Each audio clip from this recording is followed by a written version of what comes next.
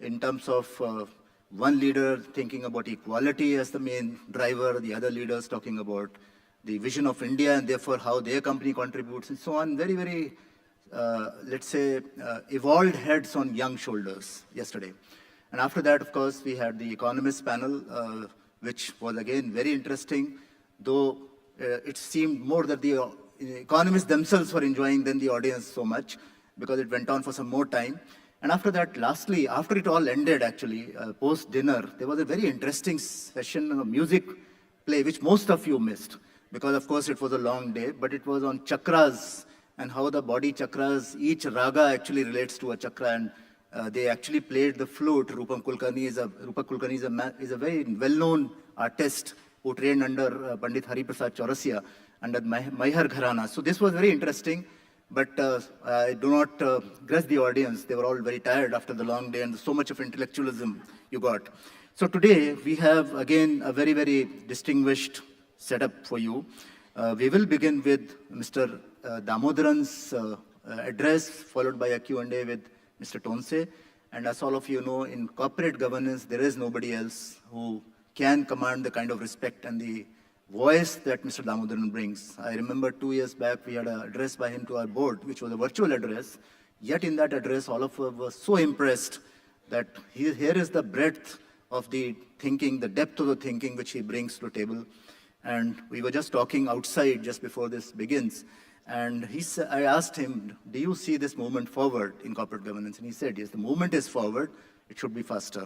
So therefore, we would look forward to that. And then, of course, followed by the address by Mr. Debashish Panda, who is a senior bureaucrat, also was the DFS secretary, and we all have worked together with him. Now he's the chairperson IADI, and insurance again is something, there's so much change which is happening in the insurance space. So we will look forward to listening from him as to what his vision is and how does he see so much change in a short time playing out in this space. Followed by Dr. V. Anant Nageshwaran's address, the Chief Economic Advisor, Government of India.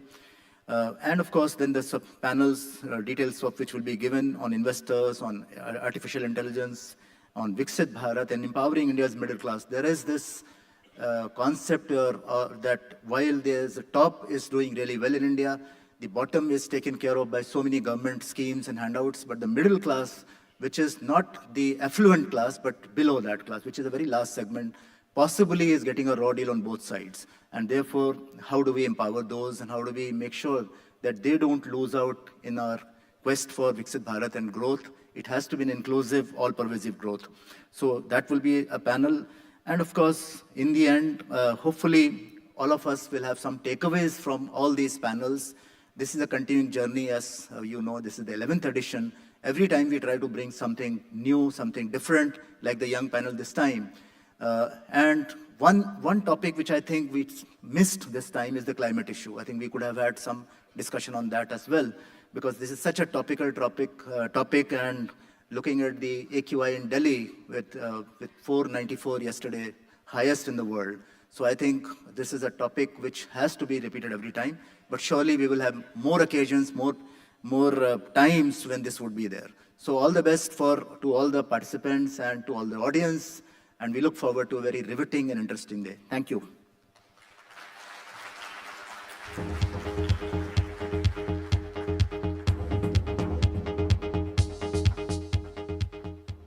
Thank you so much, Mr. Tiwari, for setting things in motion and setting the stage for day 2.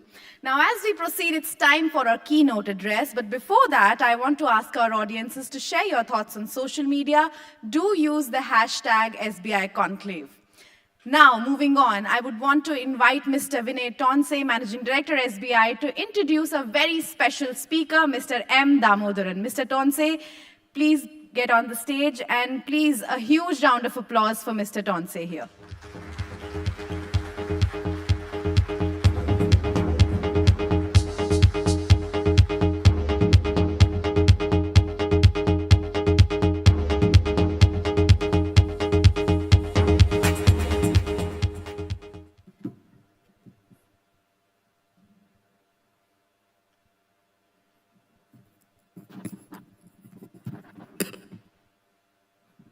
Good morning.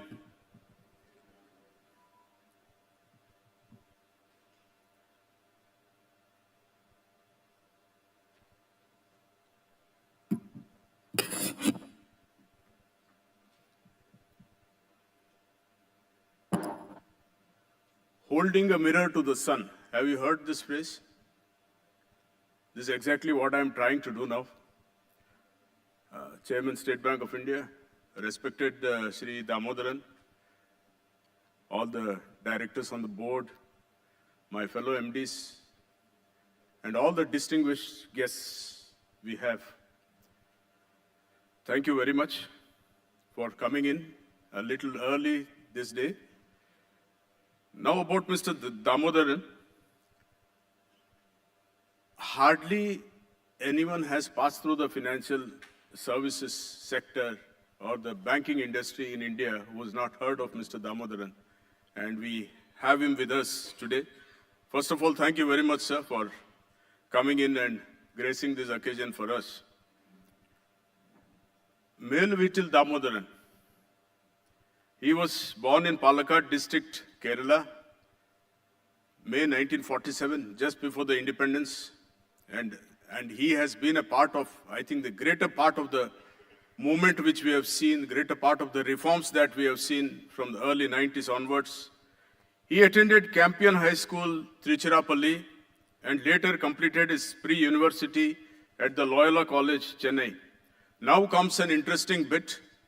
He had joined the IIT Madras, and he also specifically mentions that he was the first IIT dropout after about 2.5 years. First IIT dropout in India.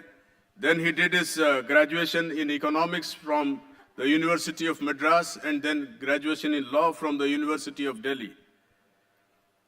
After 5 months in the Indian Bank, we love this, sir. You joined the State Bank of India as a probationary officer.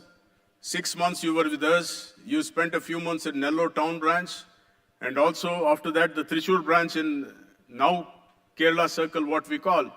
But of interest to our colleagues here would be that those days Madras Circle used to have the entire state of Andhra Pradesh undivided and also Kerala with it. It was a very large circle and you spent a few months. I will get into that a little later. Then he joined the Indian Administrative Service in 1971, the Tripura cadre, where he served in different developmental and regulatory positions. Sir, I must mention here that yesterday when we had the keynote address from Mr. Nagaraju, who is currently the Secretary DFS, he did mention your name, that ex-boss who takes a lot of interest in the ESG, particularly the G part of it. In some other context, he did mention your name. He was, very interestingly, he was India's youngest Chief Secretary at the age of 45. In 92, he was appointed as the Chief Secretary of Tripura, and during his tenure, many deep changes happened in the state of Tripura. It held statewide elections without a single instance of repolling in then a slightly disturbed state, we could say, which had always seen more than 100, 150 election deaths every time. He also led the state's transformation from an entity that could not pay salaries in time to an overdraft-free state that was recognized for fiscal discipline. After that, he worked as Joint Secretary in the Ministry of Finance Banking Division for 5 years, dealing with the government's ownership functions of public sector banks and being its interface with the Reserve Bank of India. He also mentioned in the morning that it was during his time that the number of MDs of State Bank of India was enhanced, and he was also behind that move. The first set of, you may recall friends, the first set of public issues of shareholding in the government-owned banks took place during his tenure. Thereafter, as officer on special duty with the Reserve Bank of India, he authored the revival plans for 3, in those days, weak public sector banks, the closure of which was recommended by CII. And thanks to you, sir, these 3 banks, I do not wish to name them, stand very strongly in India's banking firmament today. 2001, he was appointed the chairman of the Unit Trust of India to rescue the then largest and oldest investment institution, which was on the brink of collapse. His restoring of UTI to health and strength is widely acknowledged as the most successful turnaround story in India's financial sector. He was simultaneously given charge of the Industrial Development Bank of India, the IDBI. He helped clean IDBI's books, and the unique SASF, some of you may recall this, the Stressed Asset Stabilization Fund was his creation. This unique cash-neutral approach to cleaning the asset side of the bank's books enabled IDBI to retain its standing and also its credit rating. Later on, after appointment as Chairman SEBI, he brought, this is one part which all of us are aware, sir, he brought improved practices to India's securities market. He is widely acknowledged as one of India's foremost champions of corporate governance.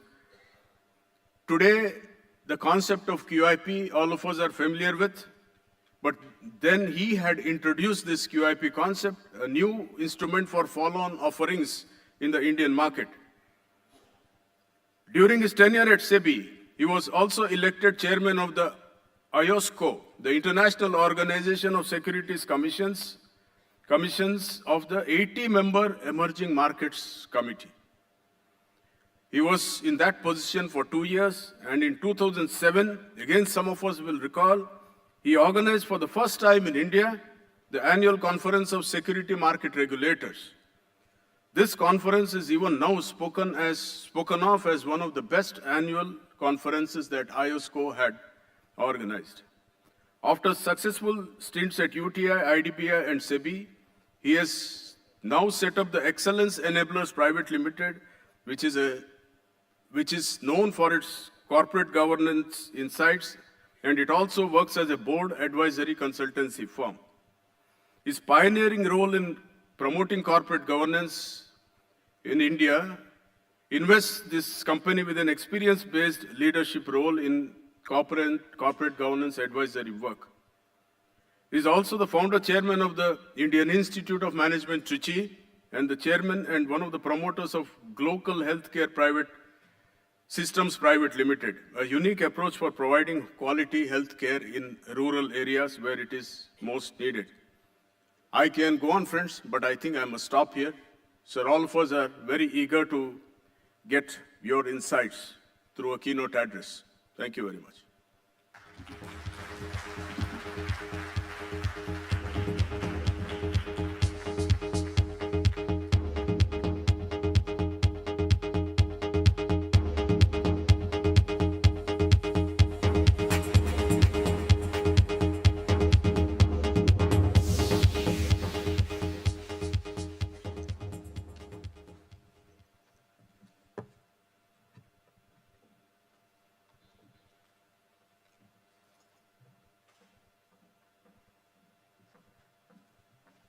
Mr. Damodaran, I would request you to come here and give the address, please, first, before we start with the Q&A session. Ladies and gentlemen, a huge round of applause for Mr. Damodaran, please.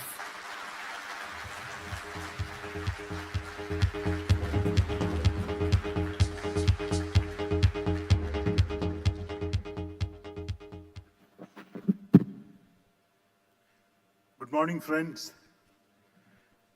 It's an extraordinary privilege to be back again with the State Bank of India family.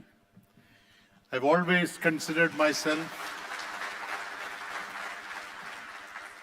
a part of the extended family, and if the interest rates were a little higher, my deposits would also have been with the State Bank of India. But I'm not complaining, because there is a trade-off between safety and stability on one side and returns on the other. So at some stage in life, you make a choice, which is it that you need. I think my entire life and career has been laid bare by Mr. Tonse. So I will not bother to elaborate on that, except to say that he did ask me whether it was appropriate to mention that I spent 2.5 years in IIT and then left. And I mentioned to him that this is something that I wear as a badge of courage, that I'm India's first dropout in the IIT system. Because if you can't set good records, you must set bad ones. You must do something that distinguishes you from other people. And therefore, this was much the easier option, setting this kind of a record. State Bank has been, as I said, a part of my life for many, many years. It started, interestingly, with the local head office in Chennai, where I went for my interview.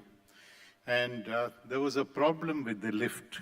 I got into the lift. I was maybe left with 3 or 4 minutes in order to turn up for the interview. It was the first post-lunch interview, and the lift got stuck. There was one very elderly, respectable-looking man who was in the similar predicament. He and I were in the lift together. So obviously, in my situation at that point of time, I was sweating a little more than he was. I later discovered when I walked into the room for the interview that he was chairing the interview board. So perhaps because we had suffered together in the lift, I made it to the State Bank of India as a probationary officer. There are reasons why things happen in life, and this could have been one of those happy coincidences, right? So as was mentioned, I was born not in independent India, but a few months earlier. And while I have told my younger siblings, 2 of them, that I saw the independence movement up close, but I was horizontal 3 months old when India turned independent, and therefore I was not a participant in that freedom struggle. I cannot claim a freedom fighter's pension, certainly, because that's not what I did at that point of time. But I've seen the economy for the last several decades as India grew, as India improved its standing in the global space, as India started delivering on the expectations of its varied and heterogeneous population. I happen to have some kind of, if not a ringside seat, certainly a contemporary observation situation in India. There was a time when India was a nation of scarcities. I remember that for everything, you needed to know someone in order to get what you wanted, for legitimate expectations, for what we don't even think about today, whether it was getting your scooter, whether it was getting your telephone connection, whether it was a little later in the day getting a gas allocation, all of that. Today, there are people that chase you in order to give you these facilities, and you're spoilt for choice. In fact, life is difficult for another reason today. If you want to buy a car, you don't know where to start and where to stop your analysis because there are so many cars. Earlier, we had only the Ambassador. And of the Ambassador, it was said that when you sat in the Ambassador, you took the name of God in order to arrive safely at your destination. And the reason was that you needed to take the name of God because the family that was running that company had already set up temples to look after your interests, so it protected you. Then there was the Fiat, which later became the Premier, and then, of course, in Chennai, there was the Ambassador car, and look at where we are now. I was considering buying a car for the last 6 months. I finally took a decision because even bureaucrats take decisions after a long time. But I can tell you it was very difficult deciding what to buy. No matter what you want today, you have at least 10 suppliers that are available and competing for your share, for their share of your wallets. That is one change that I've seen. When it comes to the banking and the financial sector, what did we have? 1969, let me go back a little. After the Banking Regulation Act of 1949, no new banks were opened for a few decades. It was only in the early 90s that you started seeing new banking licenses open up. And then, of course, what happened? You know, many of you are public sector people, so I must tell you, my heart is in the right place. Though I have worked post-superannuation, not retirement, I haven't retired, post-superannuation in the private sector too, but the public sector is what keeps, it's the engine room of India's development. If it didn't exist, India wouldn't develop. We wouldn't be talking about Viksit Bharat if the public sector wasn't there. So I have seen the growth of the banking sector from that time. The new licenses in 91, 9 of them were fresh licenses. One was a cooperative bank converted to a scheduled commercial bank. And I don't want to ask the inconvenient question, maybe after this, when you go outside and you reflect on it, how many of them survive today? The only ones that survive are the ones which had strong institutional parentage. The rest have either got merged or disappeared, or, I mean, names like, I don't know how many of you remember that there was a Times Bank at a point of time. Of course, we had the Global Trust Bank, and it remembered not for the right reasons, right? There were several others that faded out. These were the new licensed banks. Then there were the regional rural banks. I still don't know why they were set up, because the concept was that this was the equivalent of barefoot banking. And then you had a commission which, in a misapplication of a good principle, ruined the entire regional rural bank. The commission decided that equal pay for equal work meant also equal pay for equal designations, so same designations. So the manager of the regional rural bank was treated as equivalent to the manager of the sponsor bank, a large bank like the State Bank of India. And then what happens to the economics of the RRB is not even worth guessing, because clearly they were not generating that kind of business. So the barefoot banking scheme went. There was, with great fanfare, a US model that was incorporated, the local area bank. Only 2 or 3 people got licenses. They don't exist now as local area banks. They moved on to their new avatars, right? Much later, I was asked, and I remember this in the context of the local area bank, I mentioned it to the then governor of the RBI. He did not disagree. Much later, when I was Chairman SEBI, I was at a function with, some of you remember the name, John Thain used to head the New York Stock Exchange, then went on to head a bank, and then because of some fittings that he put in the attached washroom in his office, had to pay the price, and he lost his job because he spent far more money than was needed to be spent on those privileges that he gave himself. So at that meeting, somebody asked me, said, is it true that in India we blindly copy whatever the US does? And my response was, no, we don't copy blindly, we copy with open eyes. We copy what is relevant, we take what is relevant, you don't have to reinvent the wheel. And if something is not relevant, you abandon it. You don't need to take it, but there's no harm looking at something good outside. The local area bank was a good concept in the US. We copied it for the wrong reasons, and of course, it just didn't take off. And I don't want to get into the subsequent kinds of banks that have come up, whether you call them small banks or whatever you call them. But today, that space is crowded, but it's still useful to ask ourselves whether we are giving adequate banking service to the average man in the country. I know that State Bank of India is present across India. I once mentioned to the then chairman of the bank that the banker to every Indian is perhaps inappropriate. The banker to nearly every Indian would be better, because there are still some Indians that don't have banking services, and therefore you will reach them before the others do. So once you reach them, it's fine. Some of you might not know that in places like Arunachal Pradesh, people traveled overnight in order to undertake a banking transaction. You had to move from wherever you were to the nearest town, which meant traveling overnight, then doing your transaction, and getting back. Can you imagine the cost of that transaction? And these were small transactions.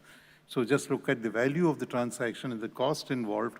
in moving there and getting that thing done. We've moved on. We've made a lot of progress. Today, the kind of people who are getting your services have changed. The old kind of customer has disappeared. Earlier, there was loyalty. I know, for example, I was director on the Bank of Baroda for 5 years, 95 to 2000. And when we went to Baroda for some function, I forget what, we got to know that every old person in Baroda and the neighborhood had accounts with the Bank of Baroda. Why? Because out of loyalty to the Maharaja at that point of time. Today, young Barodians don't think about loyalty and stuff like that. I'm giving one example, but it's across the board. Today, it's a question of what products you give, what services you provide, what is the speed at which you deliver services, and how it benefits their life and their work. That's the only determinant of choosing a service provider, which is one aspect of a developed economy. And Viksit Bharat, I think, is in some sense captured by the fact that the average Indian today is spoiled for choice. I think development brings choice.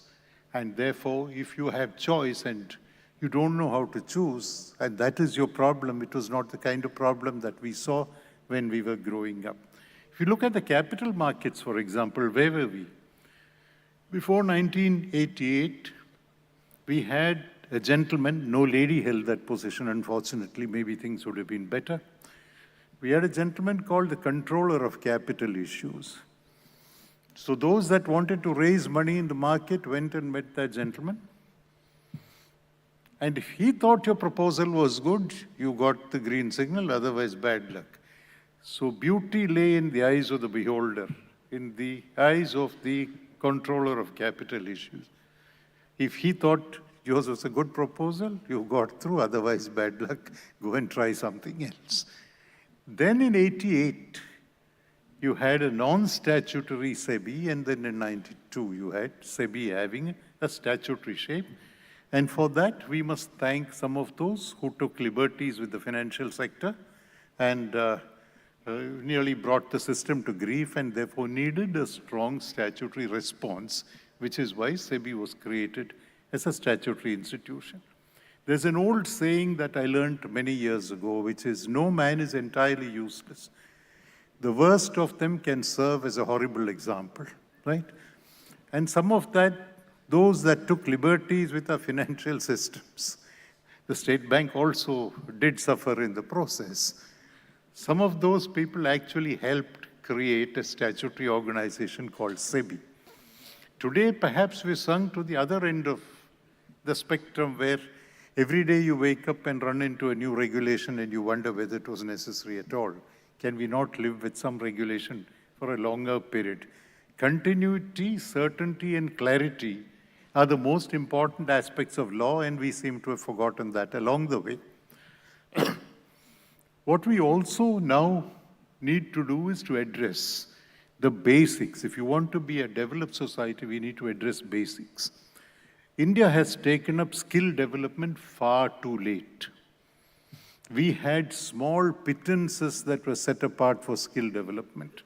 We claim that we have a demographic dividend, a young population that is wanting to contribute, but that young population doesn't have skill sets.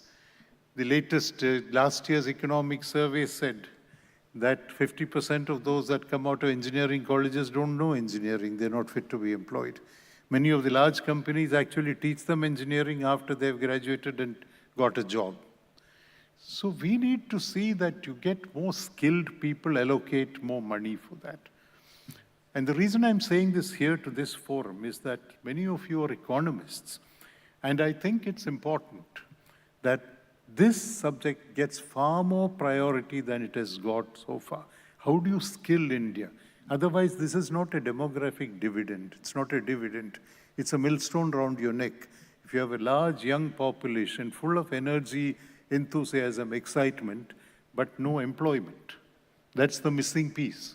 And therefore not able to deliver. Why? Some of them don't have jobs. Some are unemployable because we have not skilled them enough. Look at the health sector in India. Today, if you go to a hospital, and I'm not talking about the big fancy hospitals where the first thing that they do is before they make a fat man slim, they ensure that his wallet gets slimmer in the process. It's only then that the man, if at all, gets slimmer, right? Now, healthcare in rural areas is non-existent. You walk into a primary health center and you find dogs running around. In which civilized country should you see that? It's not acceptable, but we put up with that. We are a very tolerant nation. Primary education, with great fanfare, we brought the Right to Education Act. But the right to education is not the right to admission. You get admission in schools as a result of the right to education. Where are the teachers? Who teaches them what they ought to know?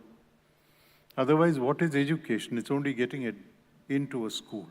We need to address not too many things. 3 or 4 things we need to address, and then we will be on our journey to where we have to be, where once upon a time India was, which is right on top as the nation that others look up to. We need to only fix education and skill building and health. That's it. We don't need the rest will follow. The rest are derivatives. These are the mother problems that we have in this country. One last thought is that we are an aspirational society. The journey from being an ambitious society to an aspirational society involves a lot of building blocks. We can't simply sit there, and aspirations are not about daydreams. I sit quietly by myself and dream that I'm going to do this, that, and the other. Doesn't happen, just doesn't happen. So we need to, at least economists need to do this. Economists need to address these basic issues and simplify what they are recommending. Very often, it is the recommendations are lost in jargon. They're lost in complex sentences. They are almost giving you the impression, and I say this to lawyers most of the time, that when you write law, don't go by the principle that language was given to man to conceal his thought. Language was given to man to express his thought, not to conceal it. So make things simple. You will get more people in your bandwagon, and you will get more people that actively participate in India's journey of growth. I wish the conference luck, and I'm sure a gathering like this is going to come up with solutions to problems that exist today and to problems that are anticipated tomorrow. Thank you very much for having me with you. Thank you, Mr. Damodaran, for your enlightening perspective. Now I'd request Mr. Damodaran to please take the seat on the stage, and I would like Mr. Vinay Tonse to start the question and answer session.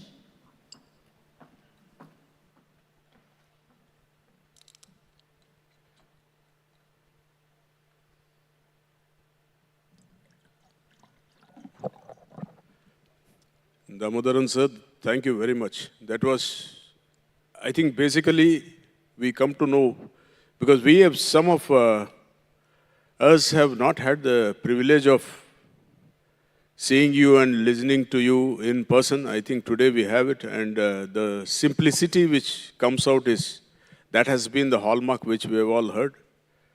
I have personally interacted with you on VC a couple of times when I was in the SBI Mutual Fund, particularly about corporate governance. And today it was more evident, the humor also which comes out. I think we all like this. In fact, friends, before we started in the morning today, Mr. Damodaran said that he will keep his speech short and he will do what he likes most, that is answer questions. So he has given the audience also a lot of time. But before I get into the audience questions, sir, I have a few questions of my own. Sir, in the now 3.5 decades of our securities market regulations, which you just alluded to, you have had a distinguished and impeccable track record. And now it's been a few years since you left SEBI. How much has actually changed in the intervening years? You just alluded to this. I would like you to go a little deeper into this. A lot of things have changed, mostly for good. You have far more people today that are investing in the markets. Earlier, many people thought, and perhaps for good reasons, that this was a gamble.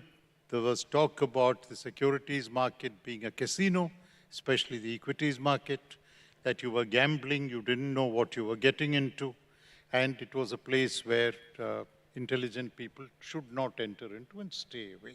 That has changed. Today, the fact that equity is an asset class that you need to look at seriously is in the minds of every Indian. Today, it is not that you are seeing product pushers going and pushing products in the name of investment advice. People know what they need to know, and they know where to invest their money, what asset classes, what proportion, depending, of course, on your own risk appetite, at what stage you are in your life, etc. That is one. Two, there are more products, far more products today. Earlier, you had plain vanilla products. Today, there are sophisticated products that are available for sophisticated investors. Because one of the complaints against markets like the Indian market was that the developed markets had products for sophisticated investors you did not have. Of course, today we've gone to the other end where people are in the F&O segment without understanding what F&O is, and then therefore getting hurt. SEBI is addressing that problem. Maybe needs to do a little more, but to see that retail investors don't get hurt. That is one. Secondly, this improved standards of governance in most companies has ensured that investors from within India and outside are looking at India as a serious market. And the fact that our economy has done well in the last few years as compared to other economies has meant that more money is coming into India, more investors are looking at India. So I think we've seen good changes. There have been some negatives. Let's not spend a good morning talking about them. Yeah. Thank you, sir. And some of these points which you brought out, I think, get dovetailed well into the panel discussions that we have later in the day. I just am tempted to quote from one of the MCA reports. This was of the Committee for Reforming the Regulatory Environment for Doing Business in India. This was chaired by you, sir. 2013 this was. I quote from this report. This is attributed to you. If all you have is a hammer, everything looks like a nail. Such are the concerns relating to raising economic growth that everything in the business environment seems to be a candidate for reforms. And reforming the business environment has proved to be a Sisyphean construct that governments across the globe, including India, are rolling up the hill. So now my question related to this is, now with reforms almost becoming a generic term per se, how does one differentiate between good reforms vis-a-vis the ones that serve little purpose? No, reform is a good thing, so long as we understand what is needed to be done contextually. We should not do things because somebody else has done it. I gave you one example of what the United States did with local area banks and how we copied it without great success. There are several areas that need reform. But to look at every sector, every geography, every problem as having, a need for a fundamental change could be disruptive. My approach to this is prioritize, look at what are the more problematic, what are the ones that actually have systemic implications, and fix those. Sometimes in our excitement, we deal with transactional issues and say that we reform this. Dealing with bringing a transactional approach is not reform. Looking at systemic issues is reform. And that is why I said when you have a hammer in your hand, everything looks like a nail. And many people approach all problems with that approach. Yeah. Thank you, sir. Now we get into one of your favorite areas, and also which you consider as a personal mission. This is corporate governance.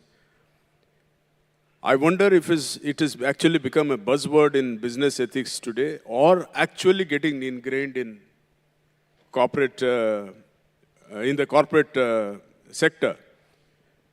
Despite the guardrails and modes created by regulators and policymakers, there have been quite a few incidents that shake the trust reposed by common people in corporate India, and also the efficacy and efficiency of the boardroom. How can good governance be ingrained in the boardroom? Your insight, sir. I think what is important is that those who are in the corporate environment should understand that governance is a value-adding proposition. It is not a ticking the box exercise. So I distinguish between compliance and governance. We talk in terms of the letter and the spirit of the law. The letter of the law is compliance. If you're a listed entity, for example, that's non-negotiable. You have to comply. You don't have a choice. Does that make you a great human being or a great company? It does not.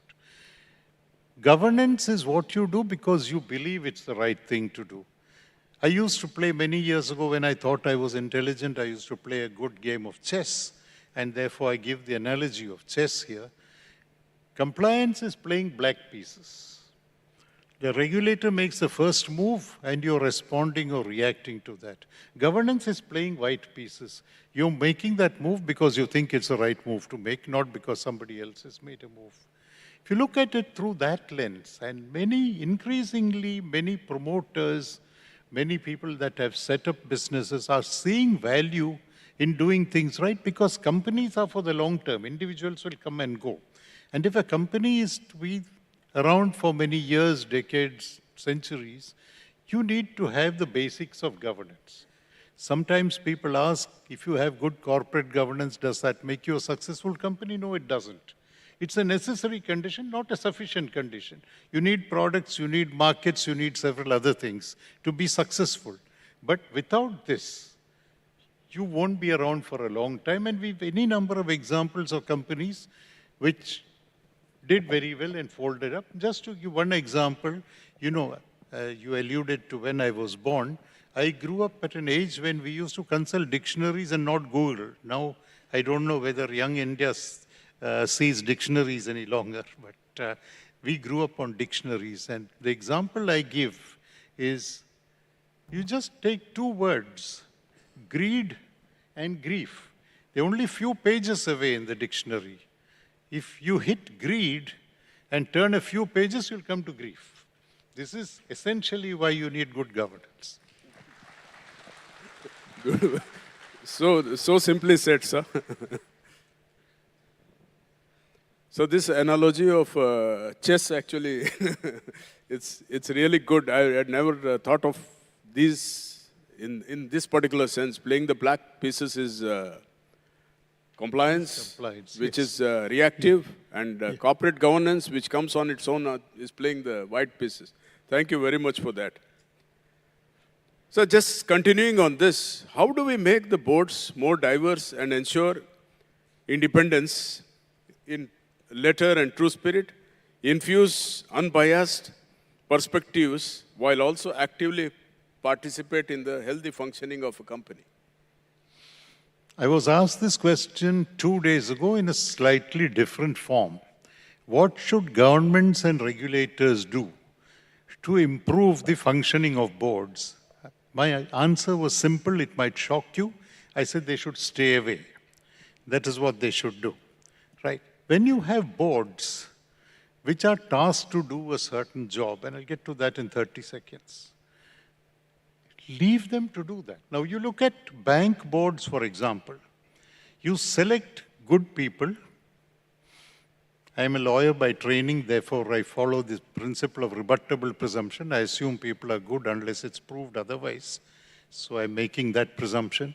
But if you have a board comprising good people, do you need backseat driving on a continuing basis to say you do this much more, do less of that? You don't need that. That's one. Once you get good people on the board, allow them to state their minds, express their views, and then the chair resorts to the harmonious construction of the various viewpoints, and then that gets captured as the decision. What we are now seeing is we are ticking the box of diversity and not doing it adequately. What diversity do we have? We have gender diversity. Do we have any other kind of diversity in the boards? Enlightened boards have that, others don't have that. Now you need diversity in terms of age. Is there a 40 minus man on a board? Because you need that kind of a person to understand what is happening today in the environment. Fossilized guy like me sitting today and talking about the new developments in a boardroom, I'd be completely out of sync with what is happening with the ground realities. You need people who can capture today's and tomorrow's requirements, forward-looking boards. I don't think we've done enough of that. It's not by way of definition on who is independent, etc. That's something you should abandon. Just leave it to the wisdom of the people in the boardroom to recognize value in what they're doing and contribute frankly with their expressions. Thank you very much, sir. I am tempted to ask you a few more questions, but I think I will go with your, whatever you mentioned to me, that we will have more questions from the audience. Audience, please.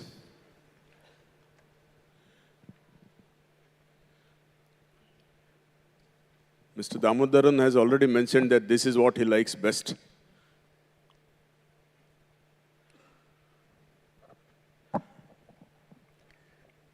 Sir, a horizontal toddler in front of your experience.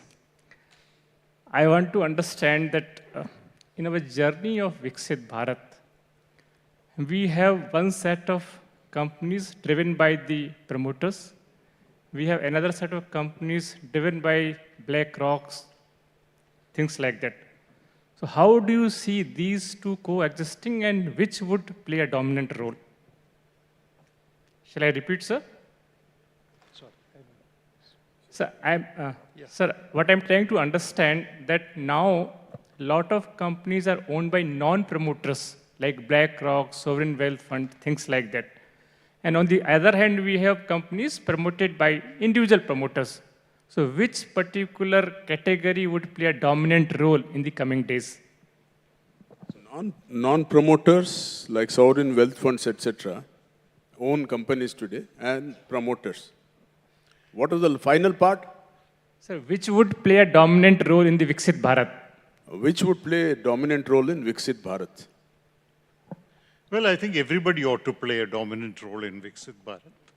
But that said, if you look at who is in effective control of companies these days, we started with a problem. We started by distrusting promoters and businessmen. We forgot that some of them at least are there for good reasons. Some might have misconducted themselves. Unfortunately, good stories don't make their way to the newspapers, the bad stories do. We always hear that when dog bites man, it's not news. When man bites dog, it is news. So only those stories get into the papers. There are good promoters in this country. It's not that all. I have sat on the boards of companies where the majority shareholding was with promoters who actually went out of the way to look for directors who would challenge them. Not for directors whom they knew from the past and who would not ask questions, but people who would challenge them, and that gave them the opportunity to refine some of their thinking. Now you take, for example, funds that are having a large presence in some companies. I am a little uncomfortable because they are not there for the long term. They are there to see when they can make money, when they can exit. I'd like to see ownership on a slightly long-term basis with values that are driving the entire process. Otherwise, what is Viksit Bharat? It has to be a developed India. A developed India means more developed micro units coming up, whether it is business or something else. Everybody playing his part, then only India develops. Otherwise, India is not going to develop. Thank you, sir. I have a question here. Sir, first of all, thank you, sir. Lot to learn, sir. Short speech, but we learned a lot. In many ways, something you said, something by just observing you, something when I read out about your profile. Sir, one question I have, since you are JS Banking also, so we have seen banking evolve in the country. You are SEBI, Chairman SEBI also, so you have seen evolving the capital market. The discussion, very relevant discussion these days is, and everywhere, all the conclaves, this question will definitely come that the economy is moving from the savers economy to kind of investors economy. What will be, whether you think this is good for the country as a whole towards this aspiration of Viksit Bharat? And second is, if it is good, I'm presuming say something, it is good, then what banks should do? So I'll repeat the question, sir. Yeah, please. Yeah. Yes, sir. The question is, discussion these days is very relevant discussion in all the conclaves, something like this. The economy is moving from an savers economy to an investors economy. So whether this is... I'm relying on him because I have a hearing issue. Yeah, and my Vinay, can you I'll repeat the question? get And my it. doctor is not treating it, saying that kafi kuch suna hoga ab tak. Why do you want to hear anything more?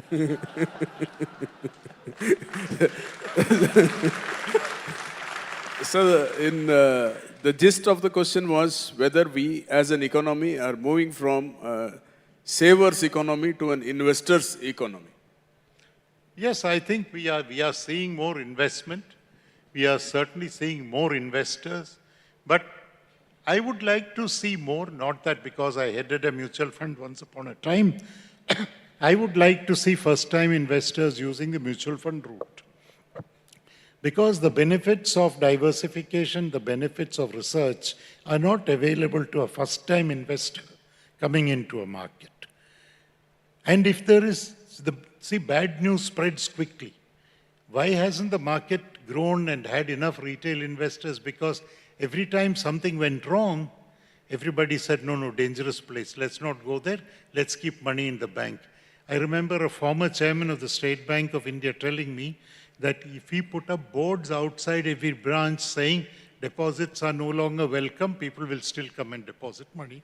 Why? Because of the perceived safety as compared to the other asset classes that were available. Real estate went for a toss. Gold is going up and down. Not many have the courage to invest there. So where do you go? What asset classes are available? And then you have fixed deposits where there is a presumption that it's 100% safe. It's a presumption only. There could be banks that go under also. Now, given that kind of a situation, you need more investor education. And if you don't have better investor education, you won't see people turning from savers to investors. We have moved from hoarders to savers and savers to investors. And I think that is where we should be. Thank you very much, sir. One last question, please, from the audience. Otherwise, I have one for myself, from myself. Oh, yeah, up there, please. Can someone reach the mic up there?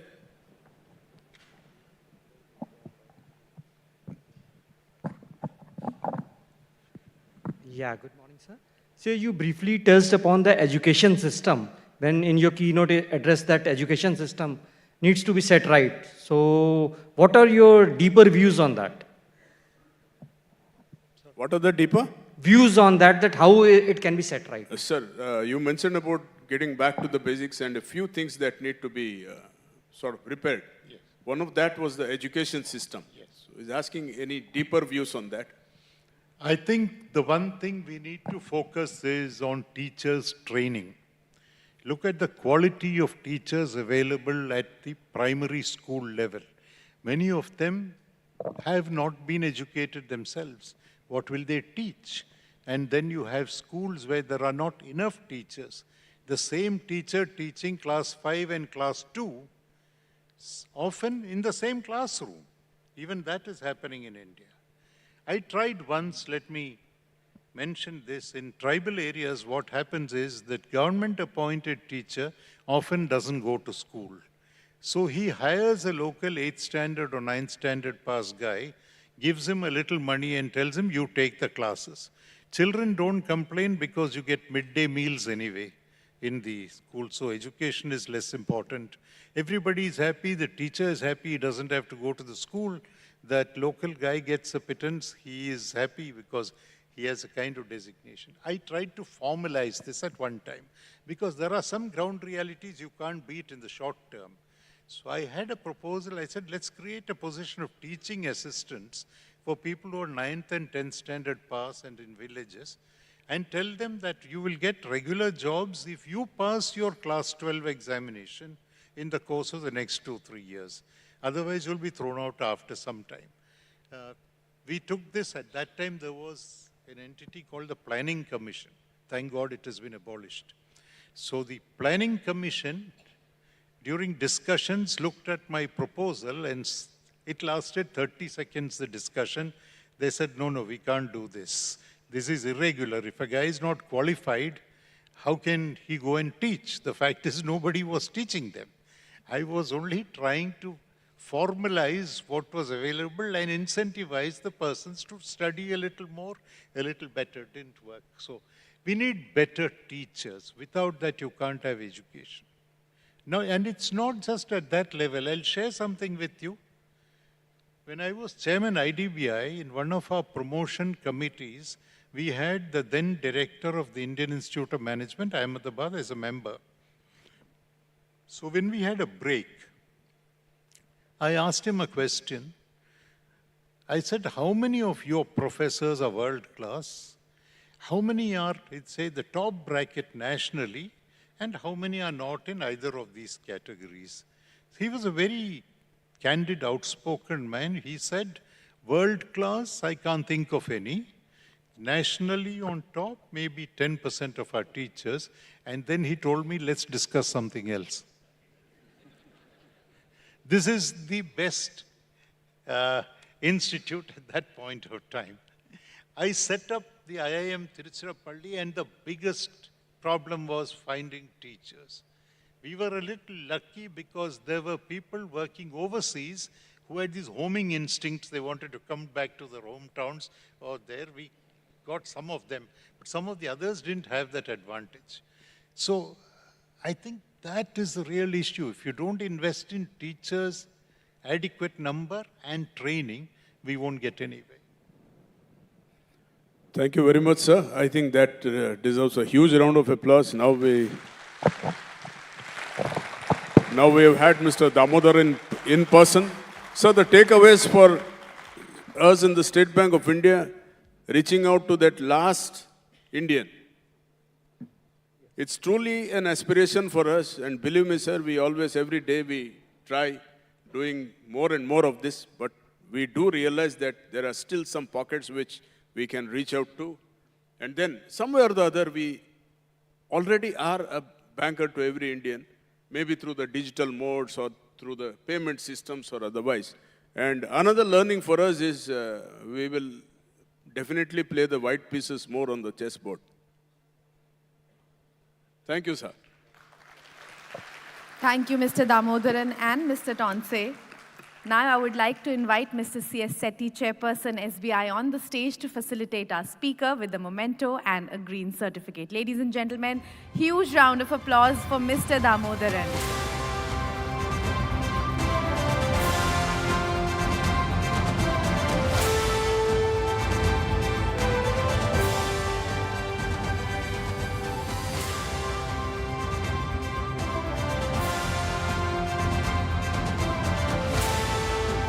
I would also want to tell my audience, as part of SBI's commitment to sustainability, 51 groves of plants have been planted in the Biodiversity Park in Wagholi, Pune, in the name of Mr. Damodaran. Ladies and gentlemen, I think that deserves a huge round of applause.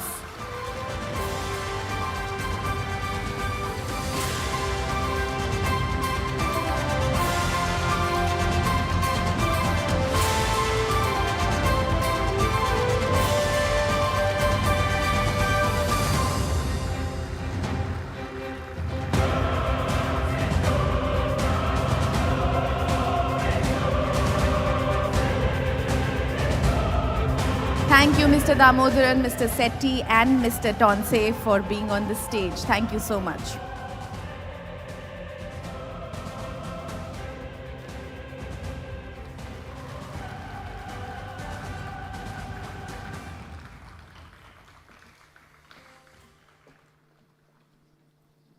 I think the applause should continue.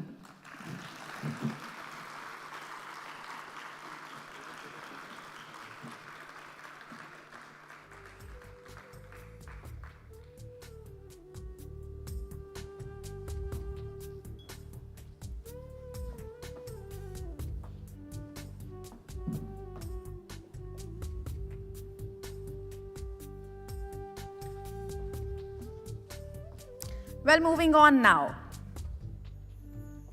May I please request the audience to please settle down for the next session. Over the last couple of years, DPI and AI have emerged as crucial factors for a digitally empowered economy. DPI, cutting across digital identity, payment systems, and data exchanges, acts as the backbone to enable a digitally empowered society. Meanwhile, artificial intelligence, with its transformative capabilities, is changing the face of healthcare, education, finance, and even governance. Our first panel discussion today looks at DPI and AI, the new factors of production for a Viksit Bharat.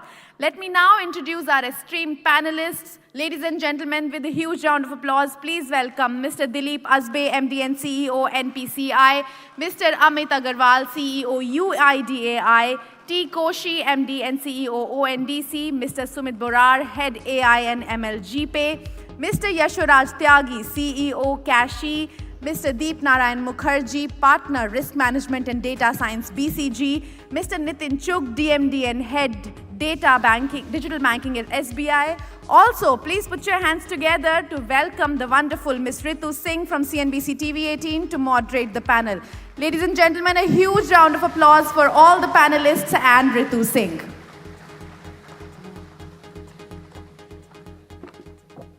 Thank you. What a fortune to have heard Mr. Damodaran and such a misfortune to go right after him. But we'll try to keep this panel interesting as well because, you know, what a wonderful time to be talking about the digital public infrastructure. I mean, India really stands, as many people here would attest to, at a cusp of what is a technological revolution because technology is not just redefining industries that we constantly hear about, but it is, you know, reshaping the way a nation can aspire to be a global leader, in our case, Viksit Bharat by 2047. With that, let me welcome again all of our panelists and some of the people here who made digital public infrastructure a reality, a possibility, are making great strides in AI, taking really, you know, India's technological prowess to the world. Mr. Amit Agarwal, let me start with you about, you know, we've seen the Aadhaar develop over the years. We've, of course, seen UPI. We're seeing ONDC to my right are some of the key architects of the DPI. But start by telling us, to set the context, what you believe have been some of the most transformative steps, you know, as far as the architecture for DPI and artificial intelligence in India is concerned.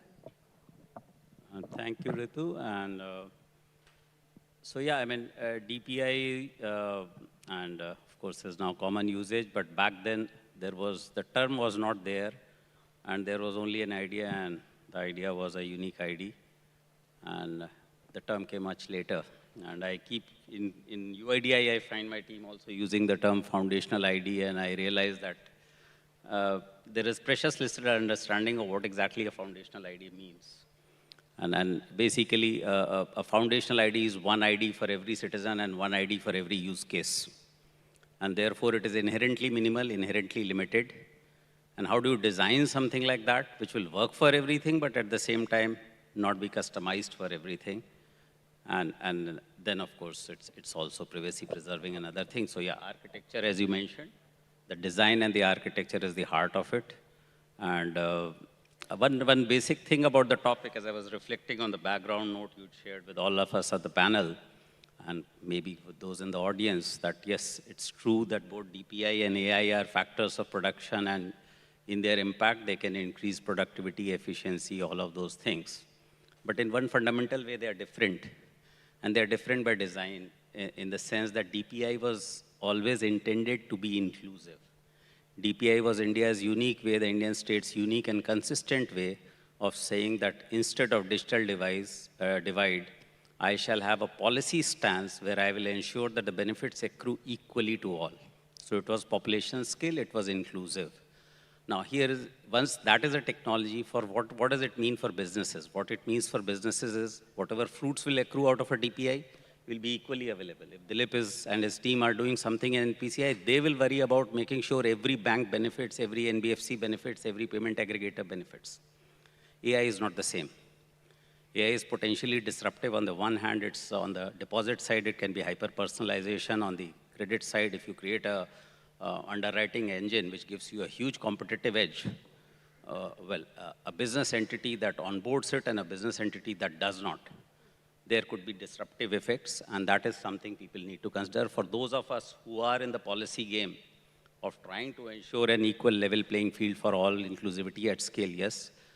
As individual anchors of DPI, so in UIDI, our team, and Dilip's team in NPCI and elsewhere, they are trying to onboard AI onto systems so that the benefits accrue equally to all.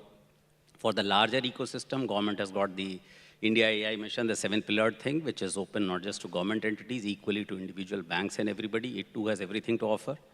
But at the end of the day, individual business entities will have to make investment choices. And that is my key takeaway for all of you. Well, I'll then toss it over to Mr. Dilip Aspe there.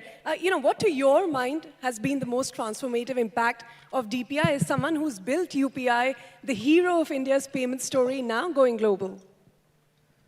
So first of all, thanks SBI to invite me on this panel. The DPI, Ritu, while we call it, as Amit said, that the DPI is a new term, and the term which India has given back to the world of a new model of business transformation in that sense, and the democratization of the technology, making it available back to everybody. The evolution has been really fascinating. The way I look at it, it started back with Aadhaar since 2009, and then NPCI looked at some of the platforms like UPI and Bharat Bill Pay and the IMPS and other platforms.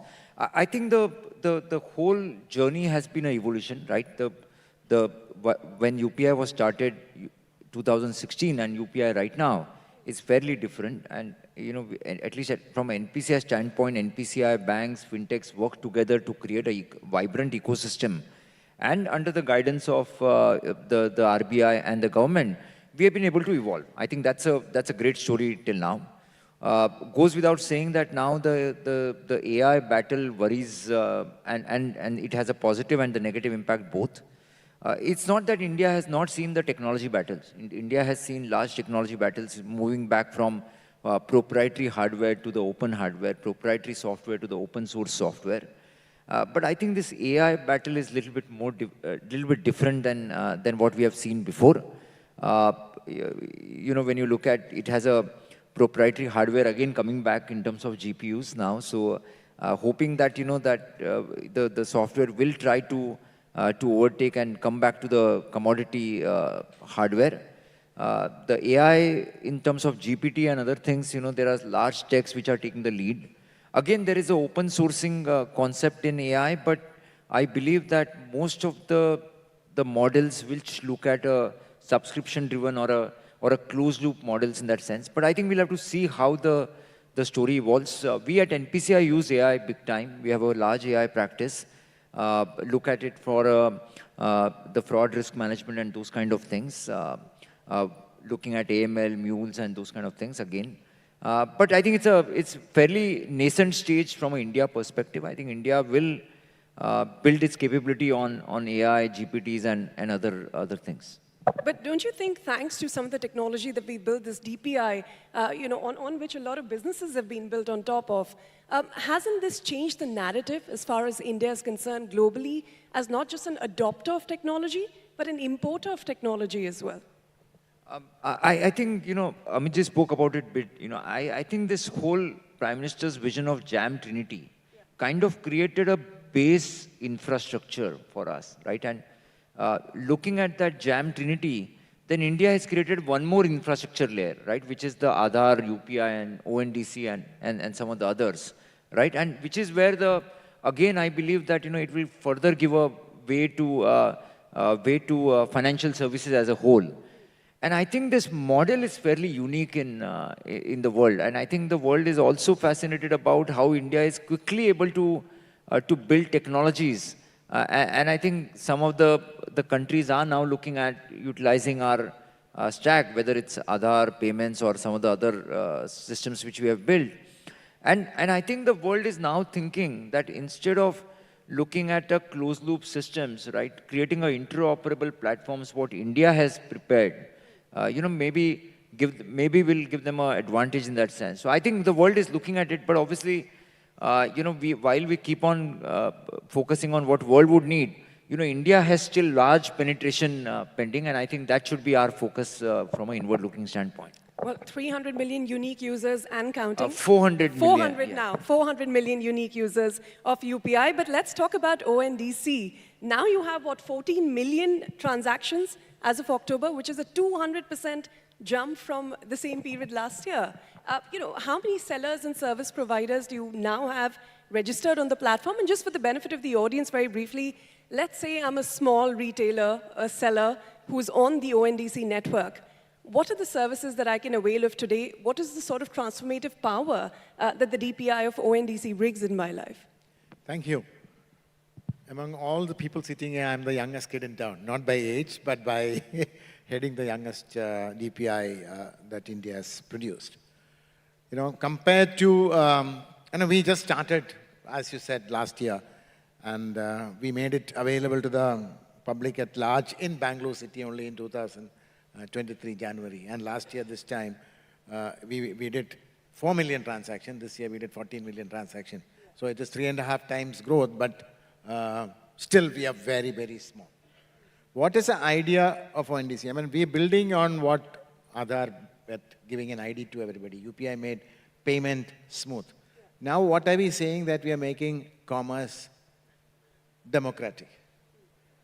So if I just simply say, where the commerce have grown anywhere in the world is that they become walled gardens, which means that it is at the best interest of the shareholders of few companies who are maximizing their interest, whether by creating what we call the walled garden.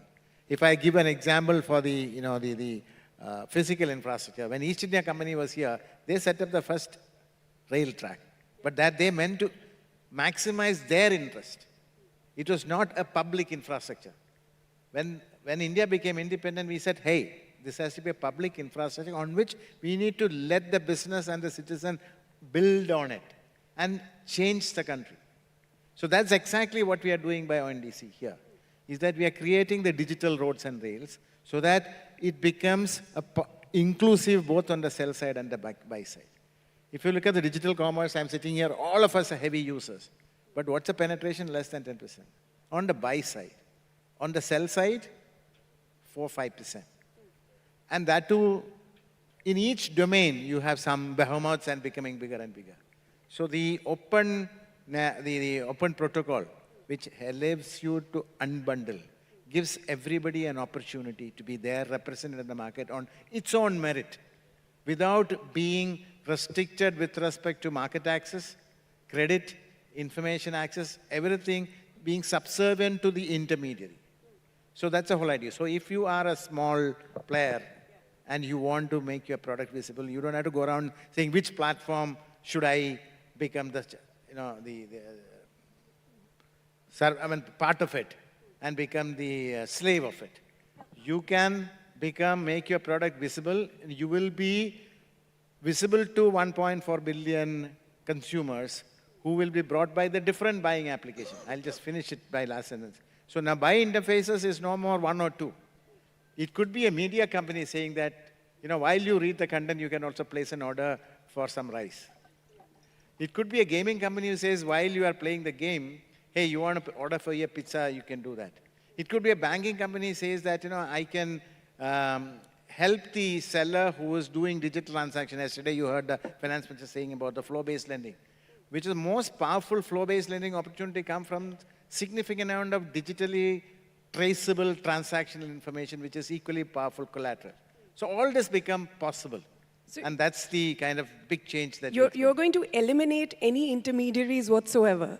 No, we are trying to make the intermediaries who are not adding value irrelevant. If they are adding value, they are relevant. If they are just sitting there asking for what you call hafta, then we will make that hafta irrelevant. No more hafta vasuli, but Deep, let me come to you because we've heard what's happened as far as the digital identity is concerned. We've heard what's happened in payments and, of course, what's happening in commerce. But what, to your mind, is the next frontier for DPI adoption in India? Where are you seeing some of the technological forces take shape? Thanks. Firstly, thanks a lot to SBI for the invitation. What we would see is, I think India is by far possibly the data richest country in the world right now. And it's not about the data, the ease of access of data. I think India is way ahead of a lot of developed countries. So if you look at it from a data perspective, we are actually quite Viksit. What would happen is not something new. What we would see is basically the groundwork that has been formed by ONDC, Aadhaar, and other DPI infrastructure. They will come together and there will be higher convergence. And the incremental benefit that would come is, see, all of these data sources are now people are using the data in a quite a raw form and are taking quite basic decisions. Now, as the systems mature and as more data gets aggregated, you would actually see more and more strategic and tactical decisions being taken on this, and that is what is going to give a lift. So the ground is set. The initial results are very, very encouraging. Now we would like to see data being extracted, converted into information, information being converted to knowledge, and we are being able to decide, say, things like who to give an insurance, who to give a loan, and a whole host of other things. It's not that we need something new from this on. We need to more fully leverage what we have and get it ingrained within the organizations. All right, Nitin, quickly tossing to you over there. As quietly sitting there as the largest fintech in the country, probably within the largest bank. Tell us, to your mind, what has been the most transformative impact of the digital public infrastructure that has been built in the country, and how, as a 218-year-old young bank, as Mr. Sethi put it, is it changing the way you deliver financial services to the last mile customer? No, thank you for that, Ritu. I think it's not just us, but the entire industry has transformed itself, transformed the way we deliver to our customers. The basic things that we would do as a bank, starting with opening a deposit account, a savings account, to giving a loan, to better underwriting, to making sure that payments, flow seamlessly. I think banking has been by far the largest user of DPI. And in that sense, I think we have not just kept those benefits to ourselves, we've just taken them to our customers. And I think it's just completely turned the business on its head. And the way we do business today is, I don't think we could have imagined that 15 years ago, that this is how we would go about doing banking as a business. And today we are in a position that today we can create services out of everything that we do, and then start building and creating networks and ecosystems. And then you layer on top of that things like artificial intelligence. I think the delivery to our customers, to the rest of the stakeholders that the banking community deals with, I think it's just getting more and more enriched. And there is still, I would say, we've not even covered 10% of the runway. There is still so much to go on the runway, and then as we take off, there will be so much more to climb up to. Well, since you're still on the runway, tell us what you're building as you take off. What are some of the products in AI, for instance, that we'll see from YONO, from SBI? Because a lot of the banks that are talking about AI, at least generative AI adoption, which is the talk of town these days, are merely talking about chat box, customer service, those kind of uses. What are you building at YONO? See, we have so far used AI as a back-end service to improve our intelligence, to detect frauds, to create patterns of recognition, to deliver better outcomes for our customers, but through a gate in between. So somebody decides on a set of rules, and the AI model will tell you that this is what you need to do, and it goes through a set of gates, a lot of ethical considerations, etc. governance. And then finally, it is delivered as an outcome, which can be consumed by either our staff or by customers, maybe not so much directly. Now what we're trying to do is, with GenAI for the last 1 year or so, we've been developing more knowledge-based interfaces, which is probably the most commonly used, derived use case of GenAI. But what we are seeing now, and that is something that we are taking a lot of keen interest in, is this: how do we build this as a full stack in the organization? Because what's really happening now is that GenAI itself is moving to, or AI for that matter, is now moving to what is being now called as the third wave, which is the whole agentic AI, that AIs start to become semi-autonomous. And they start behaving like an agent of the user, and they start to perform. So imagine if, let's say, a customer is using AI as an interface of a chatbot. The customer asks a question, says that, okay, can you tell me what's the balance in my account? And the bot says that here's the balance in your account. In today's world, if the customer says, listen, I want to park this money in a fixed deposit, right? The bot will open up a conversation thread and say that, okay, tell me about this, what is the tenor you want, what is this, what is that? And agentic AI, in future, will be able to just take your command and say that, okay, just book a deposit for me, leave some money for my monthly expenses, and take the rest of it into the tenor which has the highest rate of interest. And the bot will complete that. Okay? And in case there's a problem, the agentic bot can raise a ticket to another agentic bot and say that, okay, this is an issue that came about the last time. Please make sure it doesn't happen this time. So that is where we are now seeing that these kind of services will get used both internally as well as by users. And today, I think most brands, including banks, other than maybe the consumer companies, which are D2C companies, we haven't surfaced our intelligent bots to customers because there is still a degree of uncertainty about, what will they do? Are there going to be biases? And some of these concerns that we have had around ethics and governance today are processes. They are not completely automated. So when we automate them, then you can say that, okay, I've left it to the bot. It will keep training itself. It will make sure that it doesn't go here or there. And to the extent that the human wants to come in the loop, it's for recalibration to make sure that, you bring the bot back on course. Well, there's lots brimming there, but Yash, let me quickly bring you in as well. As somebody who's, really building for Bharat, tell us whether, business itself would have looked so different had it not been for UPI, for Aadhaar, and perhaps, some of the other DPI in the country. And what is this technology enabling you to do? What would have been impossible without? First of all, thanks to SBI for having me here and inviting me on the panel. It's absolutely great to be here. And no, absolutely correct what you said, that without DPI and the relevant interfaces built around that, I don't think that a business like ours would have been possible today. I was in the US around 10 years ago trying to see if we can do the same business that we do here in India right now. And I realized pretty much that that's just practically not possible for not just the lack of the relevant digital infrastructure, but also a host of other reasons as well.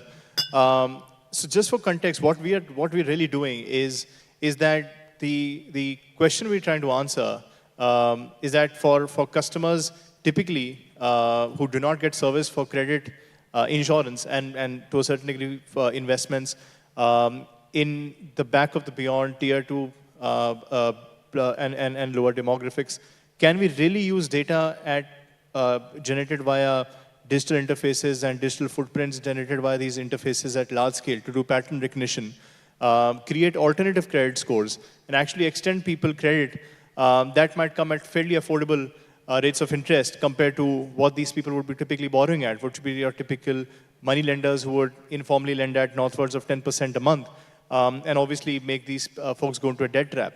Now, fundamentally, if you think about the entire proposition, the way we look at it is that there is DPI, there's a platform layer on top of it, which are public and private platforms consuming these services and allowing customers to access them at scale. And then there are AI layers on top of that, which you build, essentially to be able to figure out that can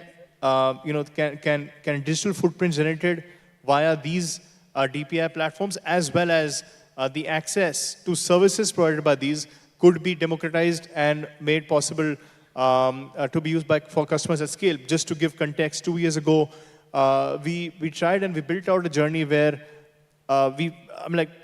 we said that can customers essentially access credit on WhatsApp Can we go to, the reason why we did WhatsApp was because that's probably the most globally or locally relevant platform used by almost everybody out there. And we said that, okay, if people are not using any other platform, can we at least deliver credit via WhatsApp? And obviously, a fairly critical component was the ease of access of a CKYC or a DigiLocker that comes in, the ease of the fact that you can deliver credit via UPI also, verify somebody's bank account using that, and then make sure the credit is transferred to the customer's bank account within 5 minutes with all KYC and all the other fraud guardrails also being followed. So I think that, and obviously then you use our own models that we built over the last 5 to 6 years to be able to credit profile customers, because at that minimal interface that you had in those 20-25 seconds that you take to underwrite, it is not possible to go via the traditional means of evaluating customers by looking at a whole bunch of documents, but by making sure that you are able to do blazing fast credit decisions by using models that are able to consume the data that you take and generate results on top of that. And the one last thing I'd add is that, yes, AI on top of DPI is very, very nascent. I think there's, as everybody pointed out, there's a long way to go. The other important question that needs to be answered, which becomes a part of public discourse, is really data privacy and how much customers are comfortable giving access to data. One of the most key components to realize over there is that for running any sort of analytics, machine learning, and any sort of AI models that you have to build on, you do not need access to personally identifiable information of customers. There is nothing that I can do by knowing that information to build a model.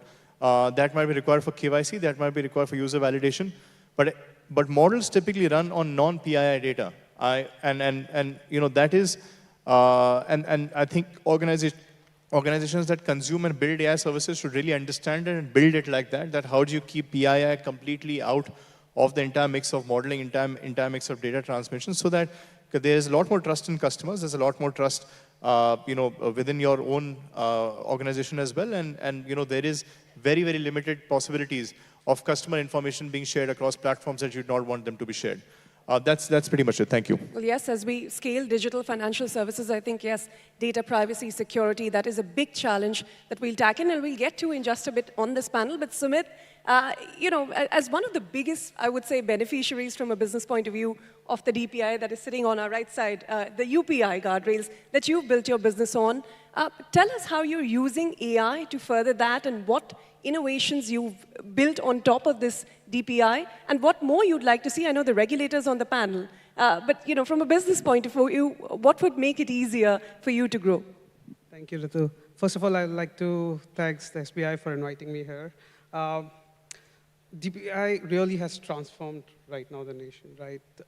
Take it from UPI, Aadhaar, now with ONDC, VKYC, and it is completely transforming how people transact, how people do business, how identity is managed and verified.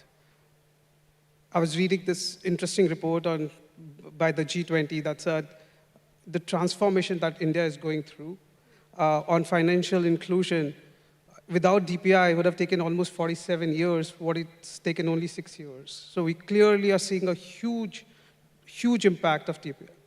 Now, similarly, AI, I feel, can add another layer on top of it and build more transformations that can produce a step change that we see currently today just starting to happen.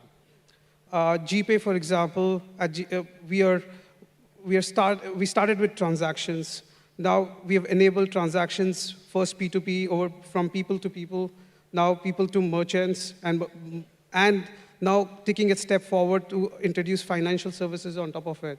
Now, with the access and of interfaces and the data points and digital footprints that are available, it enables anyone, like Yash was talking about it, to build credit profiles, to understand users so much better than before. The formal credit reports for most of the Indians is not available.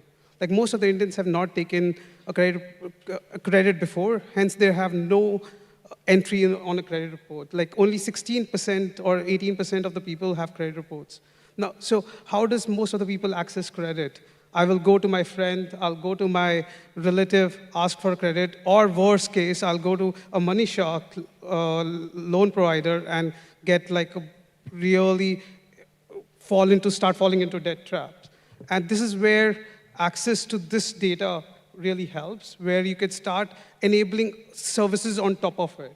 And this is where AI can use these data points, start understanding user better, start understanding the risk profiles of the user better, and go from there to enable financial services. Is GPay doing something on that front? Because we know you as a pure play payments company. We are just starting it out. We are just starting on that.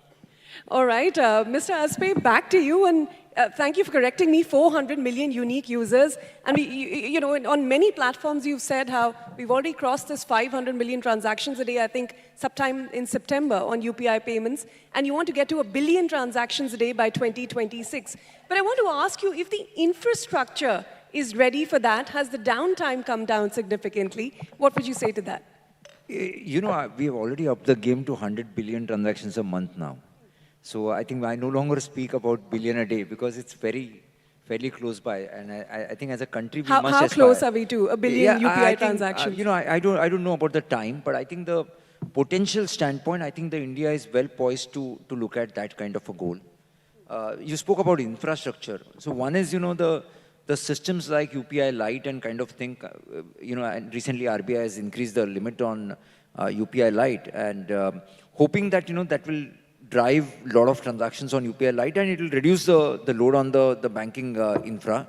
But, if you look at it that way, when we started UPI, the technical declines were in the range of 8 to 10%. And over the period, there has been a lot of efforts from the ecosystem, especially the banks, to scale up the infra. And, today we are less than about 0.7, 0.8% technical decline. So it's like any other world-class infra at this scale, 16, 17 billion transactions a month. So I don't see any problem from an overall perspective. And as the time passes, the low-ticket transactions must be migrated to UPI Lite is the strategy what I think the overall ecosystem is looking at. Okay, so we're not too far away from 1 billion transactions a day, and the infrastructure is ready to do that. Mr. Amit Agarwal, I think 99% or more of the population already has an Aadhaar card.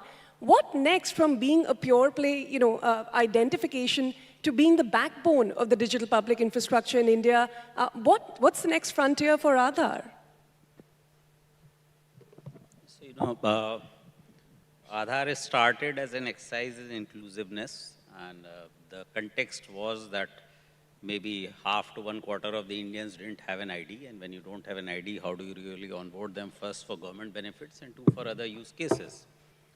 And that was the challenge. Now, it's a mature product in that sense that we are, like you said, nearly universal today. So yes, the inclusiveness problem is solved.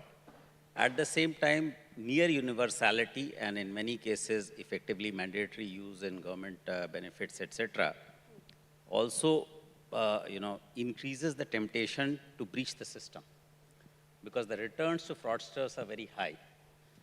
You breach a single link in the chain, and therefore fraud control and mitigation for what was designed for inclusion rather than for fraud control is the challenge. It's like you designed internet to be just accessible, and then later on you're worrying about how security comes in. So yeah, we are looking at a lot of things on that, and AI is coming out to be increasingly very handy in that. The other part is that we started our journey in a world where the rest of the world was not digital. We were the first DPI, remember, and we created a nationwide databases. Others were not around. Others could be built at population scale because UPI came into being, UIDI came into being, Aadhaar came into being, UID was there.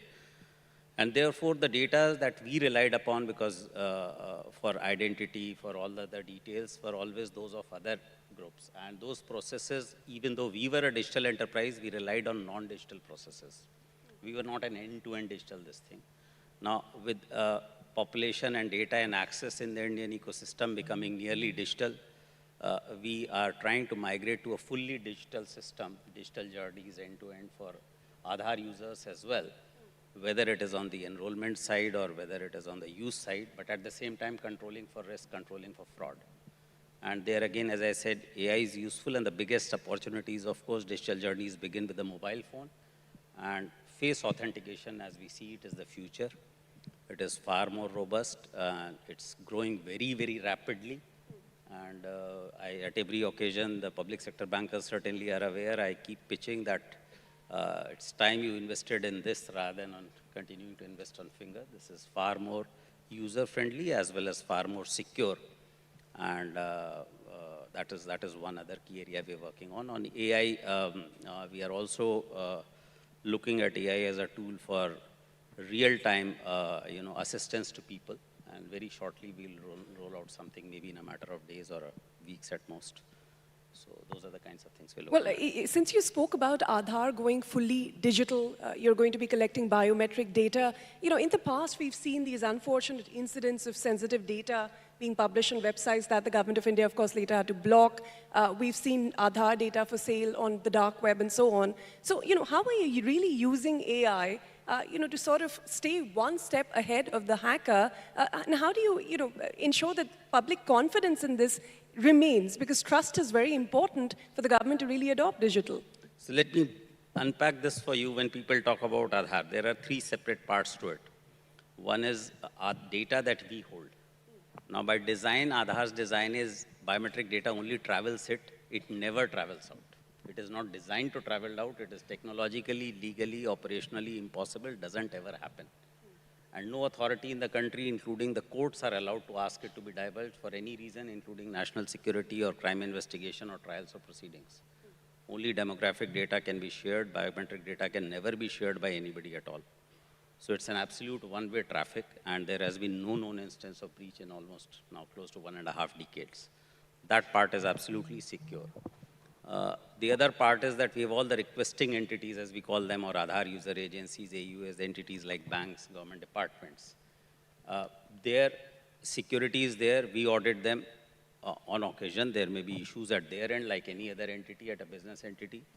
But again, we feel that by and large, whatever has come out is not those cases. The third and the last category of cases are entities which are not even our requesting entities. They are not part of our regulated and supervised system. So if somebody voluntarily, you have your Aadhaar, you give it to somebody who's got nothing to do with me. Yeah. You are trusting that person. The weakest link in There the is chain. law. There is liability. So recently, those cases came that somebody's cyber security was very weak, and if you do a Google search, Aadhaar number is showing. In all those cases, we lodged a complaint with the police. Police action was initiated. The designated authority blocked their websites. We also gave out a public advisory informing people have a liability to claim compensation through the state IT secretary. So that's where accountability is. And this is ultimately journey, and as the Digital Personal Data Protection Act provisions ultimately come into play, those liabilities and accountability will only be further heightened. What are your expectations, since the final rules are yet to be firmed up? I'm sure there have been consultations with the UIDAI. What should we expect in terms of final rules coming out when the Digital Personal Data Protection Bill, is finally out? Yeah, I mean, so the rules have been, the drafts have been ready. We are on some very final internal discussions in the within the government before we proceed to publish them for public consultation. But as I keep mentioning to people in other contexts, that they shouldn't really wait too much for the rules, because the way the act is designed, rules only deal with procedure, manner, etc. The substance of the law is already there in the act. And it's only a little bit of detail on the manner, etc., which will come out through the rules. So there isn't going to be a lot of exciting stuff out there for you. So The it won't be exciting very stuff is already there in prescriptive. the act. Yeah. It will not be very prescriptive. That's the whole design. I mean, that's where all data protection laws, the Indian law included, are on the same page in terms of the principles are agreed upon, the goals are agreed upon. But on terms of prescriptiveness, if you take GDPR as the North Pole, we are the South Pole. Well, we don't believe in prescriptiveness. We don't believe in a disruptive way of bringing into play a law which will regulate everything, which is all pervasive. We want things to continue to happen, but in an accountable fashion. Well, before I come back to Mr. Koshi, Nitin and Yash, quickly, what are your expectations, since we have someone who's part of, one of the stakeholders on the Digital Personal Data Protection Act, getting consent from users, how account aggregators working, how this will change the system. What are your expectations and any inputs that you would have at this point? I think the inputs that the bank would have, we have provided our inputs. I mean, that is besides the point. But how will it change the process for you? So I think one of the things which is generally the consensus in the industry is that we will need some time to implement. So it should not be retrospective, or it cannot be retrospective because you can't go back in time and do things which haven't been done. And prospectively also, there needs to be some little time available, depending on the magnitude of what has to be implemented, so that you don't start from a position of non-compliance, and then you are trying to fight it off by taking things which are more firefighting in measure than actually building out the capacity. So that would be the immediate expectation. I think, like Mr. Agarwal said, the letter of the law is known. I think all of us have been fully aware of what we can expect. Rules are going to be more procedural in nature. We are also very well aware of the implications of non-compliance. All that has been in the public domain. So I think now it's up to us to start putting those frameworks and guardrails in place with that time available to us to be fully compliant. Yash? Yep. No, I think Nitin has already covered that. Other than the fact that retrospective action makes it a little harder. The other thing is that there are a lot of guidelines that we obviously look at and process, and obviously for intentional reasons, a bunch of things are sort of left open to interpretation for businesses to sort of come out in the way they want. But because customer data consent, looking at digital platforms that have come up in the last 3 or 4 years, has become one of the most abused things by a lot of entities out there. I think the open to interpretation leg of this should be as little as possible, so that people know that what is the black and white of how platforms need to be designed, how data needs to be consumed, stored, and obviously discarded eventually if not required. So I think we are really looking forward to this because primarily it sort of clears the coastline, makes it incrementally difficult for bad actors to sort of still survive in the ecosystem, and obviously tarnish the reputation of different business segments in particular when people are generally trying to do field impactful work. All right, so we're still awaiting those rules. So as they come, and we'll perhaps get your reactions after that. But Mr. Koshi, coming back to solving for India, for building a Viksit Bharat, and a very key player in that ecosystem is the small merchants, it's the MSMEs. As you're expanding ONDC into the smaller cities, tier 2, tier 3 towns and beyond, what are the challenges that you're facing, whether that is infrastructure, digital literacy, and how are you able to solve for them? Thank you. Let's see that in context. Let's say today, if I'm a small entrepreneur based out of a small town, if I want to expand my business, I need market access, I need logistics, I need warehousing. Let's say a bundle come to a big city like Delhi and then it needs to be warehoused. And I need credit, because money may come later. I need insurance. These are all building blocks of commerce. What is happening is that today's platform-centric world, it gets concentrated in some of them. And that's why we talked about the earlier challenge. I myself cannot expand my market. So the idea of an open network is that these building blocks become independently specialized. There'll be a lot of innovation. And the protocol makes sure it is stitched nicely. That's why Swami's new Masala Dosha joint now is able to make himself visible to a large cross-section of customers coming from Ola, coming from Dainik Bhaskar, coming from Tata. Different kinds of customers are exposing him. And then when he wants to deliver, today his Chotu cannot reach everywhere. And it's going to be expensive. And if he's packed with somewhere, he has a challenge. The integrated one. Now he can buy logistics on the net at the best prices that is possible. Tomorrow we are going to have insurance for accidental failure will be available on the network. And like I said, even warehousing services have come up, all of them. Now all these things are coming together. So you're talking about in the digital world in which participation increases. Challenges, like you said, while this gives everybody equal opportunity, everybody do not have the equal capability. So it's not just digitalization that is needed. We need to teach them how to do good packaging. We need to teach them how to behave in the digital world. We need to teach them how to respond for a consumer complaint coming digitally. We used to teach them how to make more elegant catalog. So that's why, these are all things that will complement this participation. So people who are at a disadvantage should be helped. So that's why we are working with the government department like Ministry of Small and Medium Enterprises. We are working entities with their CSR budgets. Like one of the large companies said that we are going to adopt 500 merchants and help them fully digitally enabled. Gates Foundation said, I'm going to help 1 million women entrepreneurs benefit from the network. So that's why we are trying to work with this wide variety of philanthropy, government departments. MSME came up with a 200 crore budget to help the small and medium enterprises.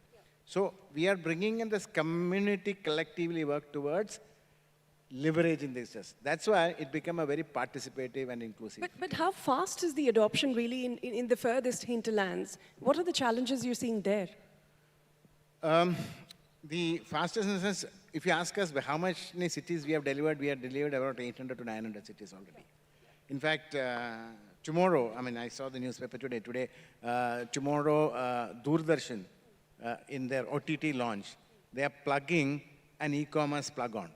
So now imagine, and their vision is that when they give the broadband to every rural home, it will also have a ONDC buyer application provided by Citizen Service Center as a buyer application. Now, they will make sure that they are helping them to curate the products that is relevant for you. Today, if you look at, quickly look at, if you go to any e-com application, if you run through it, the products are curated for people like us, what I call the avocado segment of the society. But you look at the rural segment, now you would see when CSE curate that for the rural, the masses, going through a different buying application meant for them, they will do it for the villager. The product's relevant for them at the price that is relevant. So that is why it will become a very transformative agenda where we'll all work together. But, actually, Mr. Aspi, let me take it up with you because this problem of digital divide really is real.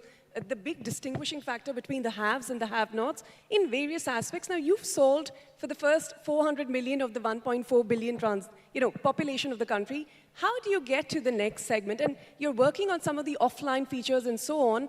What has been the experience so far scaling that product?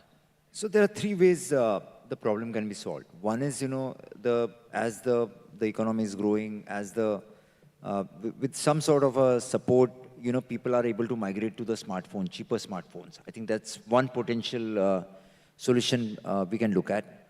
The second solution is, look at the assisted mode or offline transactions or those kind of things, right? Which can be another mode of getting those people to the digital transactions. And the third mode is the feature phone, which is the voice-enabled transaction. And again, that is where AI can be very powerful in that sense. Because, as you are aware, there is a METI, the Bhashni stack, which has been built by METI and IIT Madras, which has been deployed by NPCI to do this. OpenAI has come back with the Indian language models that also has been being tested and tried and tested at NPCI to deliver the voice-based conversational payments. So I think it can't be one solution for the remaining population. We'll have to look at multiple ways. I think if you really ask me, the simplest will be if the country looks at, how do we get the smartphone to every Indian's? Now every Indian has an Aadhaar, so I think we must aspire to have every Indian to have a smartphone, a cheaper smartphone with the open ecosystem, and I think that might be the fastest way to get this internet and the financial services, digital financial services to every Indian's. But I think it's some time away. But I believe that in next 5 to 7 years' time, we can look at every Indian having digitally connected with financial services. Okay, so that's solving for the problem of payments, but Deep, for the problem of lending, for instance, and I'll come to you, Nitin, as well. The JAM Trinity, of course, has been a game changer, Jan Dhan, Aadhaar, and mobile that he spoke about. Now, the governor has started to talk about the new JAM Trinity, the RBI governor, and that is JAM, the UPI, and ULI, the Unified Lending Interface.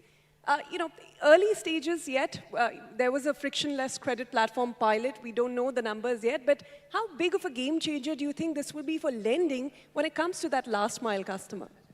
So it would be, as you have said, it's early days, but directionally, I think people are very hopeful. It would significantly reduce the cost of credit processing as well as the time of, the turnaround time of credit decisioning.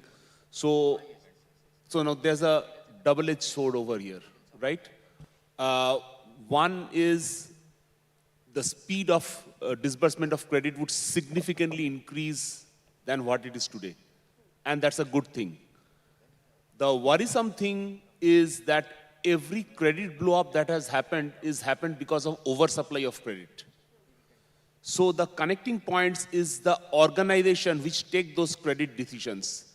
If those underwriting decisions are not able to handle this deluge of data, or they are not able to improve their risk setups at par with this fast supply of data, then it may backfire. Right? If your decisioning frameworks are not good and you fasten them, there is always a risk that you will take bad decisions faster. So that's one consideration. But by and large, the larger organizations have very solid underwriting standards, and they are likely to lead this faster disbursement of credit in a beneficial way. But we would have to be careful that because every credit crisis is always a supply side issue, it's never a demand side issue. Well, yes, we can't have accidents along the way, but Nitin, simply put, how much additional credit do you think this can unlock?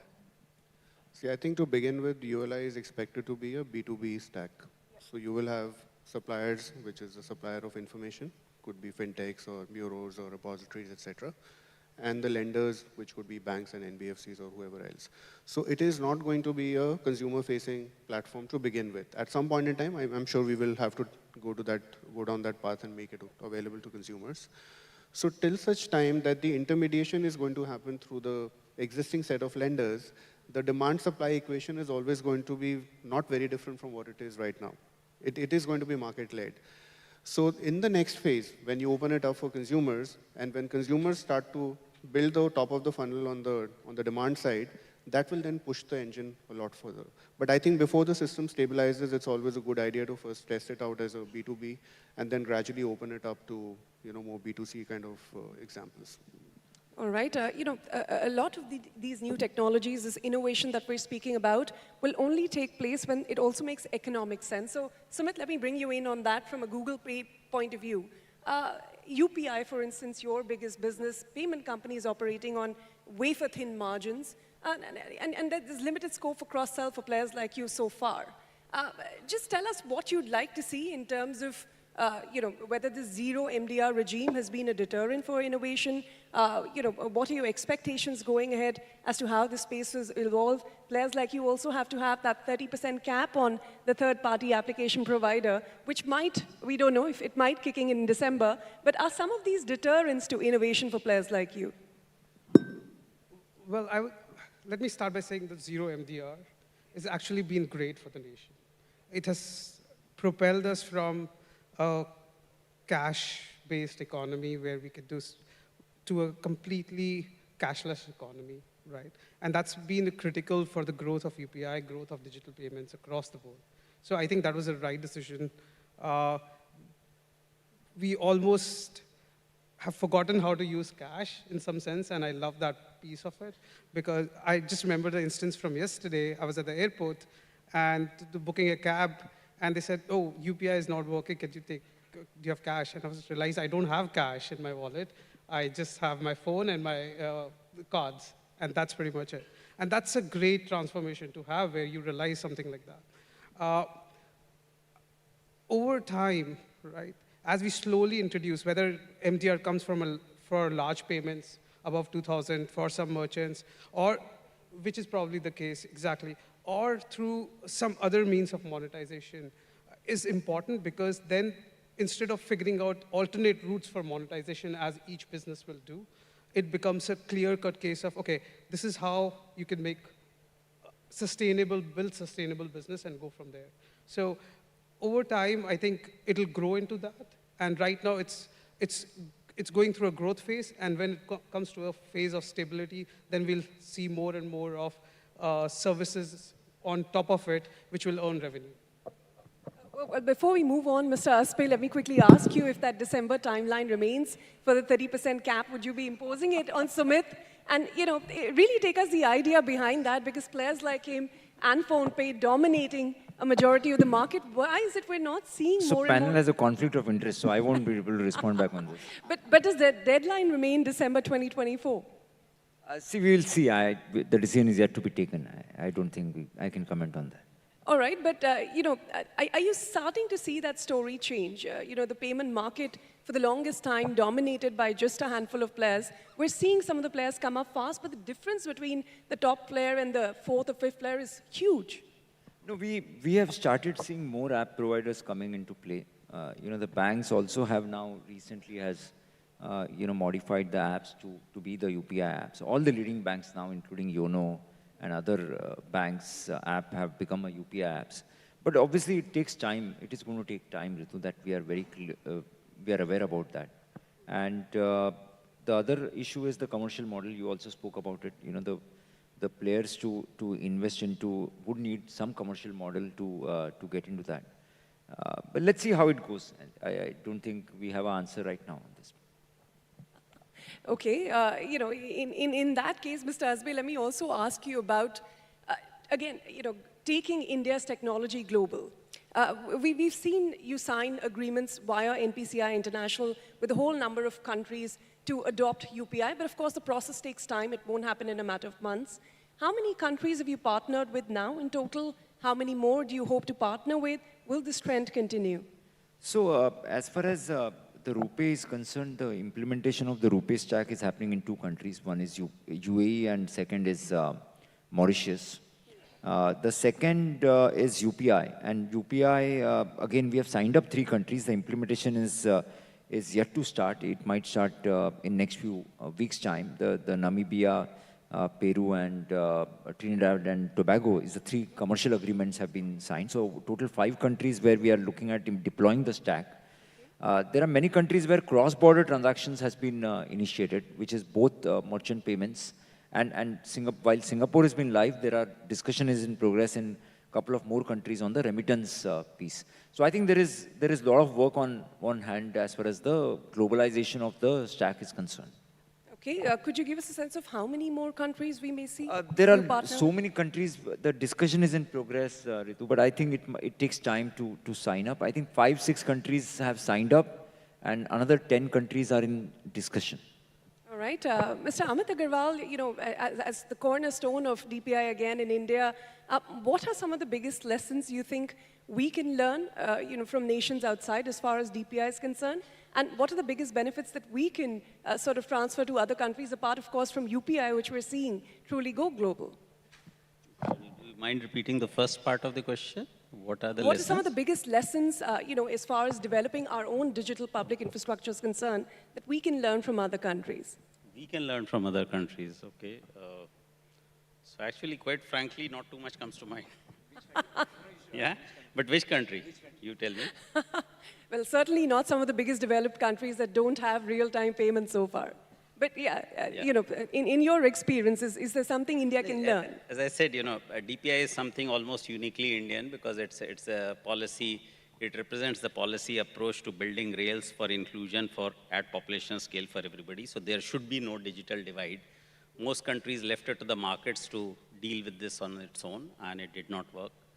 There was a conscious policy choice in a very consistent manner and over time to ensure that this is there. No other country has really made that kind of commitment and stayed with that commitment across the years. So really speaking, there are no parallels out there.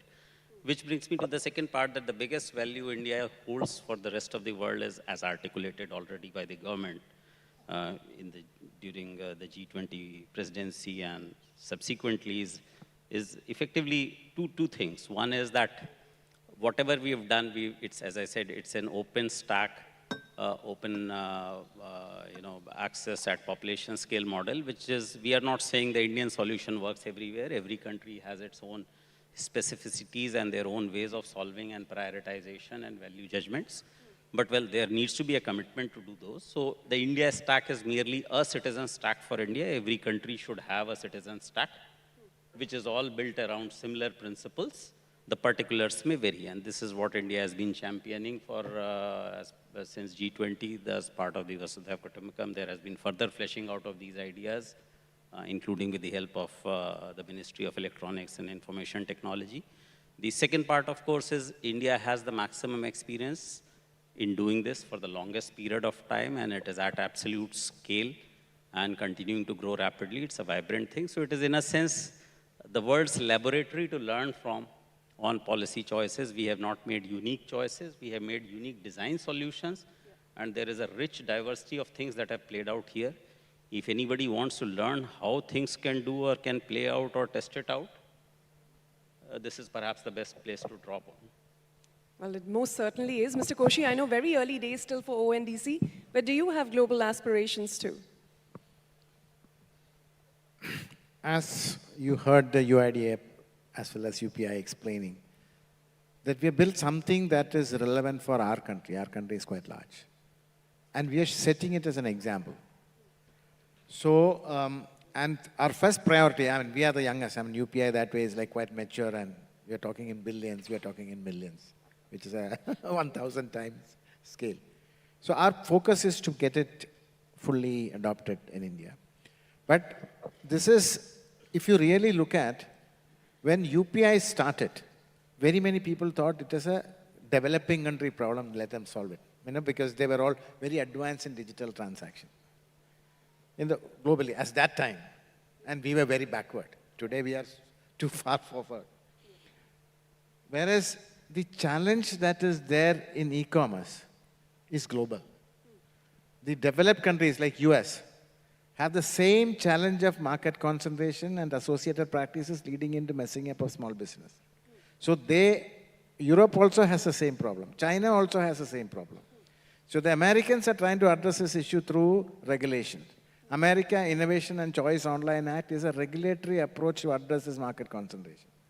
Digital market access of Europe is a regulatory attempt. China said, forget all this regulation, I'll just take control. I mean, that's a different issue. So what we are demonstrating here is using technology and markets to address the same issue. So there is a lot of interest on that coming, and some of the people have started coming and figuring out. They said, let us see whether they will succeed. Okay. 1 year ago, it was a question mark. Now they feel confident. But for us, the focus is now, and like I said, some of the countries are saying there are two ways in which they can participate. One is, let's assume that e-commerce application in Singapore. In fact, we did some trial transaction too. Become a network participant of ONDC. Certainly now the customers there will have access to supplies here, and the suppliers will have building blocks. Like logistics, he doesn't have to worry. Otherwise, you have to go only the multiple levels of intermediation before it can be exposed to the world. Now imagine that a small Durga weaver from Kanchipuram, now being visible to a merchant in Singapore, and he also has an internationally recognized badge, which gives him the confidence that this guy sale is not to be scared of. And he has a link up with, say, let's say DHL, who will get it delivered, and this becomes possible. So that is what I think, some other countries will start doing. Some people, actually in Singapore, some company already started with some few transactions already done. But eventually some other countries may decide that for their countries, they would like to adopt from here. That's why we have put the whole thing in open source. So if they want to just take it, so long as they give a credit to India, they can use it. It's CCND, Creative Commons Non-Derivative License. It's out there. Well, clearly the world has a lot to learn from India as far as digital public infrastructure is concerned. Running out of time, so quick wrapping comments from all of you, starting with you, Sumit. What is the one innovation or breakthrough you hope to see in technology in the next decade that will redefine how DPI and AI are used in India? As DPI has been transformational, right? And similarly, I believe AI is going to be the next layer on the top. The innovations are, in my mind, some of the areas where we need to invest are in terms of data privacy, figuring out how to ensure users' data is protected, how to ensure that the data is used in a responsible fashion, the Indian data stays in India, how can we make sure that people understand what data is private and what data is public becomes very, very crucial. And this is one of the key things that we need to focus and invest into. The other area in my mind is around data protection and cybersecurity. We have not invested enough into both of these areas. We see continuously like news around data leaks and attacks, phishing attacks, and so forth. The more we make the system secure, it'll allow people to feel safe and secure, just like how people use SBI and feel secure about like their money. Similarly, data being the new currency, we need to equally invest into making sure that there are adequate protections around how people can use it. And that's where more innovation and investment needs to go. All right. Yashraj, what do you think is the one breakthrough, one innovation you'd want to see in the next decade? Might sound a little thematic, but I do believe that there will be emergence of self-engineered large foundational models to come out of India, not in perspective of LLMs or GPTs in particular, but just the fact that, as you spoke earlier, that there is a significant amount of digital footprint being generated because of the fastest rates of smartphone and internet penetration that you see globally happening over here. Yeah. At an individual level, if you have that kind of information being generated, which basically becomes a pulse for you to do pattern recognition on and underwrite these customers for a variety of services like credit or insurance and help them manage their money better, or help them have access to a bunch of other services, including, but not limited to, e-commerce as well.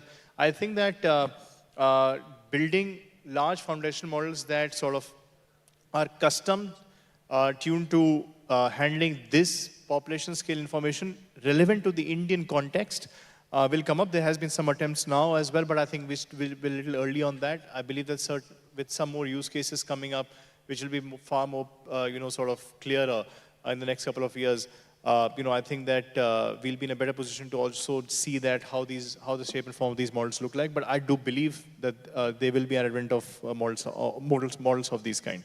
All right, Deep? Yeah, I think in the grand scheme of things, significant progress is made in quantum computing, and that would be a new thing. But in the current framework of DPI, I would actually not prefer further new technology coming in. I would rather see organizations changing themselves to absorb what is already there. Absorb means understanding exactly how does a GenAI function, understanding the various IT and digital risks, managing fraud risks better, and then changing their organization. So I would believe the transformation has to be internal. It is not about getting more technological breakthrough. That would happen in its due course of time, but I feel whatever has been delivered, I think that needs to be absorbed and assimilated well with full understanding of how we could use it better. And we never talk about the risk, but each of these things, if they go out of hand, they can be causing significant amount of risk. Say, for instance, in a digital infrastructure, the more digitally connected I am as an individual, the bespoke surface area of attack increases, right?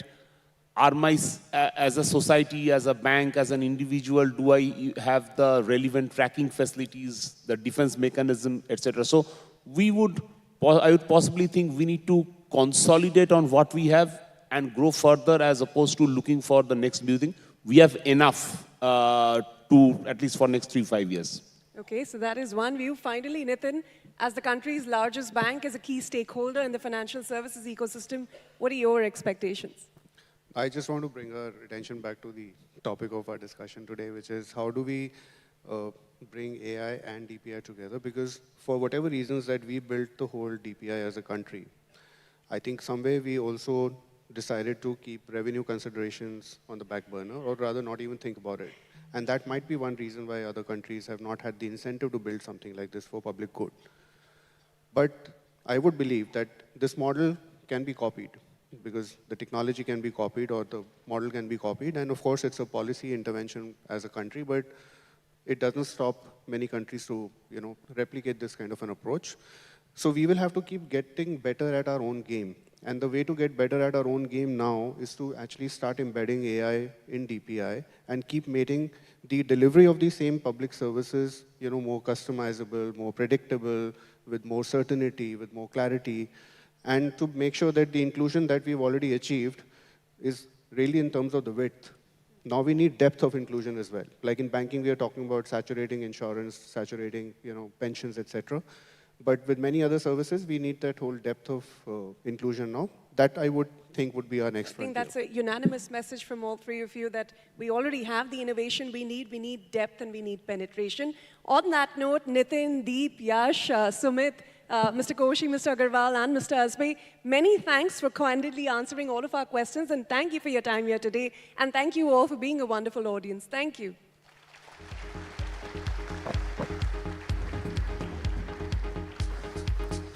Thank you all of our panelists and Ritu for that. I now request SBI Chairperson C.S. Sethi to come to the stage and present mementos to the panelists. Ladies and gentlemen, a huge round of applause for all our panelists and that enriching conversation.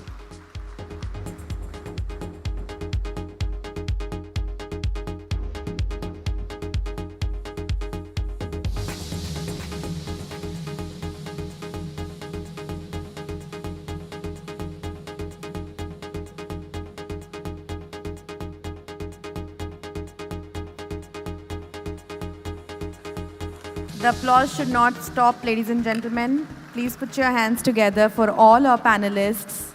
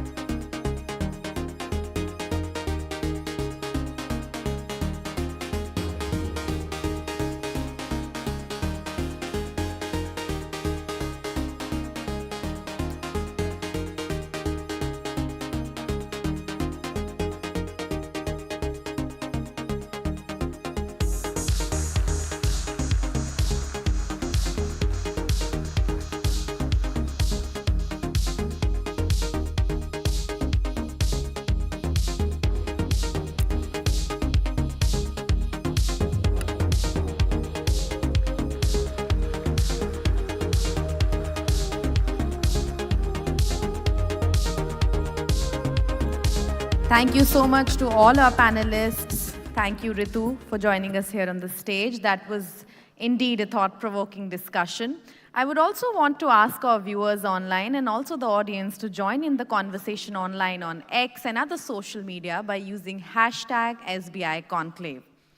Now, on to the next session. I would like to invite Mr. Ramamohan Rao Amara, Deputy Managing Director, State Bank of India, on the stage to introduce a very special guest for a very special address. Mr. Amara, please join us on the stage. Ladies and gentlemen, please give it up for Mr. Amara.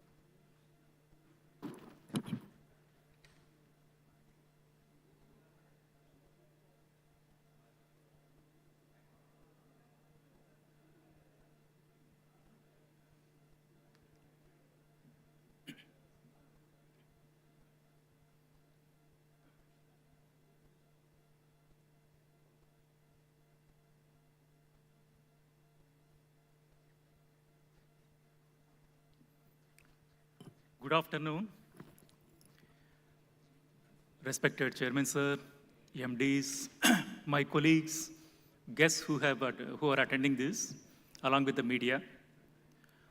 We had a very thought-provoking and exciting session from the digital panel. I can promise you the next session is equally going to be quite exciting. Particularly, there are friends from the insurance industry. I'm sure they are vying for time with Mr. Panda.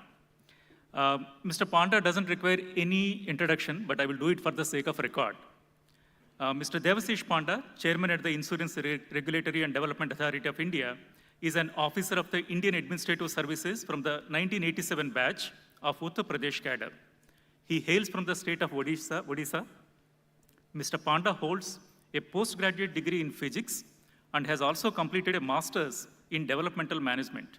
Additionally, he holds an MPhil degree in environmental sciences and has undergone foreign training programs in public administration in the United States and the Philippines. He has held various important positions within the Government of India, including Secretary in Department of Financial Services in the Ministry of Finance, Joint Secretary in the Ministry of Health and Family Welfare, beside a stint in the Ministry of Commerce. He has also been the District Magistrate and Collector of the districts of Teri Garhwal, Uttarkashi, Devariya, Ghaziabad in Uttar Pradesh.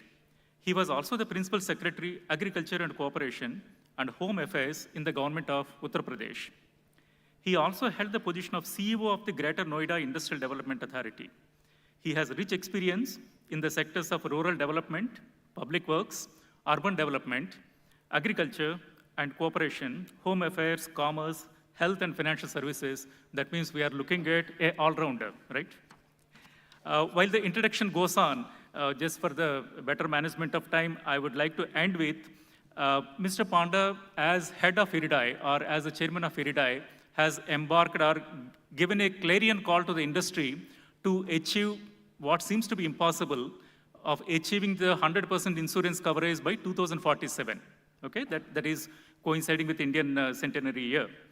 Of course, he has also initiated a lot of path-breaking initiatives, proposed or propounded the idea of a Bima Trinity.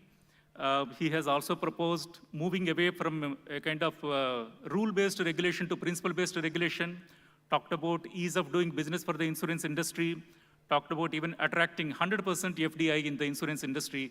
I think maybe while I want to be politically correct, the one adverb which describes him or adjective that describes him is perhaps he is a man restless, okay?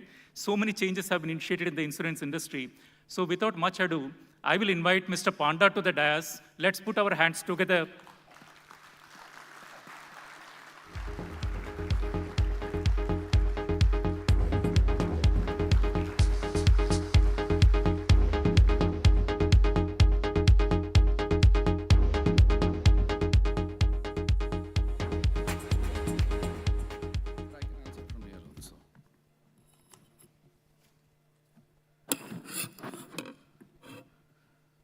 Namaskar. Good morning, ladies and gentlemen, distinguished guests, industry leaders, and esteemed participants. It is both a privilege and honor to be here today at the SBI Banking and Economic Conclave, a platform that has consistently championed dialogue and innovation for shaping India's economic future. What makes this conclave even more special this time is that it coincides with a remarkable milestone, that is 100 years of service of SBI's fourth branch that reflects a century of trust, resilience, and contribution to India's financial journey. Now, as we look back on this legacy, we are equally compelled to look forward, to envision India at its 100 years of independence in 2047, and also a vision rooted in economic strength and inclusivity. Today's theme, making the aspiration of Viksit Bharat a reality, couldn't be more timely or inspiring. So it invites us not only to celebrate the past achievements, but also to commit to an ambitious roadmap, one that transforms aspirations into actions for a developed and empowered India.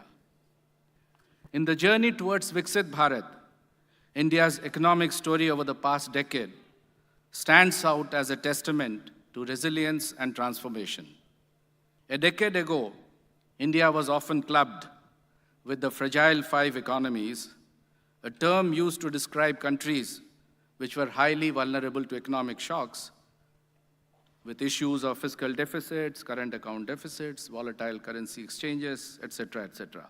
Yet, today, India has emerged as one of the world's top 5 economies, positioning itself as a key driver of global growth. This transformation, ladies and gentlemen, is not accidental. It is the result of long-term vision, coupled with deliberate and strategic measures that have laid the foundation for robust and inclusive growth. From struggling with deficits to achieving macroeconomic stability, from strategic inertia to structural reforms like the GST, the IBC, the PLI scheme, Startup India Revolution, so on and so forth. From gradual infrastructure development to record-breaking investments in roads, railways, ports, renewable energy, and I can go on and on. India has rewritten its economic narrative, but what makes this transformation truly special is that it is deeply rooted in inclusivity. From limited financial inclusion to universal access via initiatives like the PM Pradhan Mantri Jan Dhan Yojana and the success of the UPI. From fragmented digital frameworks to a unified Aadhaar-driven ecosystem empowering over 1 billion citizens. So technology and governance have bridged critical gaps. Thriving domestic consumption powered by an expanding middle class and transformation of demographic pressures into demographic dividends, India's youthful population is driving innovation and entrepreneurship. As the consumption pattern also shifts, the demand in various sectors continues to grow, creating new avenues for economic expansion. So with India's continuing this journey of progress, the insurance sector stands as a key enabler in protecting, supporting, and driving both existing and the future growth. It operates at the intersection of financial security and social welfare, acting both as an economic tool as well as a social protection ecosystem. It provides a safety net to individuals and families, supporting in times of adversaries and safeguarding businesses during unfortunate events. These protections are not merely individual benefits, but they contribute to the larger economic fabric by preventing financial instability from trickling into broader disruptions. Moreover, the insurance sector is a significant contributor to the economy in its role as a provider of patient, long-term capital, supporting economic infrastructure, offering stability to the markets, and facilitating sustainable growth. This sector also generates substantial employment, from agents on the ground to analysts, actuaries, and professionals working on innovative products and technologies. This wide-ranging impact underscores the sector's role in shaping a resilient and inclusive economic environment. Ladies and gentlemen, the Indian insurance sector is the 10th largest in the world, and as per projections, poised to become the 6th largest in the next 7 to 8 years. The sector is growing at a CAGR of more than 10% over the last 10 years, clocking 13% in FY 2023-24, along with assets under management of over rupees 70 lakh crores. It is poised for further substantial growth, with forecasts indicating that insurance premiums in India will rise by 7.1% in real terms over the next 5 years, outperforming global growth, which will stand at 2.4%, emerging market at 5.1%, and advanced economies at 1.7% averages. So looking ahead, we envision an insurance landscape that is deeply aligned with the goal of Viksit Bharat, a developed and self-reliant India. The insurance sector has collectively resolved to the vision of insurance for all by 2047. And this vision is not merely aspirational, it is a practical roadmap for a more inclusive, and resilient India. The path to realizing this vision entails making insurance affordable, accessible, and available to all Indians, catering to their dynamic needs while simultaneously increasing awareness about its importance. So the foremost step was building a more enabling regulatory framework. That was the challenge, and a framework that would support not only the growth of the industry, but also its ability to meet the diverse needs of our society. In this very spirit, India's insurance regulatory landscape has undergone a transformative journey in the last 24 months. And the journey entails, moving from a very, very rule-based approach to a principle-based approach. It's not alone a principle-based approach, but also facilitative, supportive, and forward-looking. And that addresses the issues quickly, in a responsive manner. It anticipates and adapts to the emerging trends, while at the same time maintains a delicate balance in ensuring consumer protection, fostering fair competition, and facilitating innovation. So this would propel the insurance sector to its next level without compromising the sector's stability, while also ensuring that policyholders remain at the center of the regulatory approach. Now let me take you through the revamped regulatory framework. The number of regulations heretofore was more than 100, and it came down to 78. And today, the sector has only 20 regulations, out of which about 5 regulations are internal to the organization, which means the industry has to operate within the framework of only 15 regulations, and again, they are all principle-based. More than 375 circulars have been repealed, and more than 80 returns have been rationalized, all with the intention to promote innovation, enhance ease of doing business, and reduce the compliance burden. There is more empowerment, flexibility, and autonomy which has been given to the boards for taking business and operational decisions independently, with various redundant prior approvals from the authority have been dispensed with. The processes have been streamlined, starting from seamless entry into the insurance sector to product launches, managing expenses, raising capital, and with far more avenues for investment of the assets that they hold. For a new entrant today, the experience of entering the sector is remarkably different from what it used to be. Processes have been simplified and also digitized. An online portal now handles the NOC issuance efficiently. It is supported by a dedicated facilitation group comprising 2 young dynamic IRDAI officers who guide the applicants at every step till the registration is granted. Once an insurer is operational, they are empowered with adequate flexibilities. The use and file system allows them to launch products swiftly, addressing the evolving needs of the customers without lengthy approval delays. Companies are now granted greater freedom in decision-making, with the boards taking charge of many operational aspects while ensuring strong governance. Recognizing the capital-intensive nature of the sector or the insurance business, restrictions on raising capital also have been eased and relaxed. Efforts are underway to implement a risk-based capital framework to optimize utilization of capital. The shift to global standards in accounting and reporting through the adoption of the IFRS, the International Financial Reporting Standard, is being fast-tracked to enhance more transparency and credibility. The reinsurance sector is also undergoing a comprehensive revamp to support growth and ensure resilience. The focus is on increasing capacity, on enhancing technical competence, on attracting more reinsurers and creating a level playing field, and then providing the necessary ease of doing business and reduction of compliance burdens.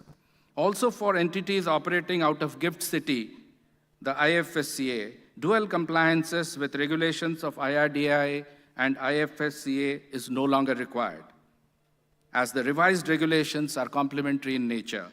All of this is also directed towards our efforts or aim of making India a global reinsurance hub. With these structural changes, the overall focus on making the insurance sector more robust, resilient, and globally competitive, ensuring it can withstand and effectively address emerging risks while fostering confidence amongst the stakeholders and attracting greater investments to further sustainable growth. Technology is the driving force behind the evolution of our insurance sector. The regulatory sandbox has been revamped to operate on a 24/7 basis, 365 days a year, providing insurers with a continuous platform to test and experiment innovative solutions. Companies can now experiment new products and processes for up to 3 years, fostering an environment of experimentation and evolution. We all know that data is not only important, but critical to the insurance sector, and therefore, in order to unlock the value of data, the Insurance Information Bureau of India, the data repository for the sector, is now getting ready to become the data analytics center for the sector. Efforts are on to make it a vibrant and a dynamic body. It is aimed to make it a one-stop shop for catering to the data needs of the sector, for providing critical insights, early warning signals, and analytics. This would also further complement the regulator, IRDAI, as it moves towards a risk-based supervisory framework. In this journey, the life insurance councils and the General Insurance Council, as self-regulating industry bodies, are actively supporting the insurance sector by driving initiatives to enhance customer experience and awareness. They are in the process of leading a dedicated insurance awareness campaign to educate and inform policyholders, while also working towards enabling 100% cashless claim settlements for health insurance through common empanelment and interoperability with the hospitals. Collaborating with the National Health Authority, the councils are facilitating the onboarding of insurers and other stakeholders onto the National Health Claims Exchange, aiming to make settlement of health insurance claims seamless and frictionless. This transformative step will democratize insurance access, it will ensure sufficient coverage, and significantly boost insurance penetration through a more equitable, efficient, and a digitized approach. However, none of these reforms would hold value without prioritizing what matters most, that is the policyholder. Friends, today consumers are well-informed, tech-savvy, and demand nothing short of excellence. They expect agility, clarity, and flexibility at every step of their insurance journey, and we are committed to meeting those needs and expectations. As I mentioned, product approval processes have been simplified. All general, health, and most of the life products now fall under the use and file mechanism, allowing insurers to launch innovative products swiftly. Only a few long-term savings products which require a higher level of oversight, that is the file and use process, remains to ensure safety of life-term savings of the policyholders. In order to cater to the diverse needs of our population, insurers are now required to offer products which are designed for all age groups, with focus on senior citizens, all occupations, all regions.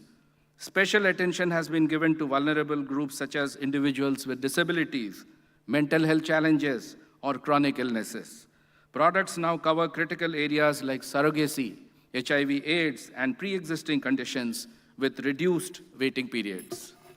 Healthcare coverage now extends to Ayush treatments, oral chemotherapy, robotic surgeries, and other medical advancements, ensuring comprehensive protection. To further empower policyholders, they have been provided the option to customize their insurance policies to meet their unique needs. Accessibility and transparency are at the core of our reforms. In order to empower the customer, policy documents are now simplified, multilingual, and accompanied by easy-to-understand customer information sheet, which is mandatory right now at the proposal stage to enable customers make an informed choice of the product. The CIS, the Customer Information Sheet, outlines coverages, inclusions, exclusions, claims processes, and grievance mechanisms, amongst others. This CIS becomes part of the policy document with its issuance. Moreover, customized benefit illustrations and suitability analysis for life insurance products would further ensure that the right product reaches the right customer. The free look period has also been extended to 30 days from the existing 15, giving policyholders more time to review their decisions. And if they wish to change their decision, then they can seek cancellation. We believe that prompt claim settlement is actually the moment of truth for any insurance coverage, and earnest efforts are being put to make it as seamless and as delightful as it can be. Efforts to further streamline claim processes are also being strengthened with strict timelines in place for settlement of claims. Take, for example, health insurance. The health insurance claims are now to be authorized within 1 hour, with discharge requests settled within 3 hours. And it is not just about the timelines. Insurers are also encouraged to maintain dedicated help desks at hospitals, ensuring prompt support during critical moments. All these reforms to empower the policyholders while strengthening the industry are yielding positive outcomes. The sector has witnessed entry of 6 new insurers over the last 2 years after a hiatus of almost 12 years in the life segment and 5 years each in the general and health segment. Our vision of insurance for all by 2047 is deeply rooted in inclusivity. This means leaving no one behind. Products must be accessible to everyone, right from the urban millennials to the rural farmers, and covers diverse scenarios like natural disaster, agriculture risks, and emerging challenges. In order to bridge the protection gap, a unique Bima Trinity is under active implementation, which includes a product called the Bima Vistar. It is a simple benefit-based product with parametric coverage. Bima Vahak, a community-based women-centric field force to localize insurance. And the Bima Sugam, a digital marketplace that democratizes and universalizes insurance access across the country. These initiatives are progressing rapidly. Bima Sugam's leadership team is being finalized with system integration underway. The product construct of Bima Vistar is also nearby finalization. Bima Vahak guidelines have been issued and its supporting tech platform is set for launch. Together, these components will revolutionize how insurance reaches every corner of India. Ladies and gentlemen, we are on the cusp of a new era in insurance. Each reform, each initiative is a step towards creating a future-ready industry that is modern, dynamic, and deeply trusted. But to realize the vision of insurance for all, by 2047, we must work together. The industry players, the regulator, citizens, along with the support of the governments. Towards this, the state insurance plan will play an essential role. The plan is designed to provide a basic layer of coverage for all citizens, especially the economically vulnerable, ensuring that everyone has access to essential protection. The objective is to create a system where no Indian is left without a safety net, where financial shocks do not spiral into generational setbacks. This collaboration amongst all the stakeholders is the key which will lead to the road of Viksit Bharat. It is a comprehensive journey, one that requires partnership across sectors, innovative thinking, and an unwavering commitment to inclusivity. It is about strengthening our economy while protecting the social fabric of our nation. And at the IRDAI, we are committed to being a partner in this journey. We are focused on creating an insurance ecosystem that is not only resilient and responsive, but also rooted in the needs and aspirations of India. I want to emphasize that the aspiration of a developed India by 2047 is a mission for each and every sector of the economy. Banking and insurance, as complementary pillars of financial empowerment, play a crucial role in driving financial and insurance inclusion to the last mile. Banks, with a long-standing and continuous relationship with customers, offer a unique opportunity to build trust and enhance distribution efficiency, creating a robust ecosystem for inclusion. So this is our chance to contribute to this grand mission and be a part of this Mahayagya of taking our nation to the heights she truly deserves and witness the emergence of Viksit Bharat. Together, we can create a future where every Indian, from from our bustling urban centers to our most remote villages, has access to the financial protections and opportunities that they deserve. So this conclave represents the spirit of that future, a spirit of collaboration, ambition, and relentless optimism. I want to conclude by quoting the profound words of Indian philosopher Sri Aurobindo. India is the guru of the nations, the physician of human soul in its profounder maladies. She is destined once more to new mold the life of the world and restore the peace of the human spirit. These words encapsulate the true essence of India, an India which is ready to lead the world. Thank you very much.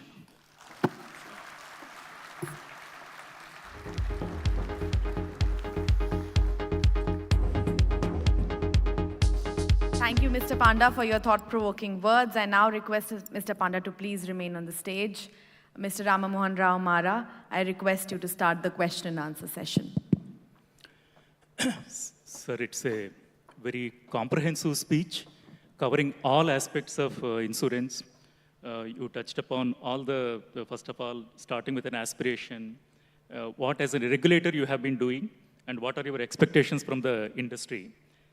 One thing, sir, in our objective of the kind of call you have given to the industry to achieve 100% insurance coverage by 2047, you talked about three things what they need to achieve: affordability, accessibility, and availability of insurance to all.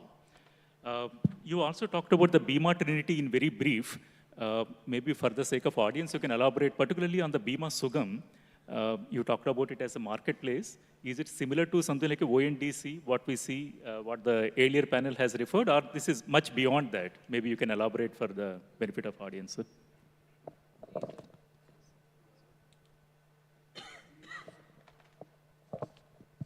Hello. The Bima Sugam would actually be a digital public infrastructure. And when I say a public digital infrastructure, it obviously gets connected with the India stack, whether it is the Aadhaar, the account aggregator framework, the UPI for the payment. So all the India stack gets integrated with this. I won't call it a platform, but it is a protocol, open networks talking to each other. All the insurers plug and play with this front end, digital public infrastructure. At the back end, they will have their own engines. So eventually, the Bima Sugam, either it's a laptop, or it's a smartphone, or it is an iPad, which is going to the doorstep of the customers. And when I go to the doorstep of the customers, I offer, he gets wide choice, he or she gets wide choice to buy what they want to buy. You have multiple products already lined up in that platform. The payment becomes easy. Then if there is a servicing request, it's filed through the portal. Then finally the claim settlement, which is the moment of truth, also happens through this platform. So it will be a one-stop shop, an electronic marketplace, a digital public infrastructure, and this will actually go to every household. So when I say how it will universalize and how it will democratize, is that the richest person in this country and the poorest can buy insurance through this platform. And it goes to every nook and corner of the country, the last household, the last mile, the last household, and the last person. So it empowers actually for the citizens or the prospects or the policyholders. So this is where the insurers, the other stakeholders need to leverage this new platform or this new protocol or this new electronic marketplace that is going to become operational very soon. Sir, as I understand, definitely it's going to be a game changer once it is operationalized. You also alluded to some leadership already being formed, and perhaps they will take it forward. Sir, among the regulatory initiatives where you talked about like a ease of doing business or ease in raising the capital, and you also talked about three things: risk-based capital, risk-based supervision, and aligning to the international accounting standards, IFRS. Is the industry prepared, or otherwise, what is the kind of nudge as a regulator you are providing to the industry, or what is the support you are extending to the industry? See, when we are talking of a Viksit Bharat, I would believe that Viksit Bharat should have basically three components if we look at the financial sector. You should be a fully banked society, should be a fully insured society, you should be a fully pensioned society. Then only you fulfill the parameter of calling yourself Viksit. Now, having said that, just merely giving a call of insurance for all is meaningless. So you have to understand what are the building blocks that are required to be put in place. So obviously, you need to first put a very robust, forward-looking, progressive regulatory ecosystem. And when I say that, there should be enough of operational flexibilities for its operations. You don't need to come, if you are an insurer, the State Bank is an insurer. So why do you have to come to the regulator for every small thing for an approval? It only delays, it doesn't add value. So a lot of such things have been completely, the boards have been empowered through a board level policy, through the committees headed by the senior professionals, headed by the CEO, are the ones who will decide. So we have also put in place a strong governance framework. Parallelly, we have to, as regulator, one of the important jobs is to maintain the financial stability at all points of time, number one. Number two, protect the policyholders' funds at all points of time. Thirdly, make sure that whatever is being promised and guarantees by the insurers are fulfilled, which will be the moment of truth. So in order to do that, we are going towards an enhanced risk management framework. And what does that mean? Currently, we have a factor-based solvency requirement. Those are the capital standards. Now, the factor-based only looks at the liability side and tries to allocate capital.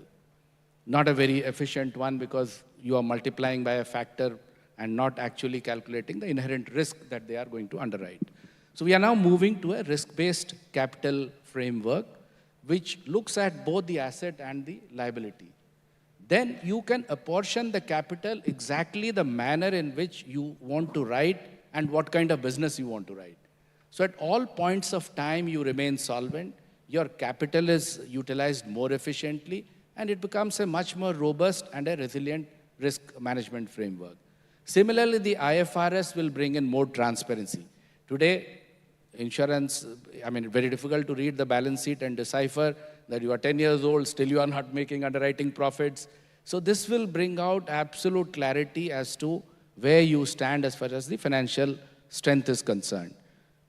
The third one which we are trying to do is move away from a compliance rule. The compliance of the rule is there or not is what we are seeing currently through our supervision framework. So the risk-based supervision framework will be a 360-degree assessment enterprise-wise, so that you look at currently you're not factoring the macroeconomic risk, geopolitical risk, operational risk, management risk, liquidity risk, capital risk, all of this you'll be looking at it continuously. It's not that the regulator will catch hold of you. It's the question of understanding early warnings are raised, so you also immediately take care of the regulator is also completely glued, so that even if there is a shock, you are resilient enough to take care of the shock and come back again. So these three risk management frameworks will offer a more robust framework for stability, resilience, and a very prudent macroeconomic risk management framework for the sector. Fully agree, sir. I think what you're talking is a kind of incentivizing the insurer to invest enough in the risk management and ensuring a robust risk management. Sir, and you said that whether the industry is ready, we are doing this in constant collaboration. It's kind of a collaborative effort. There are some actuaries, I saw them. In fact, they are heading the working groups after the first qualitative impact study measurement has been made. Only recently, on the 11th and 12th, I had a 2-day session at Hyderabad with all the insurers, both life and non-life, along with their key management professionals. The actuary, the chief finance officer, the chief risk officer, the chief compliance officer, and also the chief technology officer, because ultimately you'll have to have a technology platform in order to take care of these new frameworks that you are creating. Sir, if you permit, we will take a couple of questions from the audience. Sir.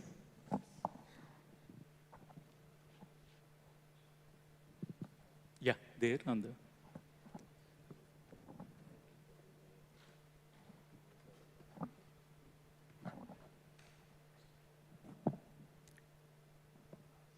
Sir, climate risk is emerging one of the major risk for financial sector, particularly for banking sector.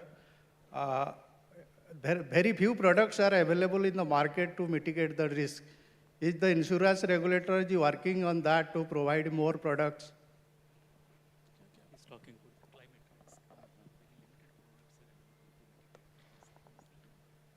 I think we can spend a number of hours on the issues relating to, you're basically talking about climate change risks and the NatCat events and natural disasters.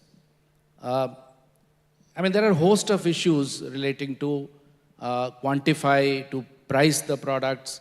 There's lack of availability of data. The data is very critical too. You see, there was a time when NatCat and climate risks were very minimal, maybe 5-10 years ago. So I think people were not very keen to buy general insurance, but life insurance was always the traditional area of insurance in this country. In fact, from 1956, we have the LIC, and today insurance is, or life insurance is synonymous with LIC. Like at one time, soaps were identified. Lifebuoy matlab soap. Bata matlab shoes. Similarly, life insurance, LIC was life insurance. But today, with the growing frequency of NatCat events, natural disaster, the awareness is growing.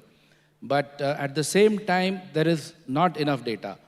Thirdly, when there are products, but then the stakeholders, meaning the state governments, the local governments, the provincial governments, all of them have to become equal partners. I'm glad that a couple of states have taken this, natural disasters in a big way. A couple of northeastern states, Nagaland, other. So a lot of work is going on. The international body for insurance supervisors is also working. It's a difficult area. Typically, the cost also would be maybe quite high. Secondly, you need to have reinsurance support. But we are very closely working with the international agencies also to understand the kind of modeling that they do in order to arrive at the correct risk-based pricing. But for some of the disasters like the terrorism, nuclear, and even more recent times with the geopolitical issues, there was a difficulty in movement of marine cargo. So we have created disaster risk pool mechanisms. So that has also taken care of some of these kind of catastrophe events that if it happened in the future. So yes, that is an area which is of challenge, and we are working with the industry and other international bodies as well. Any other?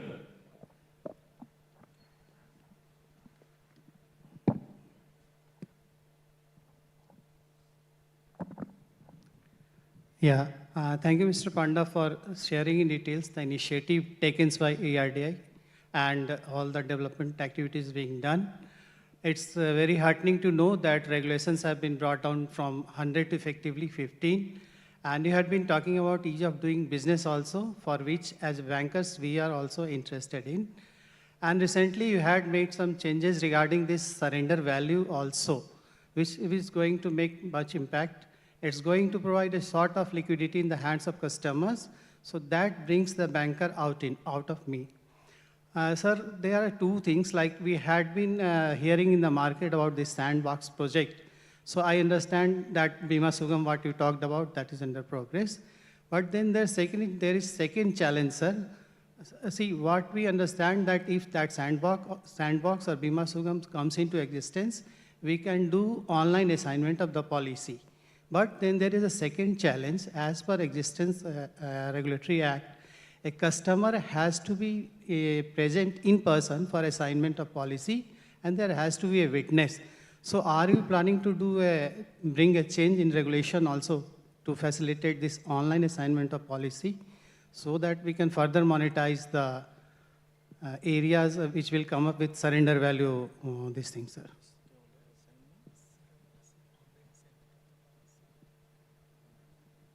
Well, we'll look into this. I think the Bima Sugam, once it is up and going, all policies will be actually mandatorily kept in the repository. And the customer also gets a choice of having it in a digitized form, or they can take a printout and keep with them. But going forward, perhaps no customer will be required to submit a policy document. So we are trying to create that kind of a mechanism. And in case of assignments also, I think the Bima Sugam journey will take care of the assignment part where the consent, where the policy holder makes a request through the portal for assignment of the policy to the particular insurer or the creditor, whosoever it is. So the Bima Sugam eventually will take care of that aspect, and it will be done digitally and electronically. Okay, thank you, sir. Sir, if you permit, one last question from my side. You briefly touched upon in your speech as well. Considering the huge distribution network of the banks, various touch points, be it digital, physical, and a huge customer base, in this objective of achieving the insurance coverage, 100% coverage for all by 2047, what is that kind of role you are envisaging for the banks? I mean, it goes without saying the banks are more experienced than the insurance sector. You have got your relationship with the customer, which may be 100 years old or 50 years old. Generations continue banking with one bank, So that trust, that confidence, and I remember a time where people used to go to a bank branch just to say hello. They had no work. नहीं क्या है मिलके आना है अच्छा लगता है कि अपने branch manager से. A new manager would come, people will go and call on.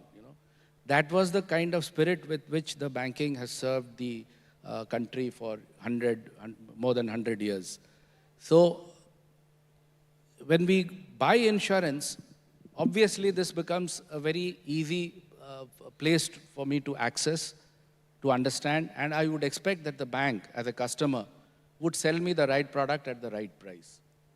So obviously, the banca channel is a very useful channel, but of late, a lot of ills have crept into the system.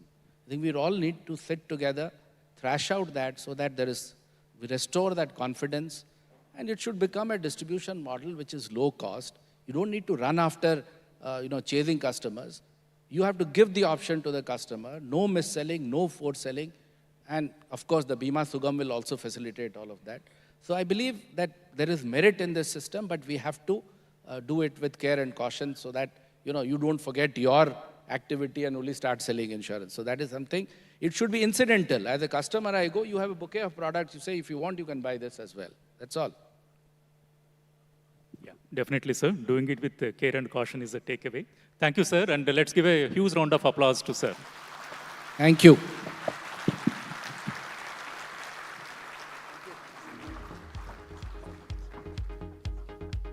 Thank you, Mr. Panda and Mr. Amara. Now I request Mr. C.S. Sethi, Chairperson SBI, to facilitate our speakers with a memento and a green certificate.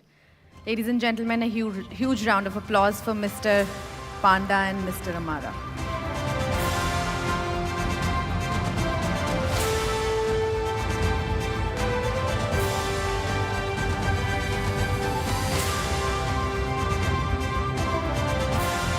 I would also want to tell the audience that SBI has planted 51 grove of plants at the Biodiversity Park in Wagholi in Pune in the name of Mr. Panda.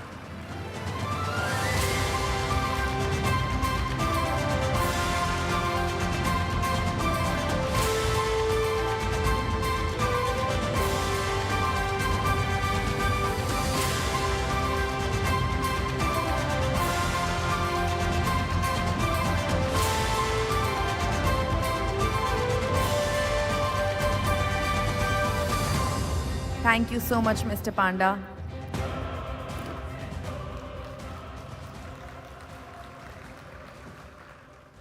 Now, moving on. Our next discussion is titled From Savers to Investors, a New Deal for the Viksit Bharat. This session focuses on increased participation of retail investors in capital markets directly through their accounts or indirectly through mutual funds, ensuring a financially secure future. Let me now introduce the star-studded panel of the esteemed panelists. Please put your hands together for Mr. Sandeep Sikka, ED and CEO, Nippon AMC, Mr. Nimesh Shah, MD and CEO, ICICI Prudential Mutual Fund, Mr. Nilesh Shah, MD, Kotak AMC, Mr. A. Bala Subramaniam, Director and CEO, ABSL Mutual Fund, Shri Rana Ashutosh Kumar Singh, Managing Director, SBI. The session will be moderated by Mr. Tamal Bandyopadhyay, business journalist and author. Ladies and gentlemen, please give a huge round of applause for our panelists and to our moderator.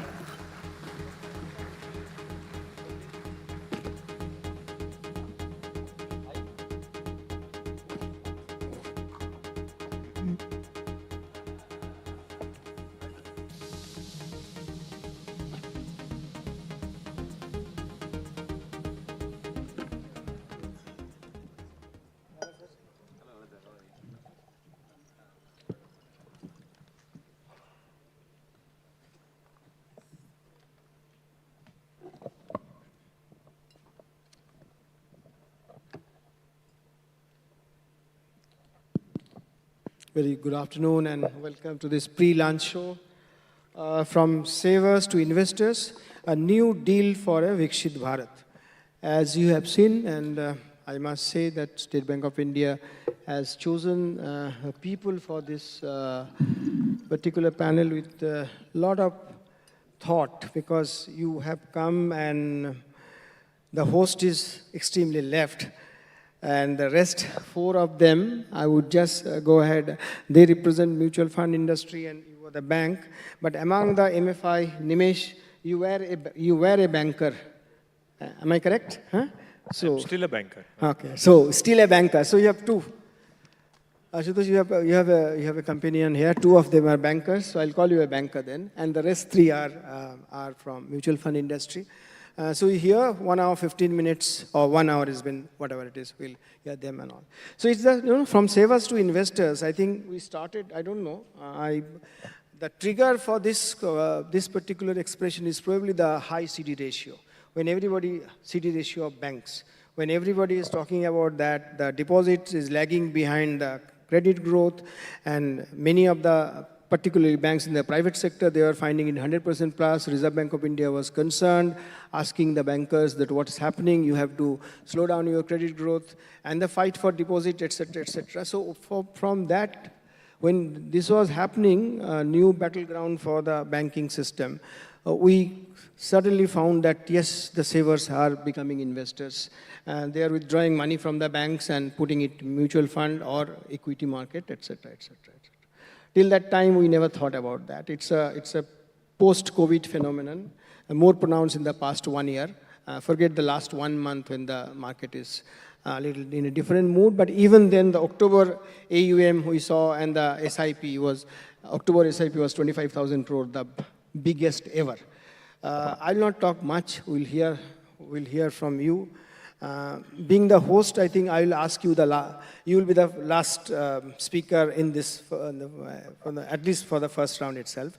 I'll start with Nilesh Bhai. So tell me, it's a new deal for a Viksit Bharat. No, it's a sense of business you're talking. Deal, the word gives that the sense that. So your preliminary remarks, is this the? We're not getting into the theoretical question where the money is going, how the money is coming back to the banking system in different form, different packaging, M3, all those things we'll not discuss. Plainly, I mean, how do you believe that, yes, savers are becoming investors, or there is something more to it? We'll come to that, what is more later, but just your preliminary remarks for this. So thank you, SBI, for giving me an opportunity to share my views. If we look at India and China, we were almost of similar size in 1980, and today it is 5 to 6 times bigger than us. A lot of things have made China far bigger than us, but one of the reasons is credit to GDP ratio. They are substantially higher, 4 to 5 times credit to GDP ratio than India. For growth, you require credit, and for credit, you require, in some sense, savers as well as investors. In India, we have not been able to create enough credit to create growth, and one of the reasons is misallocation of our savings. We annually import 1,000 tons of gold, export about 300 tons of jewelry, net 700 tons of gold remain in the system, bulk of it going into safe deposit locker and tijori. In 22 years of this century, we have imported $373 billion worth of gold through official channel. If we take into account gold smuggling and gold which is passing through green channel, the number could be as high as $500 billion. If that money was invested in bank deposits, mutual funds, insurance product, that savings would have been available to our entrepreneurs to create growth. Undoubtedly, that frozen savings is one of the reasons why India's credit to GDP ratio and size remains lower to China. A journey has been made to convert savers to depositors to investors, but we have a long, long way to cover. Long way to cover, but no song to strengthen your belief. Typically, Nilesh Shah sitting on the stage and no song, it's not acceptable. Kuch hai? So, Dada, I knew you will ask me this question, so I have come prepared this time. Boliye. As financial market participants, I think all of us have to sing this song. ज्योत से ज्योत जगाते चलो, ज्ञान की गंगा बहाते चलो, राह में मिल जाए दीन दुखी, सबको गले से लगाते चलो. To dispel the darkness of financial illiteracy, we need a sun. And since sun is not going to come, all of us will have to become candlelight to dispel the darkness. Just don't believe him. He does not need any preparation for song. He is always ready with that. And those who are not aware of this, this IRDA chairman is a fabulous singer. I mean, next time when he comes, don't let him go. Kishore Kumari's favorite song and Muhammad Rafi. Wonderful. I mean, he is almost like a trained singer. Yeah, Nimish. So you said that you are still a banker at heart. And if you are indeed a banker at heart, I don't know whether Ashutosh will agree that you are feeling little pain that people are going, taking money out of the banking system and getting into mutual funds and other places and all. But that apart, tell me the preliminary remarks. How do you see this phenomenon from savers to investors? Not at all. I don't think there is any conflict between the two. When I joined the industry, mutual fund industry in 2007 from the bank, I'd understood one thing, that as a country mature, I was told also, when I was given this job, I and Nilesh were together, the person who gave me the job, Mr. Kamath, also said that as a country develops, the depositor will become more, as the country's per capita goes beyond $2,000, beyond $3,000, slowly the depositor, the intermediation will change. The depositor will become an investor, right? That is what will happen as the country evolves, and that is what is happening now. So what was told to me 18 years back is actually happening now, that the nature of the job is the same. Whether you are a banker or a mutual fund, both of us take money from retail and we give it back in the system. I take in the form of investments and then we invest somewhere. Right? It is intermediation. Banker also does the same thing. So I don't think the jobs are different. The risk levels, and it is very clear that the risk levels in a mutual fund would be different because intermediation, we don't take any risk on our balance sheet. But otherwise, the jobs are the same. But before I say anything, I really want to compliment what the SBI group has been doing in terms of what the size of the mutual fund that you have, as well as the kind of intermediation that SBI group has done. Because what SBI has done that none of us have been able to do, to go into the interiors of India and convert so many depositors into investors. So I really compliment SBI group big time in this. Unfortunately, you don't do my mutual fund. That's a different issue. But I am very happy that you are getting people who have never invested in capital markets and they are able to participate in the growth of the country. आज वो SBI खरीद रहा है, कल हमारा भी ले लेगा. So that is how we look at it. So we are very happy with what SBI has done. So I don't think there is any conflict if even in the last 2-3 months, somebody buying mutual fund does not decrease bank deposits in any way, because ultimately the money is lying in the system only. What do we do with the money? We are not taking it outside the country. It remains in the banking system. The cost of deposit may increase. The retail deposit might become a wholesale deposit. That's the nature will change. That's all I think changes. Otherwise, there's no conflict. Sure. That's what I initially started. Maybe not in the form of deposits, but in the form of CDs, you get the money and all. Yeah, Sandeep. Just preliminary remarks, then we'll get into small pieces. I think once again, thanks to SBI for organizing this and inviting us. The fact, if we were taking away the deposits, SBI will not invite us. I think that's the first starting point. But I will put it the other way around. I say See, mutual funds and bank deposit go hand in hand. Rather, let me put it the other way around. The foundation of the mutual fund industry, I mean, while the industry has been there for a very long period of time, but if you were to go back, for me, I think I've been in the mutual fund industry for more than 25 years, but the defining moment was what the banking industry did was the Jan Dhan. Those 50 crore bank accounts which came into the system, and the money which was mobilized, and after that, when post demonetization, the money coming into the formal sector, that money is coming into the mutual fund industry. I do not think there's ever going to be a conflict. Both will go hand in hand, and both savings and investments are both going to be part of the portfolio of every investor. And rather, I'm very happy and proud that as Indians, we are able to differentiate between savings and investments, which we could not do for a very long period of time. So that's the new learning, and that's good for the economy, that's good for everything. It started. That's what started, and our industry will continue playing a very important role in Viksit Bharat, because it is not only about just bank deposit. What you have to see is we are converting household savings into the capital markets, and the capital formation helping to invest in infrastructure. So it's a much bigger than only versus bank deposit. Thank you. Bala sir,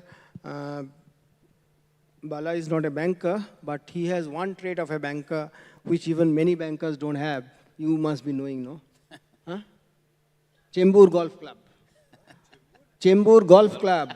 He's been playing golf. I think I play with the bankers. Huh? You play with bankers. Okay, so there is no conflict. Yeah, nothing. So tell the preliminary remarks. The phenomenon of saver turning banker, the new deal for Viksit Bharat. How do you see that? Yeah. Of course, thanks to SBI for having me part of the discussion today. So we have been throughout the life dealing with banks in multiple ways, whether treasury, when it comes to the question of taking deposit, giving deposits. So we have seen the whole evolution of the whole industry. I think banks have been the one who have been promoting an investment product as part of the deposits. In fact, recurring saving deposit is something which always banks used to use to attract investor or other savers to come to the banking system for their long-term planning. Even I still remember my mother used to save for myself, my education, through the recurring saving deposits. So mutual fund actually picked up that recurring saving deposits from an SIP. So that's why systematic investment plan that mutual funds have been growing is akin to savings in banks. Now akin to savings in the mutual funds. So that's something as now culture has happened. Second is, from a banking system point of view, the bigger attraction always used to be the high interest rate the banks used to offer.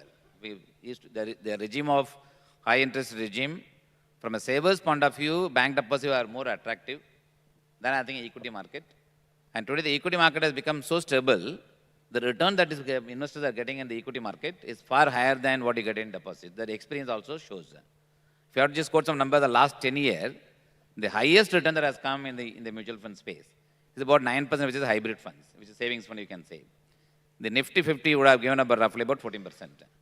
So just compare the power of compounding that is available in the mutual fund versus the deposits. Now people have understood. Second is actually since the time the mutual funds IA was started in 2016, I just looked at the coincidence of the numbers. Between the mutual funds IA when we started, at the same time, the elephant was made to dance, which is, I call it the SBI as an elephant, was made to dance at that point of time to look at, say, investment in mutual funds became one of the primary focus of their activities. That is the point of time where the SBI assets under management in the year 2017 was in equity 67,000 crores. And all of us are ahead of SBI, whether it is Aditya Birla or ICICI, Nippon, HDFC, all of us are ahead of us. And since the time they discovered the power of the savings can come into the capital market, the assets grew from 67,000 crores in the equity in the year 2017. Today is more than about 5 lakh crores size. So that's the power. I think the overall size under management, about 7 lakh crores size actually, in fact. And that is the same time, their own size from 1,20,000 crores of SBI, which is now moved to close to about 10 lakh crore size, which essentially means the mutual funds IA, then the savers importance, understanding the savers' needs from longer term power of compounding point of view, which is the best asset class, whether it is deposits or by way of savings and invest only at about 6, 7, 7%, or the power of compounding far higher for your retirement planning and so on and so forth. So equity asset class got recognized, which is a good problem to have. Second is even from a market point of view. Look at Reserve Bank of India, all of us track them so closely in every monetary policy. I think 2016 or 17 at the same time, there are a lot of prudential norms was put in actually by Reserve Bank of India, telling the banks how much of the exposure one can have to a single sectors, how much exposure you can have to single companies and so on and so forth, single group. Since the time that came, the credit goals actually started deteriorating, the deposits are growing faster, therefore you are sitting on excess surplus or excess deposit, therefore from a savers point of view, you have to move this money into the, move into the other asset classes, which includes mutual funds. So therefore, in my view, there is a significant change that has come from a savers to investors now become a habit. The people are experiencing it. And therefore, in the interest of bankers, all the interest of savers, it now is becoming actually their own duty to offer alternate product to the investors. Given the fact the Indian capital market is now becoming more and more predictable, more and more stronger, and Viksit Bharat, if we are talking about, which essentially means we are going to actually look at significant rise in the Indian GDP as well as the Indian capital market. I think that's why I think the landscape is changing. And the State Bank of India is the one which, in my view, my own belief is, has made the entire system to focus on other products other than deposits, which in my own belief is has ensured that mutual fund has now taken to the every nook and corner of the country, thanks to SBI presence in every part of the country. Thank you. So Asutosh, I don't think you need to talk about SBI anymore. Bala and Nimesh, both of them have served your purpose. So much of praise sitting in that corner chair. But tell us, on a more serious note, you have the largest mutual fund, and you also are the largest mutual fund distributor, State Bank of India. Till recently, whenever as a customer, I am walking into your branch meaning not State Bank of India branch. I'm talking about any banking system because you are representing the India banking system. You are about 20% of the banking system. So I've been wooed by, I would not say accosted, but I'm using a very polite term, wooed by your guys that, abhi kitna paisa kyun rakha savings bank mein, aap mutual fund mein dal do. That kind of thing, selling or mis-selling, whatever you call it. Now, from that till recently, we have, I know you are talking about that the deposit growth is not happening, and I am told that I will not tell the name of the banks, but some of the banks, I've been told that, no, we don't want the commission income, we need to focus on interest income, so don't take this money out of this, from the deposits and all. So that has been, till recently, the past 1 year has been happening. So, in this new paradigm, I'm asking you, do you think there's a structural change is going to happen for the banking system? Like we are going more like a developed market where the borrowers would need to depend on market to a large extent, not only on the banking system, as savers turn investors because of that CD ratio and other technical aspects. Thank you, Tamalda. And first of all, even the cautious system here in this hall is a little nervous with seeing Tamalda here, because when you are speaking, I'm getting a lot of echo. So I don't know, some tech has to be fixed. Yeah, coming back to the question first, the debate itself. We are discussing here savers to investor. But we also, this conclave, the title is Aspiration of Viksit Bharat, making aspiration of Viksit Bharat a reality. So if you are talking about, I think most of the panel members, same thing they have also said. If we are talking about making it's a Viksit Bharat, then Viksit Bharat typically this is how the capital formation or the funding happens. It has to be a mix of bank lending, it has to be the debt market and the capital market. And if we have to move in that direction, I think we should be happy about this. There is no debate. If this is going to happen, the funding has to happen, partly from the bank lending, partly from the debt market, and partly from the, of course, equity market. So this is how it is. The shift, if you say, the numbers, at least I'm aware, AUM of mutual fund has grown, Sensex has grown, so definitely money has moved in there. Now the comparison has to happen is whether it is at the cost of deposits. Then what is the difference? Well, this analysis, maybe we have to do a deeper analysis, and then we have to factor in also the AUM growth, what is on account of Sensex growth, what is the original investment, and how this investment has grown vis-a-vis the growth in deposits. So to my mind, this is broadly the same. So if the ecosystem, if the GDP is growing, the income is growing in the country, then partly will go to equity market, partly will go to the debt market, and partly, of course, it will come to the bank deposits, and ultimately as lending. So to me, it's not a big structural shift. The numbers, latest number we are seeing, we also know that it's always some point of time is a cyclical thing. The credit deposit, the ratio between the growth, this will diverge. And then after, say, 2 to 4 year cycle, it will converge again. And this is the number, we have already started seeing this trend, that latest number says that divergence is much less now. So a structural shift in the sense that if we are moving towards a developed economy, this is happening, and this should happen, I would say. Impact on the banking system, I would say this is a welcome change. Sorry? This is a welcome change. The country is developing, more opportunity for banks going forward maybe. So a country like, I will compare with the USA. See, I worked in Germany, so I know, again, it's a developed economy. Everybody knows this. But again, the priority or the tendency to go for funding is to banking system. It's a very banking system dominated lending structure. But if you compare most of the other developed economies, the lending is happening, it's a proportion, both equal proportion. So it's a welcome change for us as a country if this vision has to be realized. Thank you, Ashutosh. So everything is positive. We are on the right direction. Things have started happening. It is actually little, it should gather more momentum. That's what everybody agrees. But I just want to understand one thing is, you spoke about Mr. Kamath. 18 years back, he told you that in ICICI Bank that he was visualizing a situation when the savers turning investors and getting money and all. The same gentleman, Mr. K.V. Kamath, Kundapur Bhaman Kamath, very recently at one conference spoke about, he's little worried about, it's not this, he did not use the word, this word, but essentially what he meant is this is not necessarily the savers are turning investors, is actually the people who don't have money, they are borrowing from the banks and they are turning into investors.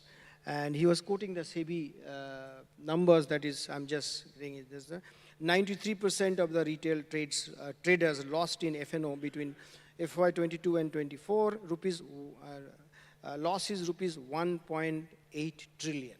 Rupees 1.8 trillions, and it was talking about 11.3 million retail investors, and that's the kind of, money they lost, most of them and all. Reserve Bank of India governor said that RBI has done a little study, and he has got a sense of what is happening, but he declined to, from the same platform, governor said that, he declined to divulge more about that study. But the message is pretty clear that it's not necessarily the savers are turning investors. Even those who are not savers also, they are borrowing from the banks and playing in the market, whatever you call it, gamble and all, and they're losing out, and losing out heavily. Because it's talking about, the 75% of the individual F&O traders, their annual income is less than 5 lakh. So they are definitely not savers. So how do you tackle this? I can go on and on with the numbers and all, Nimesh. Since you are a banker and now still a banker at heart, tell me, how do you see this phenomenon? And of course, the SEBI has come out with the new guidelines to contain that. But is that a worry in this entire trend of saver turning investors? There is the other side of that? What is the saver turning to? There are two different things. We have mixed two different things.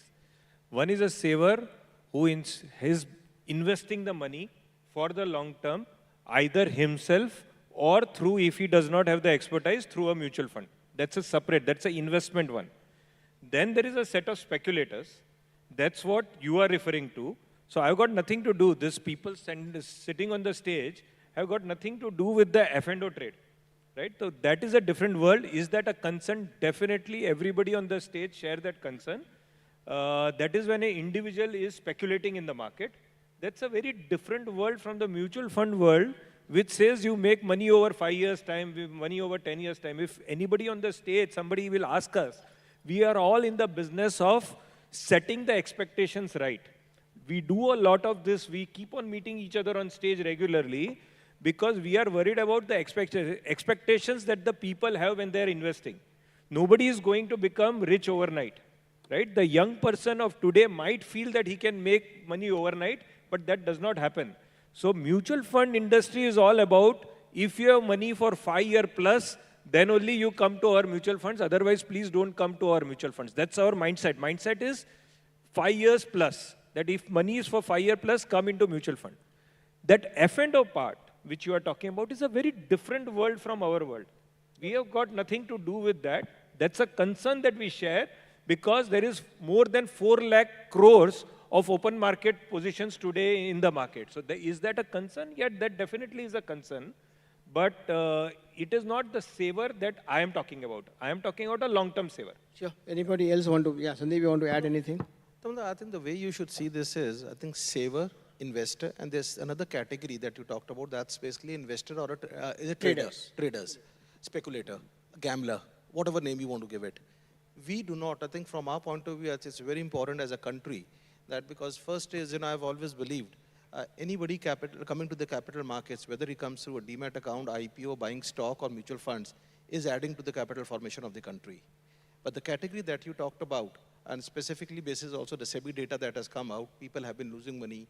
It's a concern, and I think we need to actually educate investors, because these people who are coming to taking the first step in the capital markets, if they have a bad experience, they're never going to come back. So, I mean, if I was to give an example, I recently was visiting a small city and town, met somebody who was into this F&O. So, and I also, exactly at that time, I took your role and said, "Aapko pata hoga kitne log, how many people lose money?" And he used a word analogy which was very funny for me, but कहता जब video game होती है ना, उसमें thrill मिलता है. तो ये हमारे लिए video game है. We know many times we lose money, but इसमें मजा आता है. So we need to ensure as a country, people do not get into this part. Rather, I would request you, because you are a very senior journalist, to help people understand there's a significant risk being a trader, and it is important to go from the journey from saving to investments should be through mutual funds, or by investing, if you are expert, investing directly in the company. But the middle path of the journey of being a trader is a very, very risky one, and we are also very concerned. Yeah, any of you want to have any comment on that?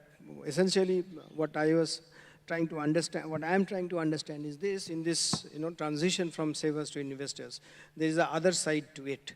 And that's what is happening, where SEBI is concerned, Reserve Bank of India is concerned, all of us are concerned. So anything that you observe? Sir, one I have a small comment to make. They are competing and they are participating in Khelo India Khelo. There is a gaming industry, so that F&O is competing with the gaming industry, is not competing with the mutual fund. There is a very different mindset for our investors. Sure, absolutely. Yeah. The way I see is, while what is being observed is right, I think people are losing money in F&O market. The way I see is, historically, if you look at the trend, the entry into the market, especially for youngsters, comes in the form of speculative nature. Generally, people tend to speculate and then try and see the luck and then how much money they are making. Not only today, even Badla market money used to be there. We used to always see this scenario where people used to trade in the grey market, people used to trade in the Badla market, and the people used to lose money. And historically, the same trend has been there, except now the volumes have gone up. Second is participation level from youngsters also has gone up. At the same time, the noise is coming from both SEBI as well as Reserve Bank of India. It definitely is actually in some sense creating awareness for people that you are losing money in F&O market. Therefore, that is not the right way to actually in the market. The mutual fund, of course, undertaking the education initiatives of making people invest for long term. And this, in my view, I think coexist. And second is, as people start experiencing that they are losing money, eventually they become a long-term investors in mutual. That's why I've seen the migration. When the demat account, if you see the trend in demat account opening, the peak demat account opened was almost about 15 crores or something, and they dropped to about 11 crores. You also saw demat account getting cancelled. These are the people, in my own belief is, who are the people probably would have traded in the market, would have lost their pant and shirt, and therefore first they would have. Even I've seen some of my close friends, relatives, closing the demat account to ensure they don't go to the market, they focus on business, they focus on work. So you have seen such kind of people also has been there. So therefore there is a drop in the demat account, there was a period, now it again come back. But this in my view will coexist. I think education will continue to remain one of the core focus.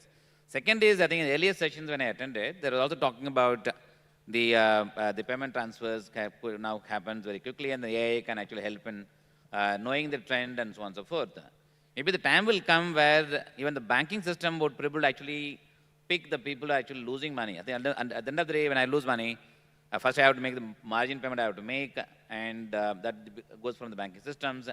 I think heavy withdrawals coming from youngsters and so on and so forth can also give you a sense in terms of how to actually educate such kind of customers and handholding. It's like how China has got for the people who actually trades in the casino. For local Chinese people, is completely banned. Unless until you go and actually give your passport and give your registrations, then only you'll be allowed actually in the casino, right? So that the Singapore has created the model, just to ensure and safeguard the local citizens to save their money for their longer term benefit rather than going and putting money and losing in casino. But we are not actually such a bad situation. But having said that, I think as people start experiencing, I think my own belief is they will become a long-term investors. Nilesh, so this save us turning investor, a new deal for Viksit Bharat. So how do you ensure that the deal is not getting, not getting distorted and the investors actually turning traders and losing money? Reserve Bank of India is saying that their study also tells this story, and RBI already has tightened the norms for loan against shares and loan against loans for IPOs, so on and so forth. So how do we do this? So, Tamal, the root causes financial illiteracy. Between FY21 to 23, retail Indians' financial sector allocation was 4 lakh crore in mutual fund and 2 lakh crore in direct capital market instruments, including equity. 9 lakh crore was increase in currency notes. There is a set of Indians who believes that currency notes kept at home will create wealth for them. Even today, the value of currency notes in circulation is far more than the money which has actually come into mutual fund. Some people believe education is paneka to financial illiteracy. But India's most educated state, Kerala, spends every year more money on buying lottery than investing into mutual fund. We have to educate people that in the lottery business, seller always makes money, and the day buyer starts making money, they'll shut the shop. 18 crore Indians play gaming, hoping that it will give them financial security. 10 crore Indians have traded in cryptos and 99.99% would have lost money. How many of you have heard Punjab Agrotech Corporation? 2 decades back, it raised 60,000 crore from investors on dubious promises, and it is the largest Ponzi scheme in India. Across our society, we are seeing people are getting lured through promises, through greed, through ignorance. And regulators can build the guardrail, but finally, we need to make people financially literate. As Indian savings is inbuilt into us, we just have to convert that savings habit into appropriate investment through financial education. In many communities, finance is discussed on a lunch table, dinner table. In many communities, finance is a taboo. If we can get financial education part of the school and college curriculum, my feeling is that apart from many other steps which needs to be taken, this will educate people, make them financially literate, and hopefully create savers to investors. If I turn around this problem, what is the definition of Viksit Bharat? Today, 1% of Indians live lifestyle of French citizen. They are enjoying lifestyle of a developed nation.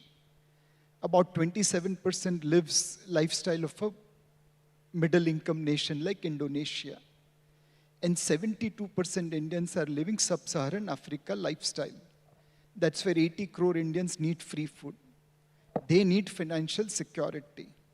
How will they get financial security if 93% of their savings, based on the RBI data of FY21 to FY23, is in below inflation return product? Only 7% savings is going into above inflation return product on the financial side. We want to run the marathon of financial security, but we want to utilize only 7% of our lung capacity. How can Viksit Bharat be created? We won't be able to run sprint. Where is the question of completing marathon? So we have to go at the root cause of financial illiteracy through school, college, education, curriculum, and hopefully all the steps taken by regulator, media, and industry will create truly a Viksit Bharat as Indian savings goes into appropriate investments. Thanks, Nilesh. Ashutosh, you being a career banker and in the country's largest commercial bank, one of the top 50 globally, you have closely seen the liability side, right? Liabilities, you are in charge at some point, you are in charge of liabilities. Also, you saw the entire payment system within the State Bank of India.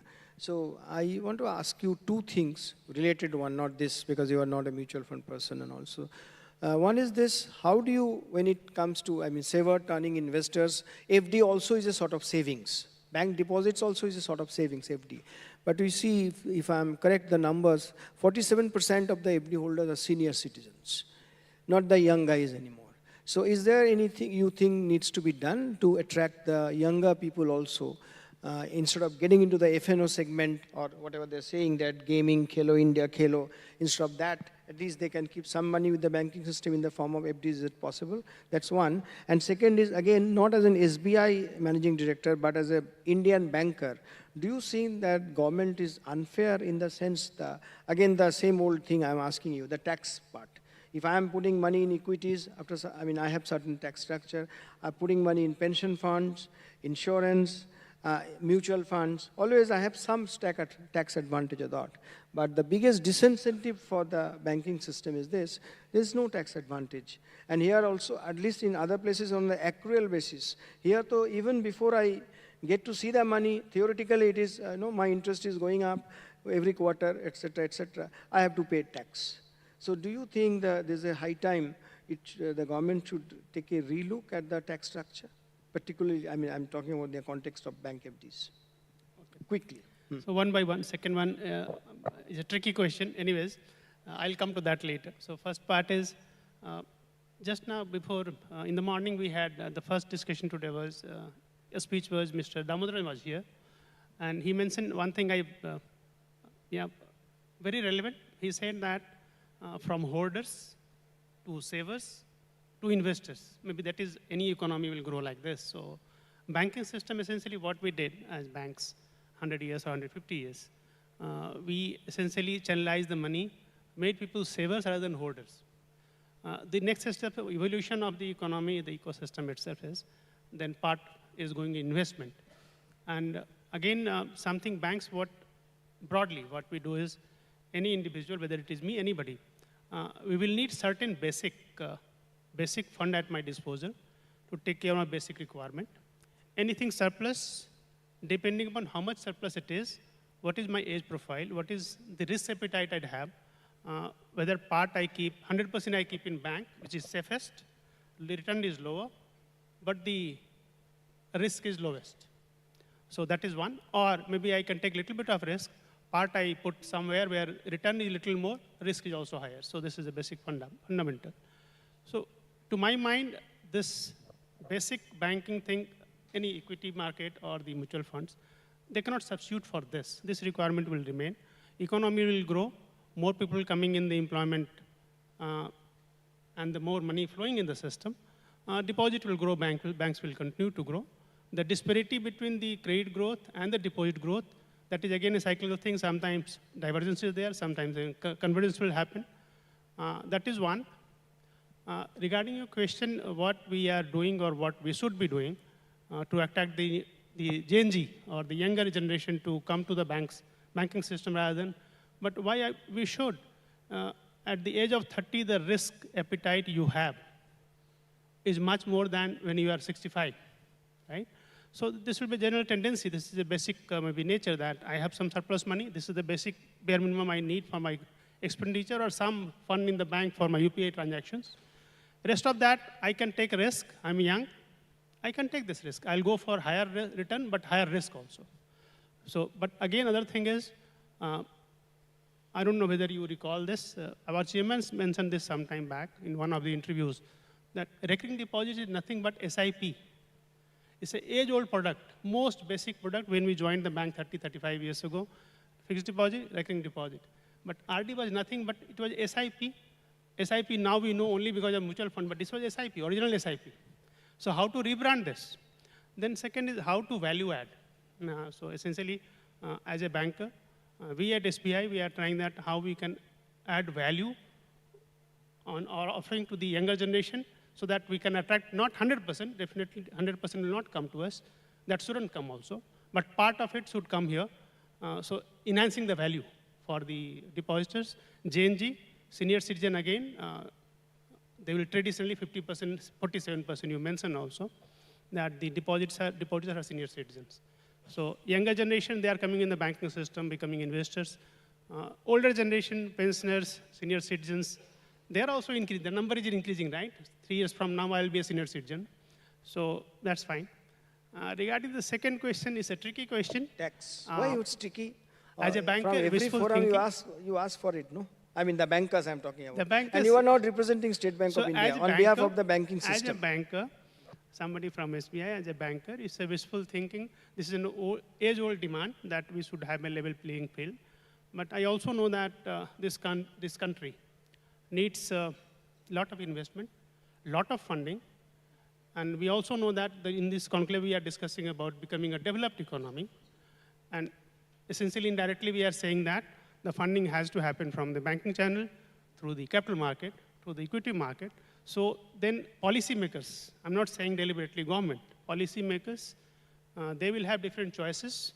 They also have the responsibility how to deepen the corporate bond market, debt market. So maybe that is the choice they have. As a banker, I will have definitely this wish, level playing field. I would rather, I don't know whether this has been raised in any forum so far, but Tamalda, if you have not raised this, I'm giving you something for you to think about. Sure. Level playing field we'll talk about. So as a bank, in financial system, level playing field means risk return has to be in synchronization, right? So the insurance premium we pay, all the banks in the system, overall system, that is also a cost. On a deposit, I can save cost, I can incentivize the depositor by way of, say, tax exempt. Another way is, I pay him little more interest, something like this. I have a cost in terms of insurance premium we pay on deposits. It's a level playing field, but not truly a level playing field. Level playing field is that whether you are a State Bank of India, a AAA rated bank, or you are somebody else, whether you are a DSIB with higher capital adequacy requirement, or you are with not a DSIB with regular capital adequacy requirement, I am paying the same insurance premium on my deposits, and we are almost 1/4 of the industry, right? Which anybody else is paying, whether that is correct or not. This is another debate I think we should start in the system. Thank you. You did not want to answer this directly, that's fine. You have to be diplomatic sitting here.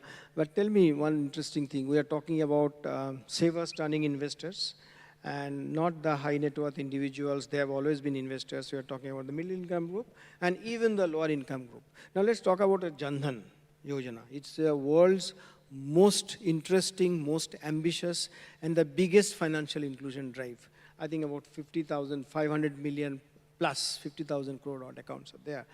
And if I'm not mistaken, it's about 2 trillion rupees, which is 4,000 rupees per account and all. So how do you actually, is there any way we also reach out to them? Because I think all of us agreed that what we are discussing is the right thing. I mean, it's what's happening, saver turning investor, this is the way to go, this is what's happening. But in some sense, I think there is no conflict, it's not either or. Investors are savers are investors. And that's the way forward as we go on.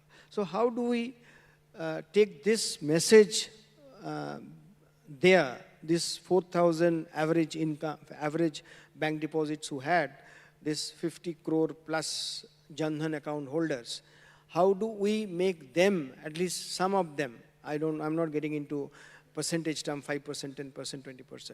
So turning into investors. From your language, it will be beyond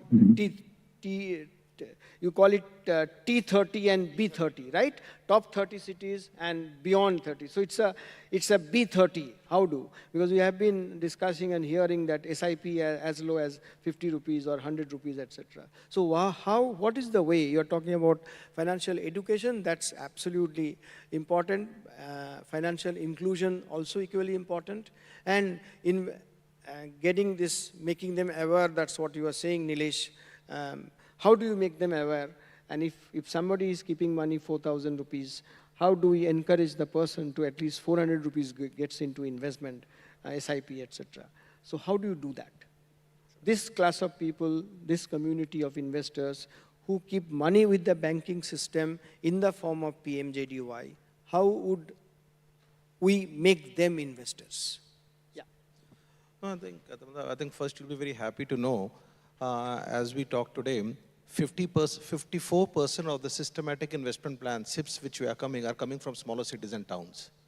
So this journey of saving to investor has already started. Number two, I think it's also important to understand the transition. Investment behavior is you inherit and it takes generations to change.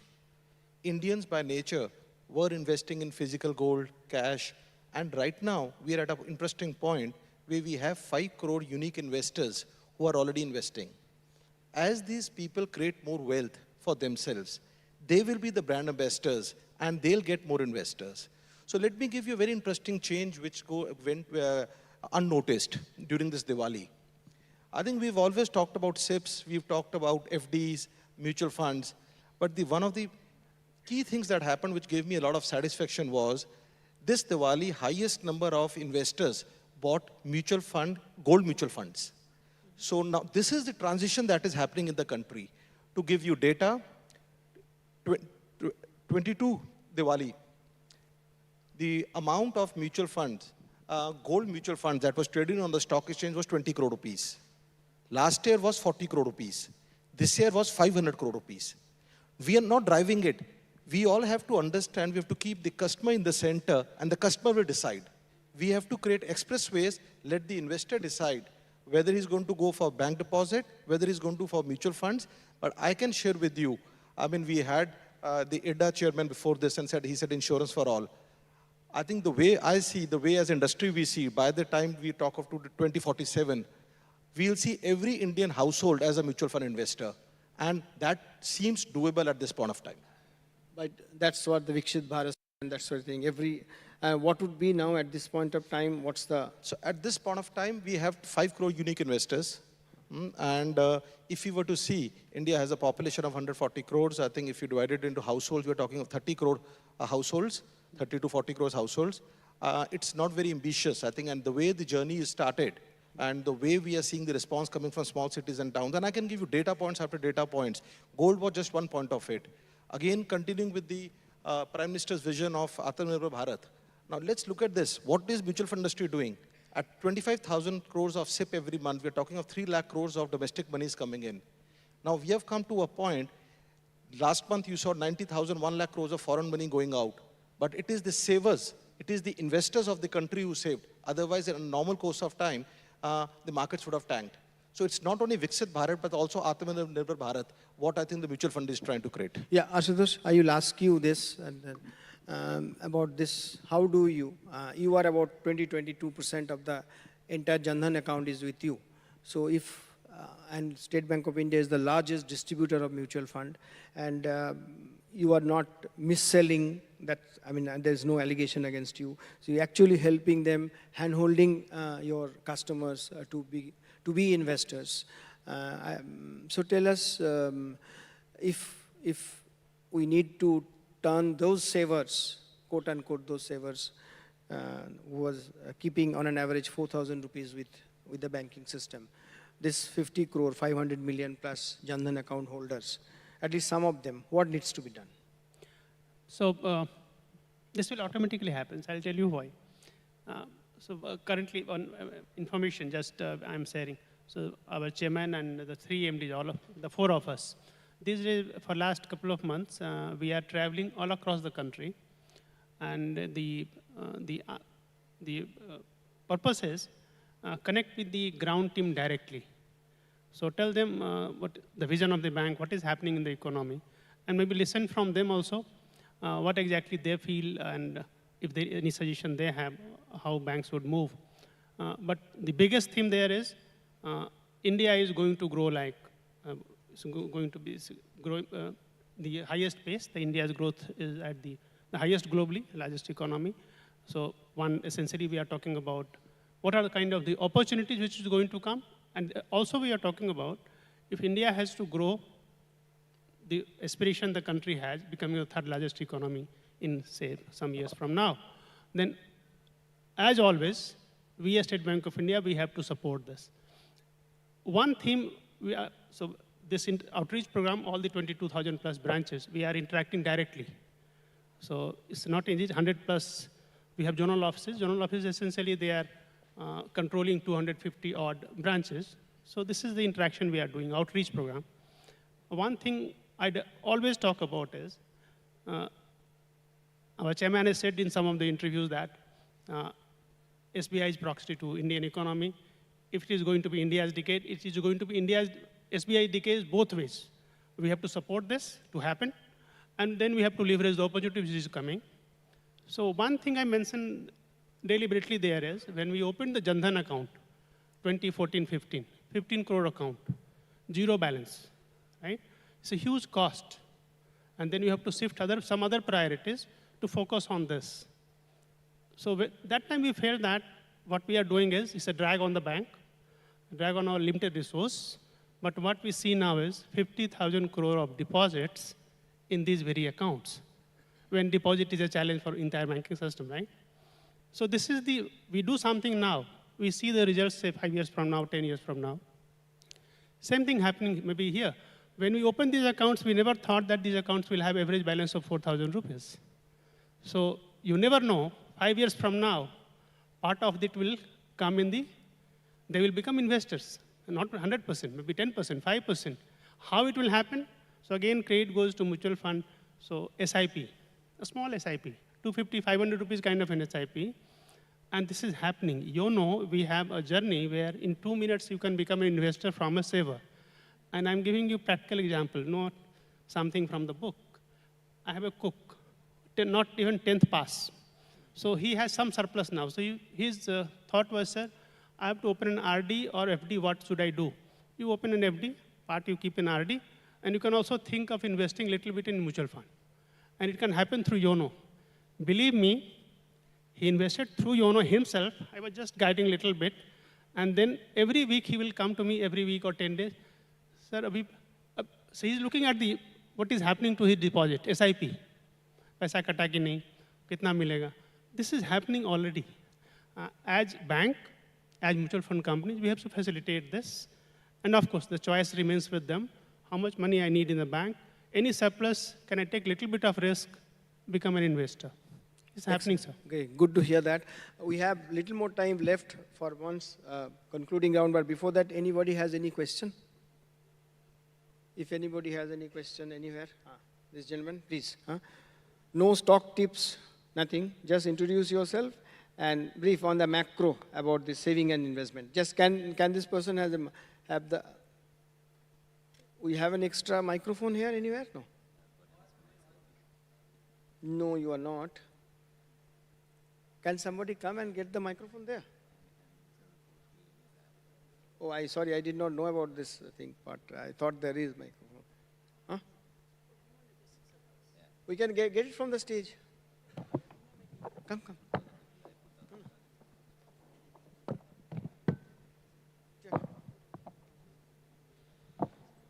Please, quick. If anybody else, just get ready. Very brief. Hi. Am I yes, visible? Yes. Carry on. Yeah. Ashok from the Hindu. So we've been talking about young people getting into stocks and more riskier trades, and that could also be there's one opinion that it is the evolution of capital markets. But I also think that it needs to be contextualized with stagnating real wages and the fact that that age group is among the most vulnerable to unemployment. So is this because of financial literacy or a financial inadequacy? Is there a passive income need because they are not able to beat inflation? Thank you. And that's why they're getting into this. Yeah, thank you. Nilesh, you spoke about literacy and all. He's saying that is inadequacy or literacy. What's the issue?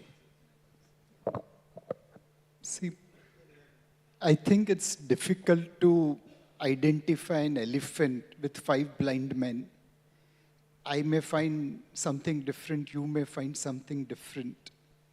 Whether it's illiteracy, inadequacy, whatever the case may be, but the outcome is simple. 72% Indians live sub-Saharan African lifestyle because their savings is not adequately invested. Instead of process, we have to focus on outcome. How do we ensure that they get financial security? And world over, it has been seen that financial security comes through beating inflation, which is capital market investment. Yeah. Anybody else? No. Huh? Okay. Quickly, sir. Fast, because we are running out of time. Yeah, distinguished panel. My question is, we have seen a lot of, disruptions, fiascos. We have read about the Orange County fiasco, S&L crisis, and we had one mutual fund failing a couple of years back. How is the industry prepared to face any such disruption, any such failure on its, which can, question its solvency? Thank you. Thank you. Any of them? Any of you or Bala, whoever? Okay. Quick, 1 minute answer, and then we have a quick 30 seconds from each of you. I think broadly, I think it's the other way around. I would say today the mutual fund industry is a very highly regulated industry, and the high level of regulation gives a lot of confidence to the investors.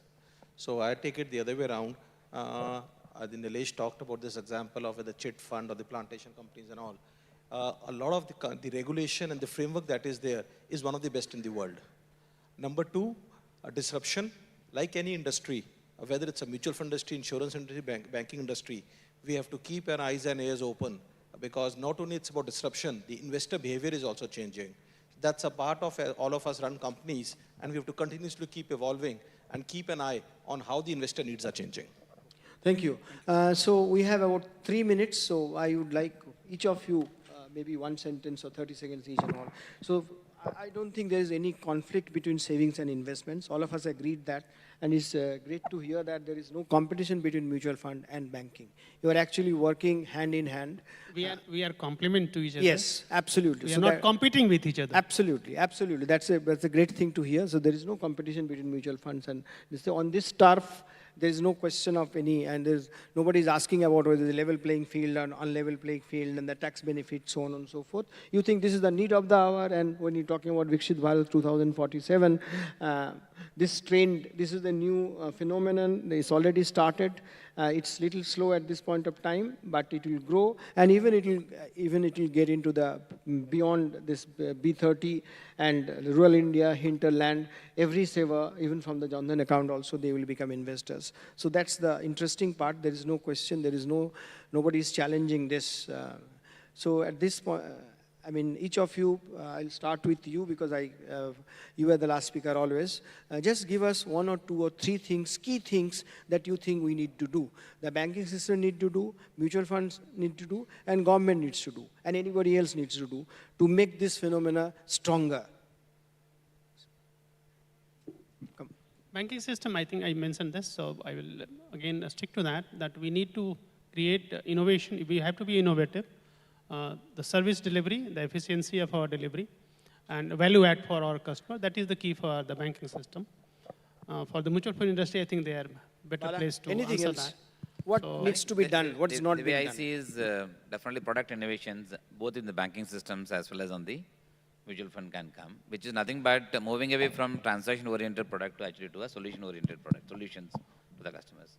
Whether it's the bank depositors or mutual fund investors, what is looking actually a solution for is certain purpose for the future.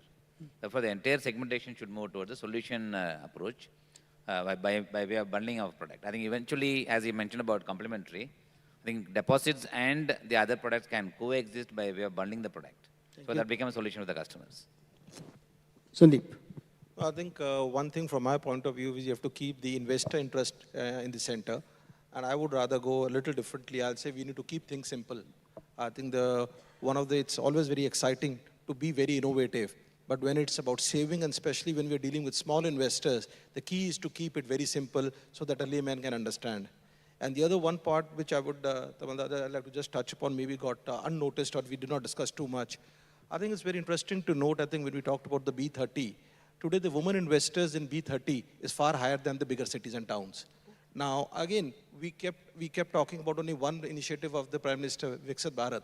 But if you see the Mission Shakti, what the Prime Minister has, I mean, whether it's to give the financial security, stability, and empowerment to women, you'll be happy to know in B30, the women investors, the percentage of investors are higher than the bigger cities and towns. Excellent. Great to hear that. Nimish. I feel doing business in India is very easy because the market is infinite, and that is true for our products also. We all are in BKC. 3 kilometers from BKC, we have got Dharavi. Dharavi, my drivers are still investing in chit fund.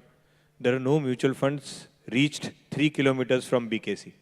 Right? So that's the reality, and market is infinite. We had done an initiative 5-7 years back. We had sold a lot of mutual funds in Dharavi. Those guys are extremely happy. For them, forget the return. They're not happy with the return. The fact that after 5 years they're getting their money back itself was a great thing for them. So lots of work needs to be done in Dharavi. Forget B30. Then there is Idli Wala in Charni Road can give you 70,000 rupees SIP per month. That's the potential of Dharavi. And so it is way, B30 is far away, Dharavi is very near, and we have to do a lot of work, both bankers and mutual funds. Excellent. Nilesh Bhai, last word is yours, and it's not a word, something else. You know, I have given you enough time to think. Which song to end this? Ramchandra ji कह गए सिया से ऐसा कलयुग आएगा हंस चुगेगा दाना कौवा मोती खाएगा. Dada, if you assume Kalyug as a developing nation, emerging nation, then that's the place where lotteries, Ponzis, cryptos, FNO trading, matka continues to get money, and banks, insurance, and mutual funds don't get their share. Satyug is a Viksit Bharat. That's the nation where banks, insurance, mutual funds will get savings, and lotteries and Ponzis and everything else will not get. That's what we have to deliver. Thanks, Nilesh Bhai. So that brings us to the end of this summit. I don't want to waste your time and come before lunch on this. So essentially, the key takeaway is this, and it's good to know that the platform for savings and the platform for investments, the banks and mutual fund are ready to work hand in hand. There is no competition. There is actually, you complement each other. And this is true that savers have turned investors, are turning investors, but the trend has just started. It's a long way to go. We need to handhold them. We need to have a literacy drive. And of course, we need to work together in close coordination with each banks and mutual funds and insurance and other investment platforms to make this happen. And it's great to know you hear that the B30, that is beyond 30 cities, the number of women investors are far, far higher than even in the T30 cities. So that's great to hear. That's great to know that. And with this, come to an end. Give them a big hand if you liked it. Thank you.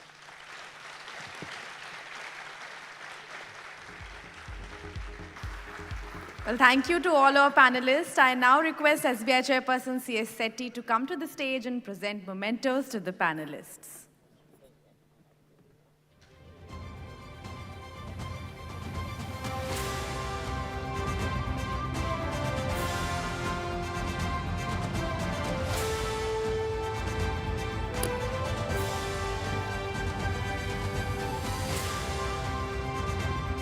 Ladies and gentlemen, a huge round of applause for our panelists, please.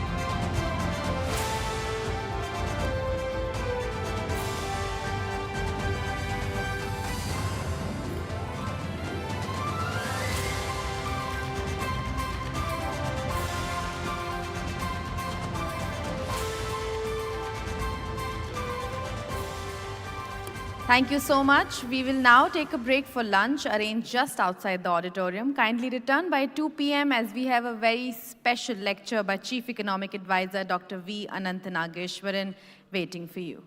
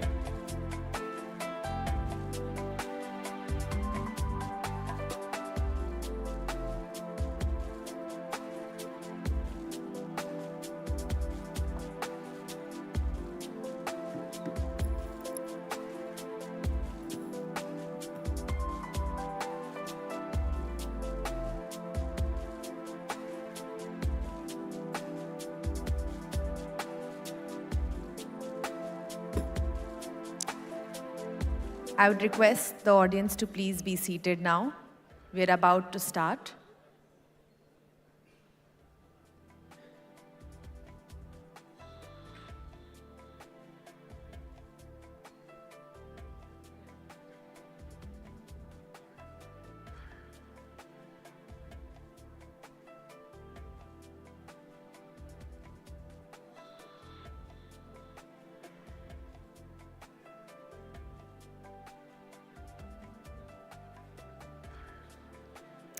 Okay, welcome back everyone. It's now time for a very special lecture by Dr. V. Anantanageshwaran, the Chief Economic Advisor. But before that, let me invite Mr. Ramamohan Rao Amara, Deputy Managing Director, SBI, to introduce our esteemed guest on stage. Ladies and gentlemen, a huge round of applause for Mr. Amara.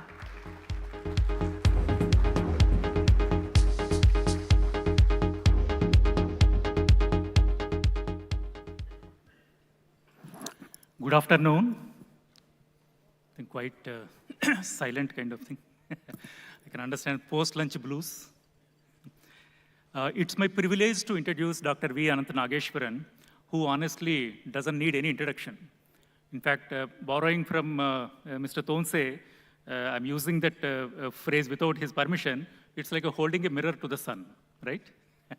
So let me do my duty in terms of a formal introduction. Dr. Anantanageshwaran graduated with a postgraduate diploma in management, that is MBA, from the IIM Ahmedabad in 1985. He obtained a doctoral degree in finance from the University of Massachusetts in 1994 for his work on empirical behavior of exchange rates. Between 1994 and 2004, for about 10 years, he worked for UBS, that is Union Bank of Switzerland, and for Credit Suisse in Switzerland and in Singapore. In July 2006, he joined Bank Julius Baer and Company Limited in Singapore as the head of research for Asia. In March 2009, he was appointed as Chief Investment Officer for the bank. For about 7 years, from July 2011, he was a writer, consultant, and a teacher. He had been an adjunct facility with the Singapore Management University and with the Wealth Management Institute at the Nanyang Technological University. He is a member of the board of directors of several companies in India, including TVS Supply Chain Solutions Private Limited, TVS Sri Chakra, etc. In Singapore, he is a co-founder and member of the board of directors of NPS International School. He helped co-found Avishkar Venture Capital, as venture capital investor in social enterprises, and Takshashila Institution. In October 2018, he joined the IFMR Graduate School of Business in Sri City in his present role as its dean. His co-authored book, Economics of Derivatives and Derivatives, were published by the Cambridge University Press in March 2015 and October 17, respectively. Another co-authored work, Can India Grow?, has been published by Carnegie Endowment for International Peace in November 2016. The Rise of Finance, Causes, Consequences, and Cures, published by the Cambridge University Press, is his most recent co-authored work. So the introduction goes on.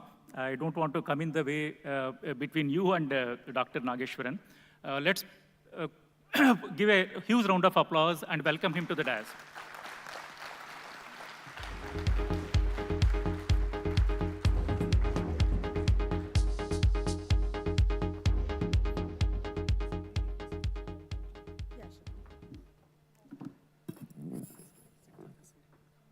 Sure, as you please.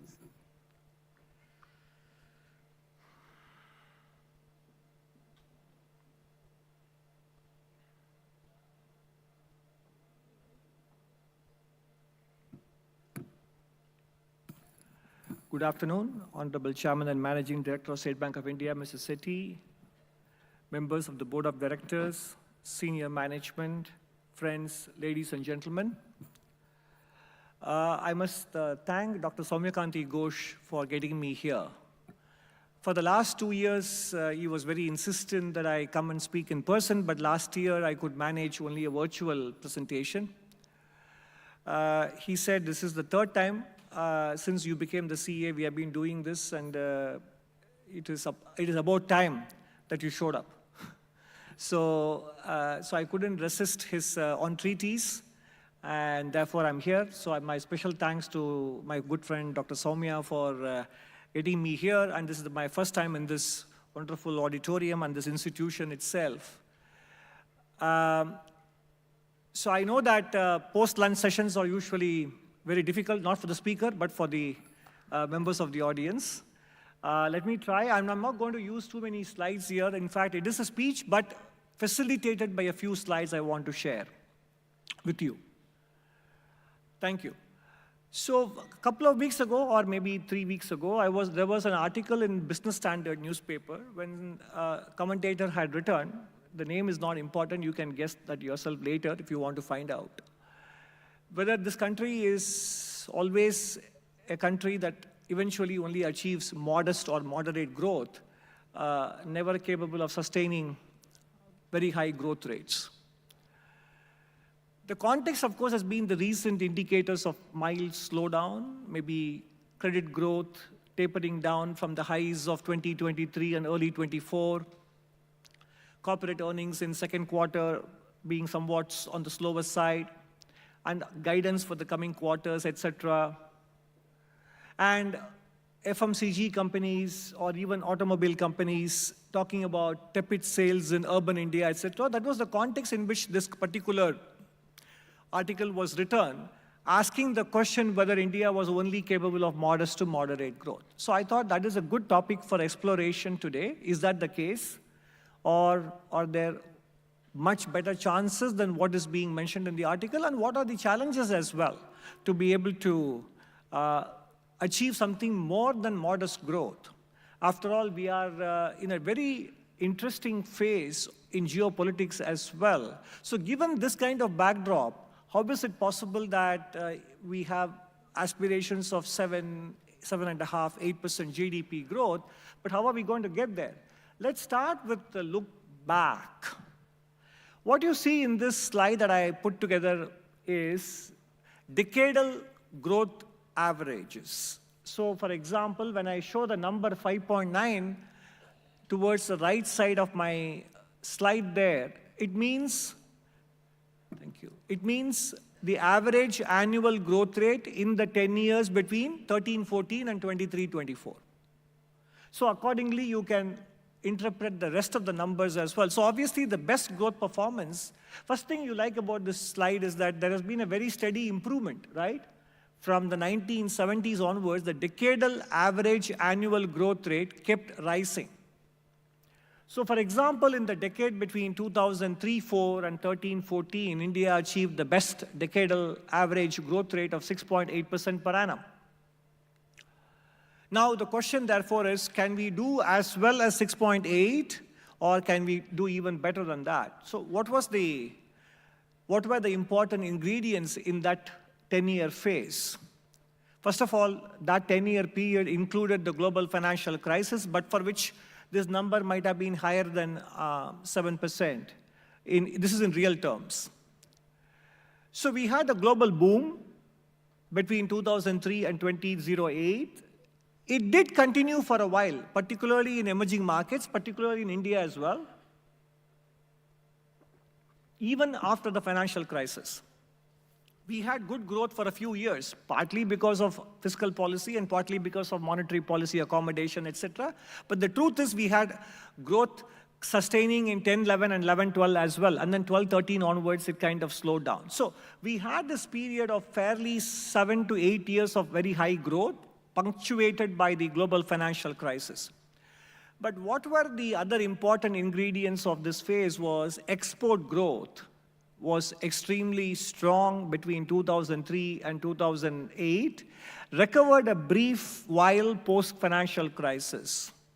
So in order to basically talk about growth rates of 7, 7.5%, 8%, we do need the external sector to play a very important role. Can we aspire or can we expect that to happen? I'll come to that. That is one question I want to leave with you. The second question I want to leave with you is also intertwined with geopolitics, and that is where the recent election of former President Trump as going to be the new president 47th president also matters a big deal. This is from the UK government website where they have converted everything into pence per kilowatt hour. And this is the comparison between pre-COVID and post-COVID numbers. What you see here is that United States, for example, has only a 21% increase in the industrial energy users price per kilowatt hour.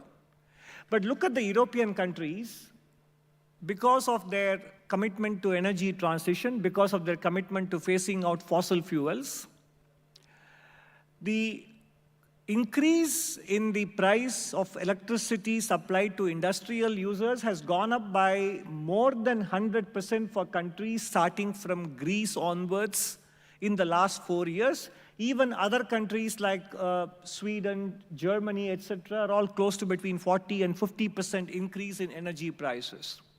Now, we know that the United States has had a much better growth post-COVID.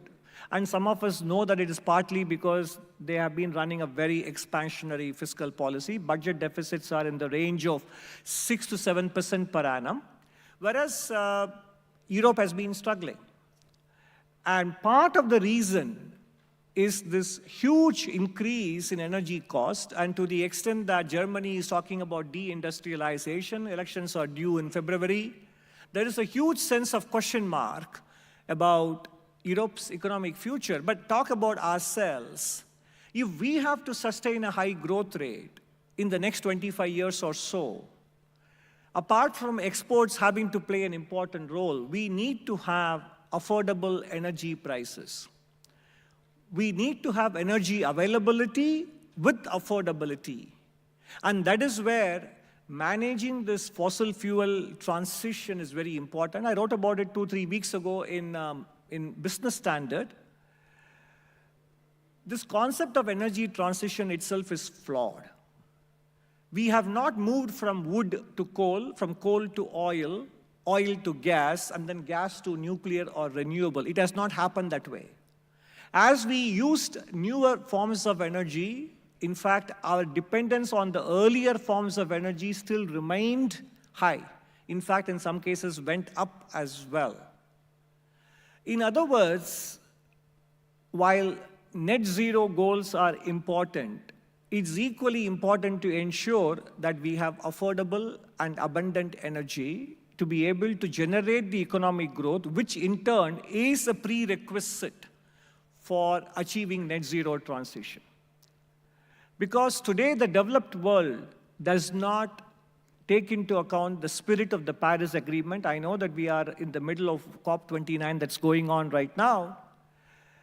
In the Paris Agreement, there was this concept of common but differentiated responsibilities, but the differentiated responsibilities has been quietly buried, or for that matter, even the common responsibility has not really been kept in mind in policy design in the developed world. There has been so much pressure on developing countries to come up with emission targets in order to stay within the carbon budget so that the increase in global temperatures will be restricted to 1.5 degrees Celsius or below the pre-industrial levels. The increase cannot exceed 1.5 degrees Celsius above the pre-industrial revolution levels. But that itself is a sort of an artificially imposed target. There are many different outcomes and scenarios possible wherein the world can live with a 2.5 degrees Celsius increase in temperature, but with much better outcomes on sustainable development goals such as infant mortality, child mortality, adult literacy, women's life expectancy, etc. In other words, there is a trade-off. And the fact that we have someone who is not religiously committed to net zero will actually offer higher degrees of freedom to countries like India to pursue its own net zero goals, keeping in mind its own growth aspirations. That is why I think while there is so much of discussion in the media about the tariff threat that Indian exports might face in the United States, what is being forgotten is this. I think the next 4 years might be very important from the Indian standpoint in terms of keeping energy prices affordable, and that's very, very critical. If we have to sustain the growth rates of between 6.5% and 7%, having affordable energy prices is very important, and the Trump presidency might actually make a big difference in that regard, and probably going forward as well. So one of the very important pillars of being able to sustain high growth is energy affordability and availability. But we also have to do something more on the internal front. If you look at this slide, and I apologize for the fact that this slide may not be that clearly visible to members of the distinguished audience in the back rows, but this is a paper published about 2 years ago by the Center for Society, Economics and Progress. And what you see is that when it comes to industrial users, which is the third block in the middle towards the right, India's average national electricity prices for its level of per capita income, India's energy price for industrial users is on the high side.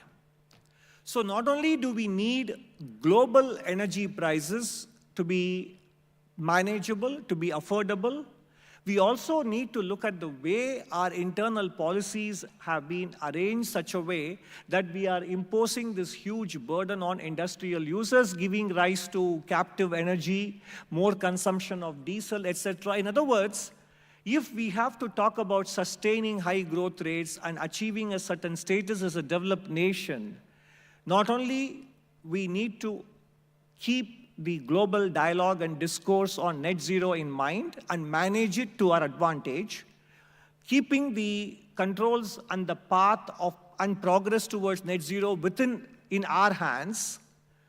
And more importantly, we also need to make sure we shouldn't forget the fact that internal reforms with respect to electricity generation and pricing are another building blocks or another set of policy levers that we need to pull if we have to talk about a medium-term growth rate of 7% or so. In other words, energy as an input, while it is almost very obvious, has a big role to play with respect to our growth prospects.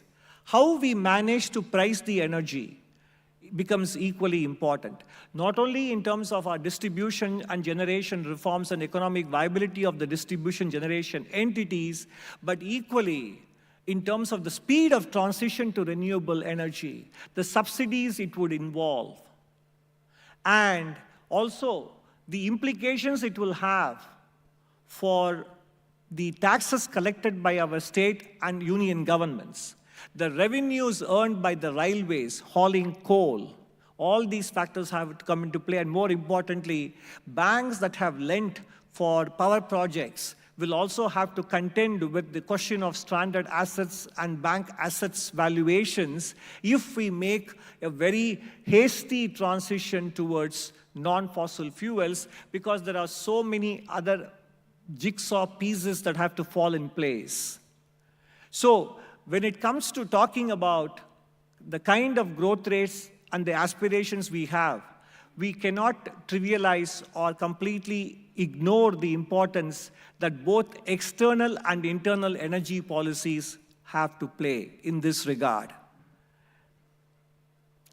Talking of external growth, remember I told you in the very first slide, 6.8% average growth of the last decade, the 1 decade before the last one, was very much driven by export performance of India. 1 to 1.5% contribution to the 8% GDP growth, the 7% GDP growth came from exports. But look at the growth rate of the rolling 10-year average.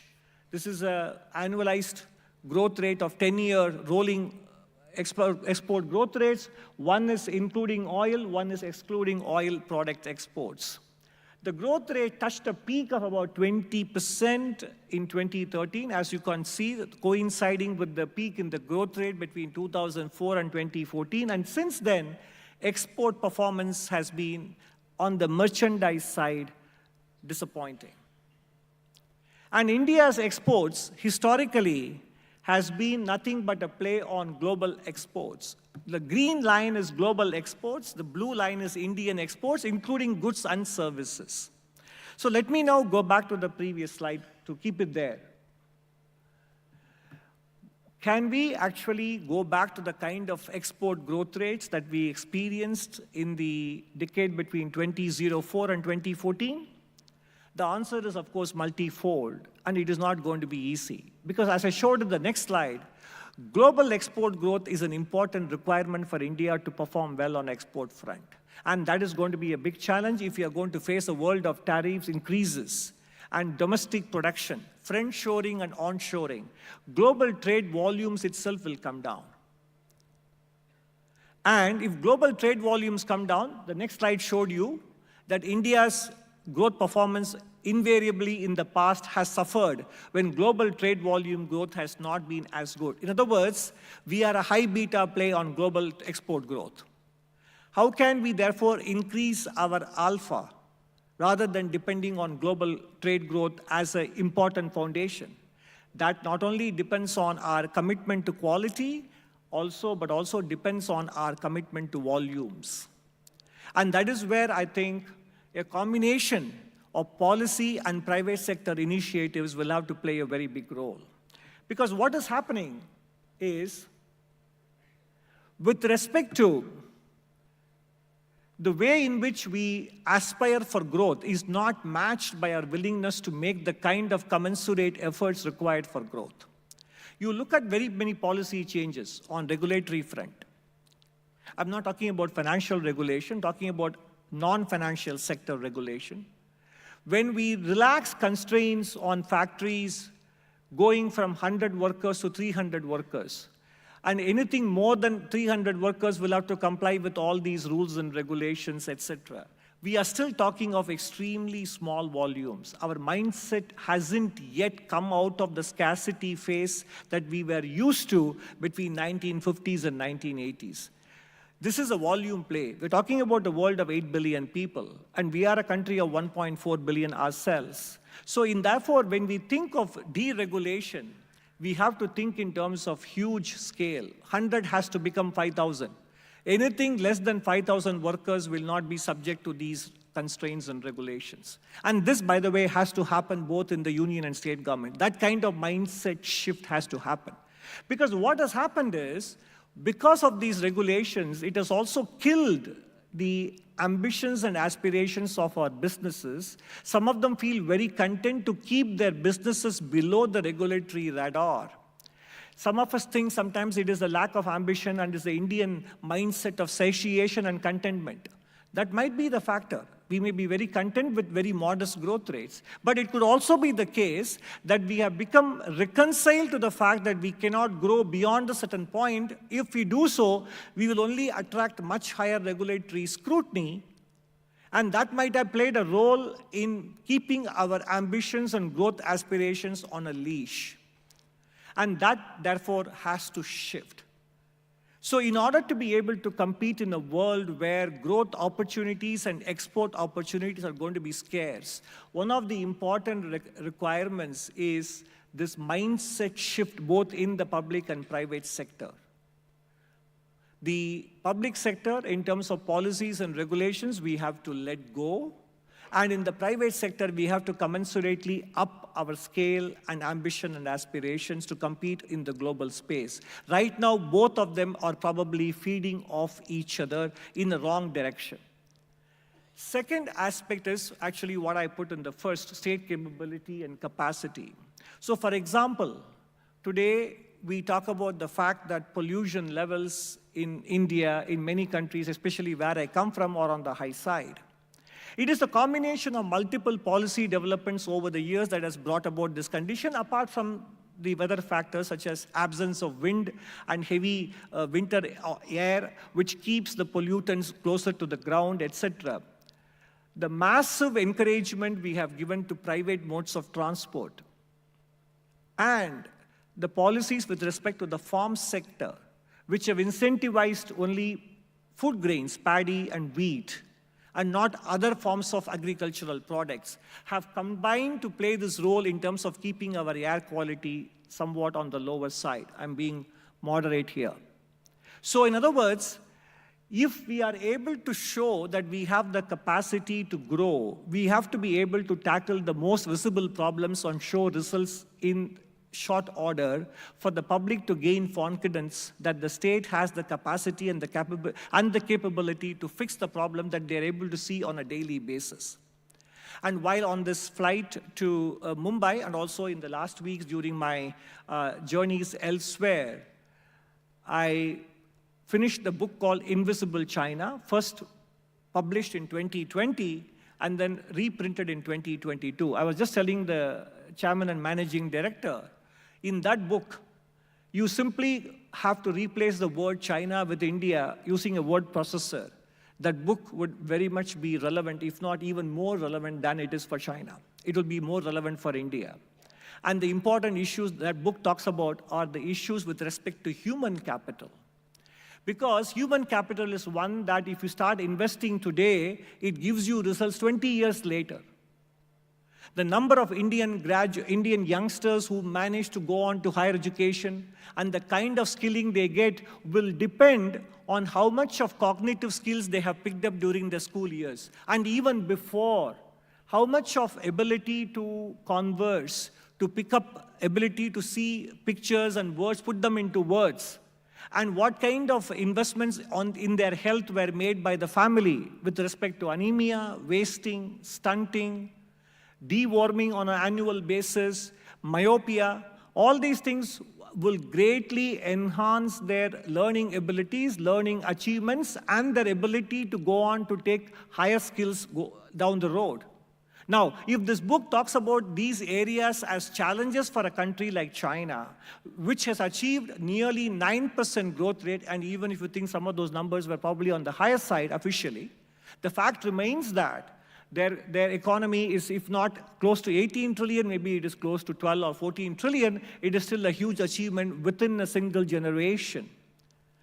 And therefore, if that country is facing all these enormous challenges today after becoming a $18 trillion economy officially, and if we have aspirations to become 30 trillion or whatever that number is by 2047, you can imagine the kind of investments that we need to make with respect to our human capital. In other words, the kind of investments we have made in physical infrastructure and digital infrastructure for the next 20 years, we have to make in human infrastructure.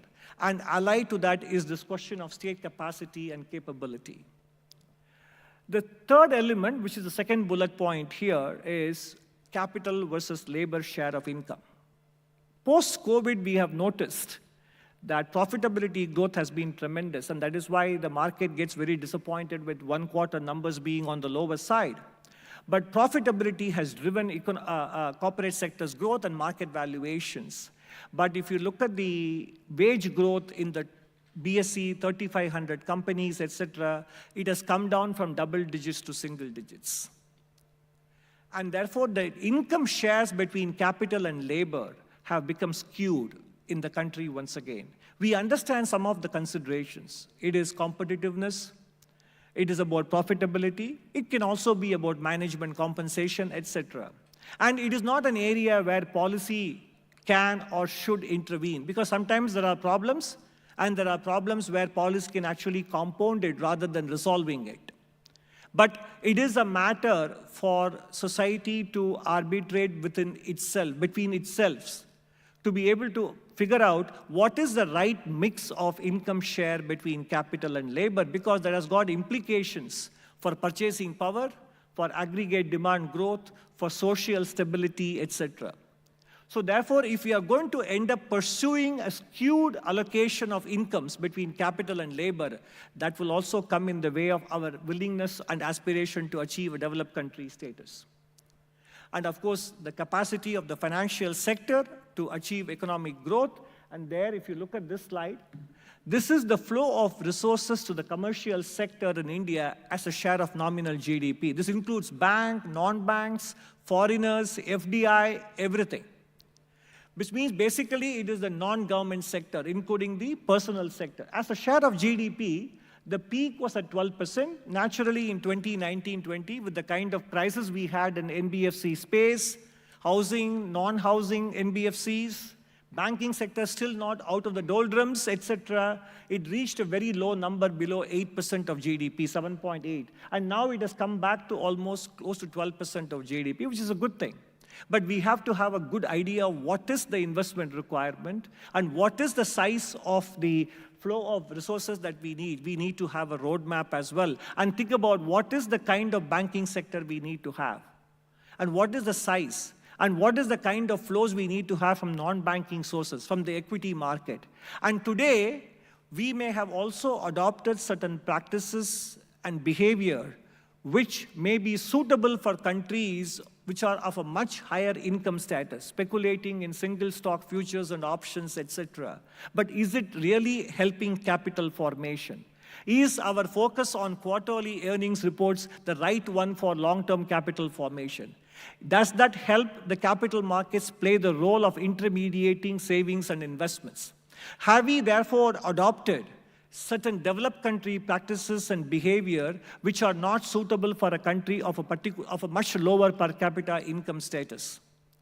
These are the questions we need to ask ourselves if the financial sector has to have the capacity to finance our economic growth.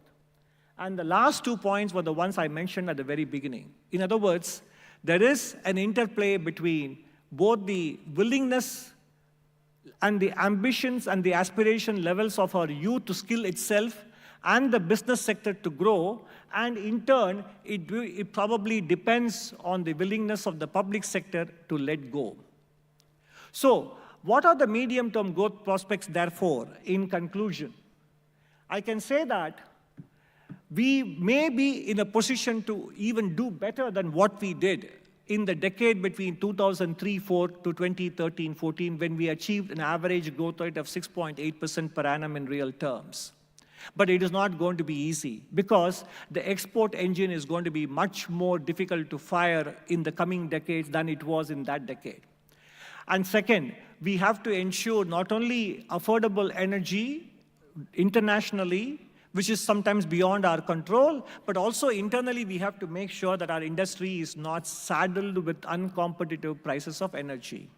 The third element is that the state capability, both in terms of executing the improvements in human infrastructure, as we have done very well in the case of physical and digital infrastructure, and allied to that is the willingness and the ability of the private sector to scale itself. Last but not the least, from the point of view of social stability and a fairer growth prospect for the country and a fairer country as a whole, we have to resolve this question, and it cannot be done through policy, but only through social compact, is the capital versus labor income shares. If we can keep in mind all these questions and resolve them in a manner that also maintains economic stability, then we have a fair shot at growing well beyond modest growth numbers that we are used to getting. Thank you very much.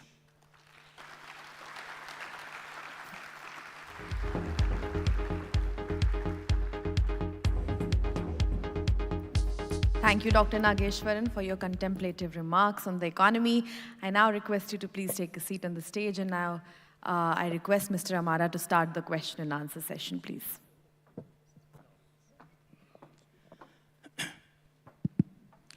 Thank you, sir, for a very insightful presentation.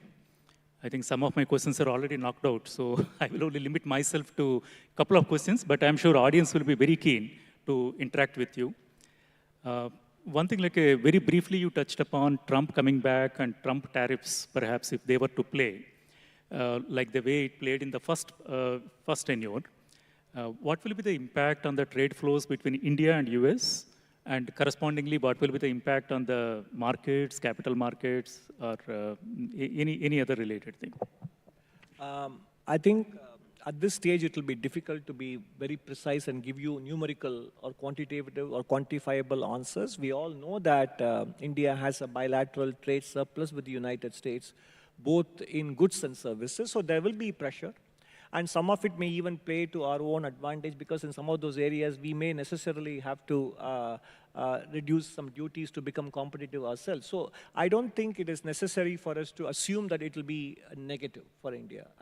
And given the fact that right now we don't have orders of magnitude, I don't think we should be getting too exercised about various scenarios and building theoretical constructs of how much it would take away from our export growth. Because in any case, as I showed you, if global export growth itself is going to be a challenge, given how growth in Europe is on the lower side, growth in China is on the lower side, and the United States may have been growing in the last 4 years after COVID because of high fiscal stimulus.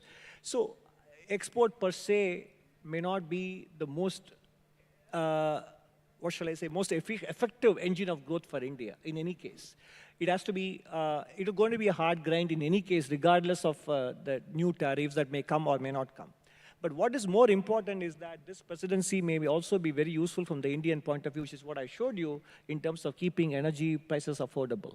And we need that to be able to grow, generate the resources to fund our energy transition, to invest in new technology, R&D, et cetera, for carbon capture and storage, et cetera. So in that sense, the positives may actually end up being better than the negatives. You very, elaborately touched upon the climate change related risks, the kind of challenges in transitioning to a low carbon economy, the need to balance our interests versus the external commitments. On the other hand, you also talked about the capacity in India to fund the required growth. But to me, it looks like the elephant in the room is how do we cater to the financing needs for transitioning? Because the estimates vary. Every day the estimates range from trillions and trillions, actually. So when we are struggling for the normal growth, for funding the normal growth, particularly looking at in the context of deposits, deposit growth actually lagging the loan growth, how do we even take care of this transition finance requirements, actually? No, I think these are near-term questions of credit growth running ahead of deposit growth, et cetera, because much of the time we know that deposit growth is a function of credit growth. So, and if we constrain credit growth too much, deposit growth will not necessarily grow, and deposit in turn is nothing but an expression of household savings. For that, household incomes have to rise, which in turn therefore comes back to good credit growth and capital formation, employment generation, et cetera. Therefore, constraining credit growth because deposit growth is not there is probably coming at the problem from the wrong approach. So I think, but those are near-term questions. What I was talking about here is more from the longer-term perspective. What is the size of the financial sector, and what should be the amount of resources that it should mobilize? Whether it is from domestic sources, households, or external sources, we need to have some kind of this is a bean counter exercise, but we need to do that. It's a point of departure we need to have. Of course, the reality will turn out to be very different, but therefore, is our banking system of the right size? And what kind of ownership structure it needs to have going forward, not now, but in the future. And also the kind of external flows that we have to depend on, because we know that the greater the dependence, the higher the current account deficit. But will the market be able to finance it? So, and what is the split between equity sources of financing and debt? Within debt, what is the split between domestic and foreign sources of funding? So all these questions have to be at least thought through, and we should have some kind of estimates as points of departure, because reality will turn out to be vastly different. But at least we will know why it is deviating from what we thought, and for that we need to have some preliminary idea, and that is the purpose of putting that slide up there. Okay. Sir, I will open it to audience. Mike, please. May I, sir? Sorry. Here. Can't see anybody. Here, sir. Dr. Anand Nageshwaran, yeah. My question was, you touched upon the urban slowdown, the complaints of FMCG companies that volume growth has fallen a lot in the second quarter. Do you see it persisting? I can't find enough reasons to call it one-off. What's your own reading? I mean, the entire range of FMCG companies have shown, very, very tepid volume growth, especially in urban areas? Your question was about the persistence of the urban... Consumption slowdown. No, I think right now, the first half, some of the indicators were slowing, but we also equally had some other indicators which weren't signaling any kind of slowdown. So the indicators are mixed in nature. And for us, for example, the EPFO net subscription growth has been quite good this year, in fact, better than the previous years. And if you look at the rural consumption, or if you look at the some of the PMI indices or the e-way bill transactions, all those things are not necessarily hinting at a big slowdown, or even the tax collections, etc. So it's difficult to say that they would necessarily persist. They may actually have been episodic or seasonal or due to temporary factors. But I think given the fact that we were talking about the first half, and since then only 1 month has passed, we don't have enough data to give you a definitive answer. I think it is probably premature to conclude that this slowdown is going to be sticky and persistent, even if we don't have enough evidence to say that was extremely short-lived. Certainly, I will not be the one to make a pessimistic conclusion that this slowdown is something deeper. Yeah, Mike, please, here. Sir, on the job growth, here, sir. Where are we on unemployment and job growth, sir? Are we on the right track? Yeah, Sampath, can you repeat the question once again? Where are we on the job growth? I mean, unemployment, are we on the right track? Because if there is unemployment, it's going to, tear the social fabric of the country. Whatever be the percentage growth we achieve, unless the youth are employed, there is going to be a challenge.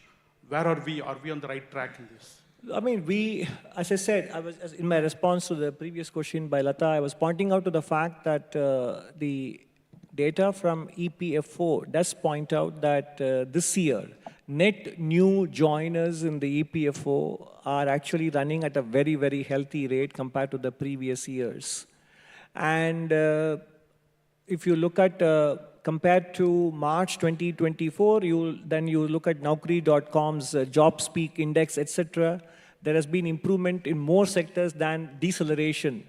So the sectors where job growth is happening, those exceed the sectors where job growth is not happening, in very appreciable differences there. So we, in the economic survey, did mention that we need to create about 8 million jobs a year on average going forward.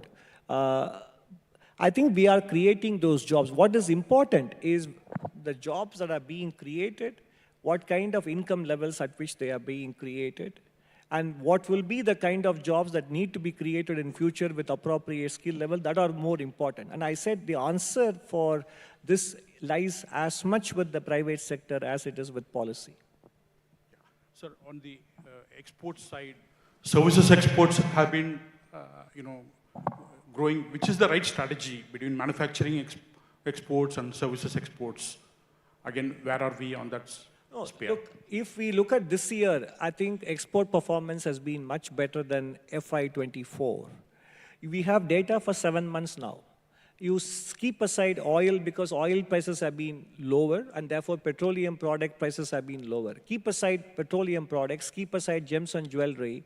Between merchandise exports, excluding oil and gems and jewelry, and services sector exports, we have grown at more than 10% in the first 7 months of this financial year compared to the 7 months of the last financial year. Even within merchandise category, if you exclude oil and gems and jewelry, the growth rate has been high single digits.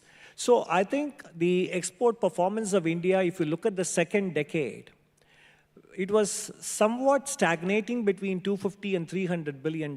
Now we are heading towards $500 billion in the merchandise category and closer to about $400 billion in the services category. So in the current global context, I think the export performance this year has been good, but sustaining it will require, obviously, not only how the global conditions will play out, which is beyond our control, but also our own efforts in terms of improving quality, because India has to become a byword for quality, which is not the case yet.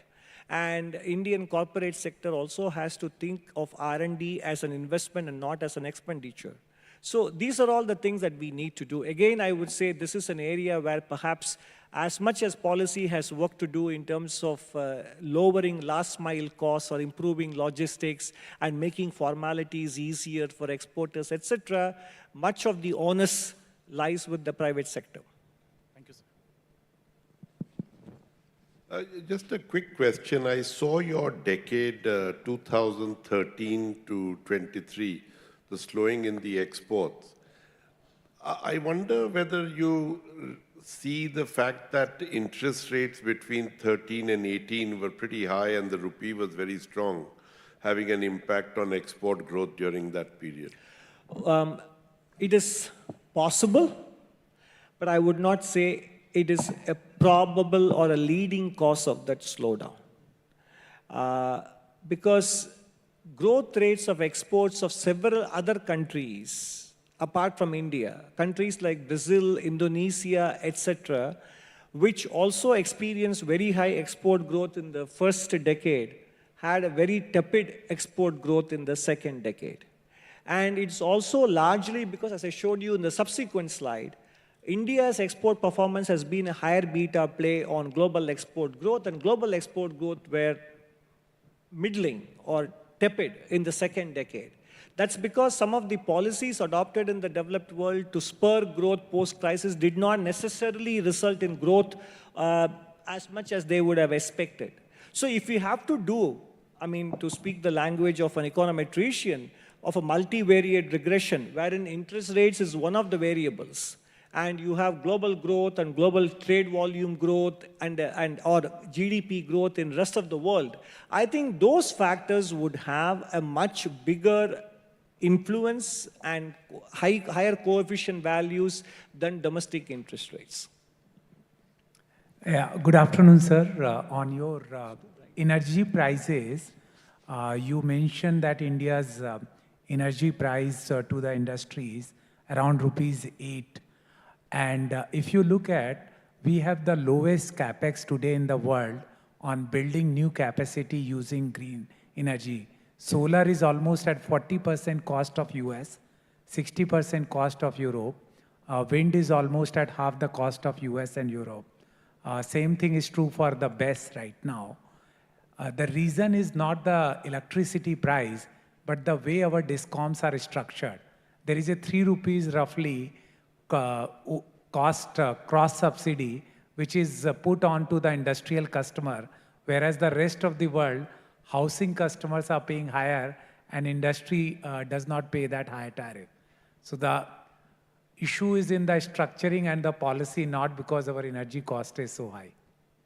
No, I think I did not disagree with you. In fact, I made the same point in the next slide. I think both international prices and the approach to net zero will matter, apart from the fact that you mentioned, which is about the industrial users cross-subsidizing agricultural and residential users, is a factor that I showed up in the following slide, where I showed that for its level of per capita income, India's electricity prices for industrial users is on the higher side.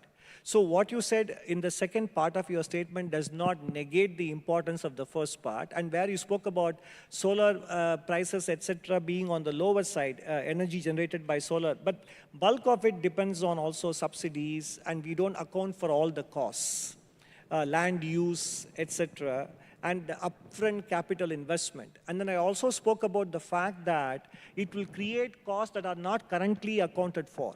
What it would mean for central and state tax revenues, what it would mean for railways revenues, what it would mean for bank balance sheets. Those are the costs which would become manifest later, if not necessarily now, depending on the pace with which we substitute fossil fuel with non-fossil fuels. So those, if they are added to the eventual price of energy, then the price of energy will become much higher. So today, if you look at the price that is charged to the consumer from renewable energy sources because of subsidies or various other reasons, is not the most representative cost, nor does it include all the attendant social and economic costs that I just talked about. But that doesn't negate the second point which you made, which is also what I said as well, that the price at which we charge energy for industrial uses becomes equally important, and that depends on domestic reforms with respect to the electricity generation and distribution. So both points can actually coexist. Yeah, last question. Yeah. Ashok from the Hindu. I found it interesting that you spoke about deregulation with the example of Factories Act. So don't you think we need to increase regulation that would increase the bargaining power of workers, which in turn can increase wages, instead of doing it the other way around? Because if we look at industrialized states like Gujarat, Tamil Nadu and Maharashtra, they also lead in the number of strikes that happened in the country. Probably regulation is not as bad for growth as we might think. This is an observation more than a question, and probably it's a good topic for another day-long seminar, whether regulation is the answer or not. Sometimes in some of these areas, you can recognize a problem, but you can ask the question whether regulation will solve it or compound it, because capital can be mobile. It will arbitrage itself by going to other places where it is not regulated, or it can opt for a much higher capital-intensive growth without necessarily running foul of regulations. So the question to ask yourself is, what is the objective you are choosing to achieve at this point, and whether regulation serves that objective or not? I think it will be presumptuous of me to give facile answers to that question that you posed. I think it is not as straightforward as your question makes it out to be. So just one more question. Yeah, one last. So here. Yes, sir. Yeah. This should be the last question. Yeah. This side. Sir, to your left. Sir, just wanted to get your, this is Kabir from Informist Media. Just wanted to get your view on the GDP numbers for the second quarter, and a second question on the past couple of prints on CPI have been around the 6% number. So is that a concern for you, and where does that leave us vis-a-vis RBI's rate trajectory? Can you repeat the second part? Part of the question? Sorry, the second part was that the past couple of CPI prints have been around the 6% number. So is that a concern for you? And inflation, the yeah. CPI. CPI, yeah.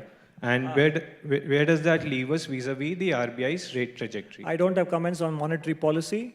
I don't have a forecast on second quarter GDP growth rates. And what is on CPI? Yes, we know that CPI is being very much influenced by few commodities. If you take out tomato, onion, potatoes, gold, and silver, the headline CPI rate is 4.2%. You can do those calculations yourself. So 3.4%, items that constitute a 3.4% weight, tomatoes, onions, and potatoes, gold and silver together account for more than 1/3 of the 6.2% inflation rate we have seen for October. That is my answer to your other question. Thank you, sir. Thank you, sir, for a very enlightening session.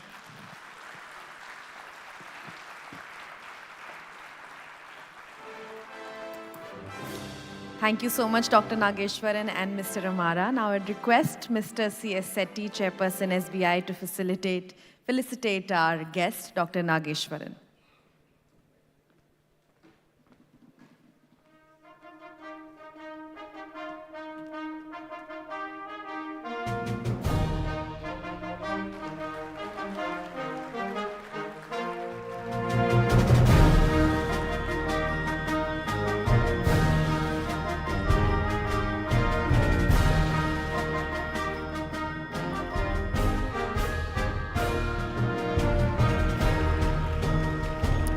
I would also want to tell the audience that SBI has planted 51 groves of plant at the Biodiversity Park, Wagholi, Pune, in the name of Dr. Nageshwaran.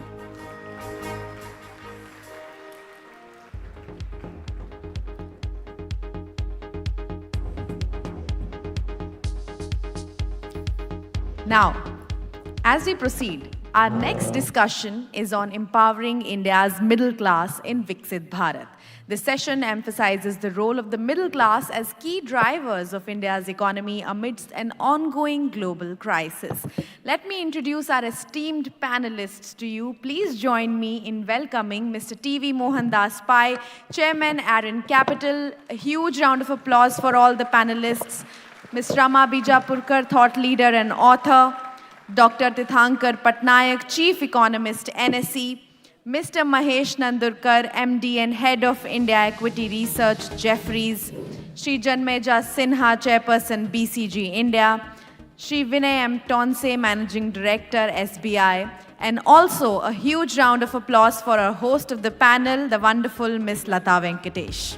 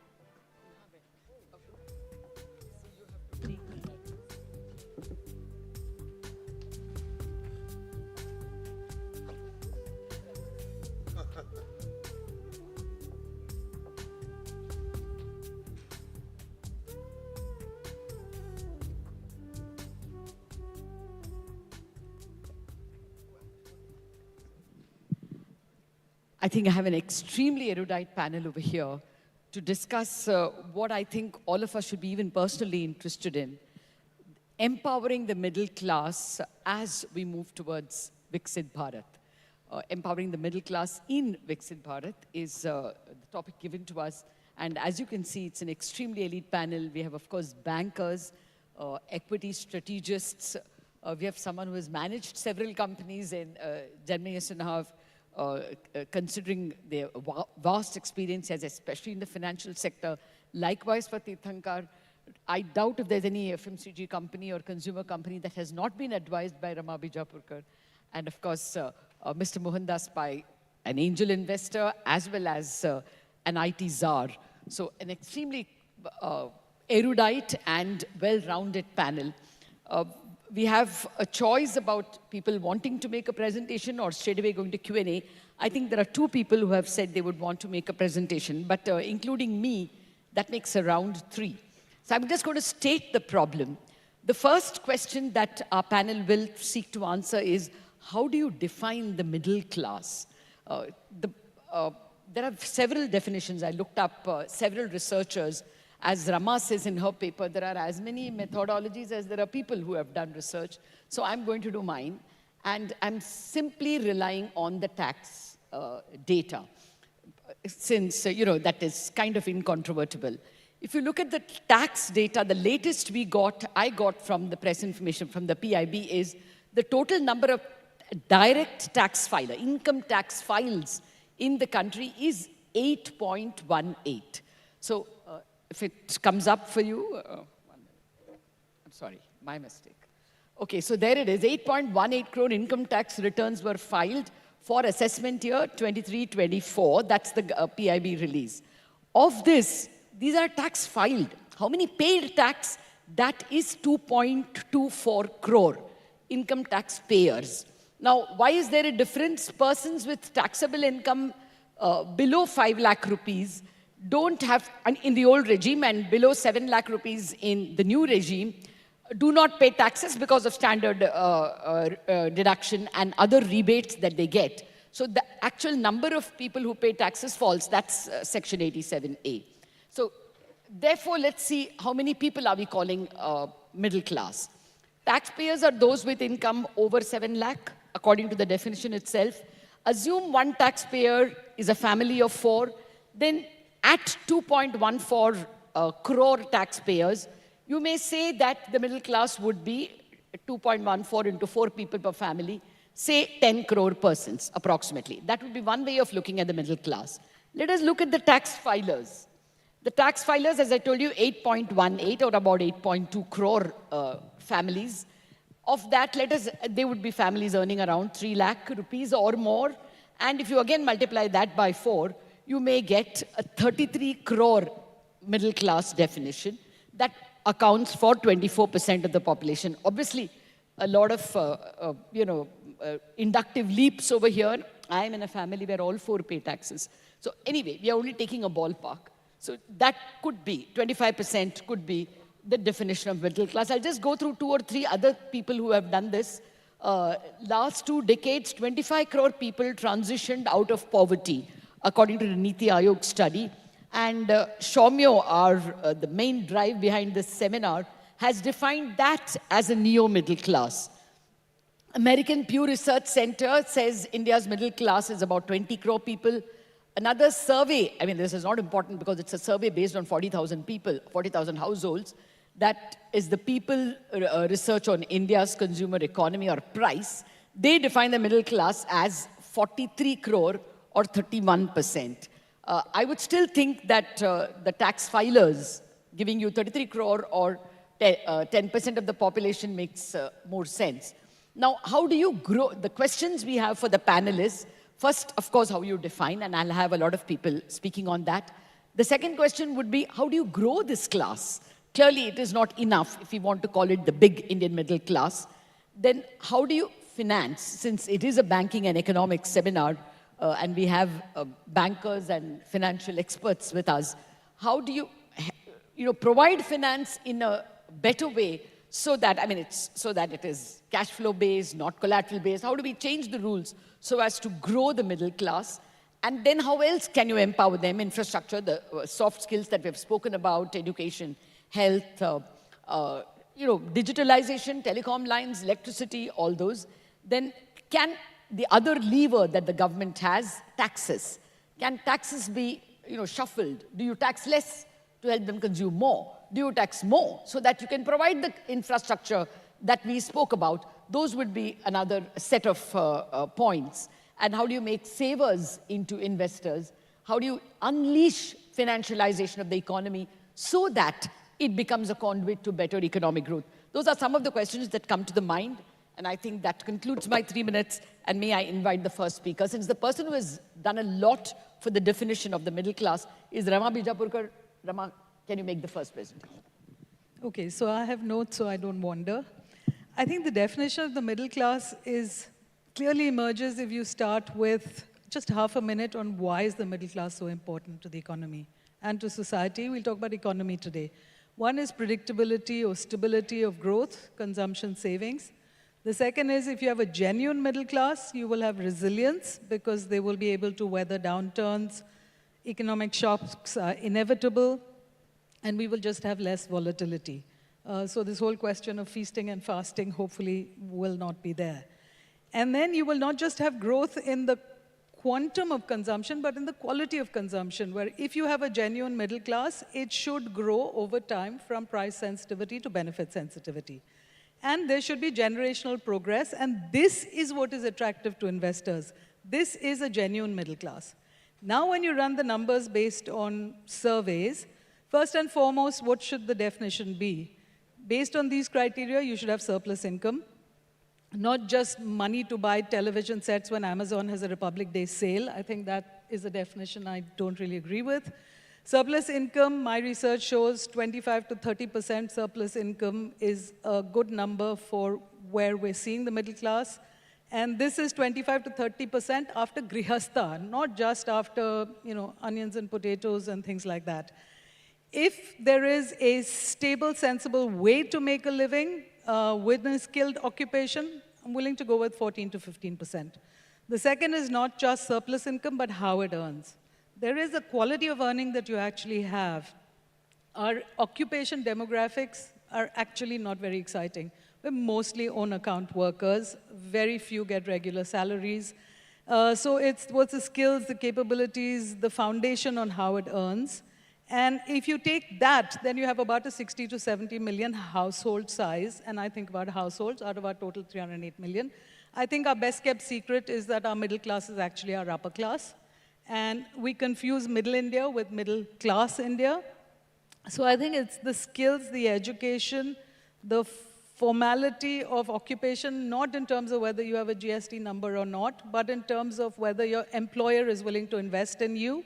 And that, again, provides the capability for upward mobility. This is the middle class.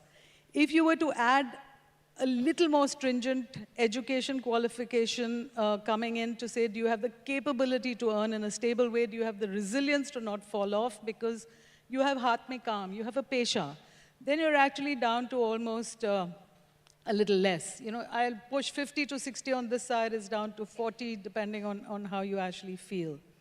And I think the way to think about it is not, oh my God, such a small middle class, but with such a small, genuine middle class, if we've done so much, then how do we get more people to be genuine middle class, rather than say between income X and Y, because I notice the X and Y is getting broader and broader over time, as we want to tell foreign investors that we have more and more middle class. So I think there's a certain genuineness to it.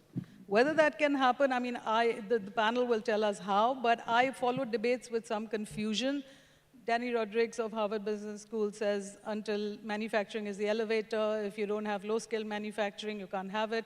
A lot of my clients tell me, forget about low-skill manufacturing. So I don't really know.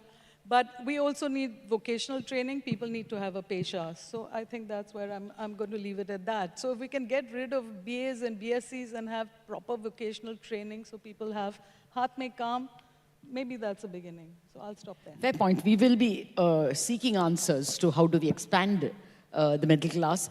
But for an initial statement, Mahesh, you can stick to anything, definition of the class, but more clearly, empowering the middle class is what we are looking for. Thanks, Lata. Thank you, Mr. Tonse, and thank you, the SBI team, for having me here. Without getting into what exactly is the definition of middle class, we've already discussed that. But some of the marketing research and some of the survey-based research that I've come across, which actually categorizes number of households in India according to the different income class brackets.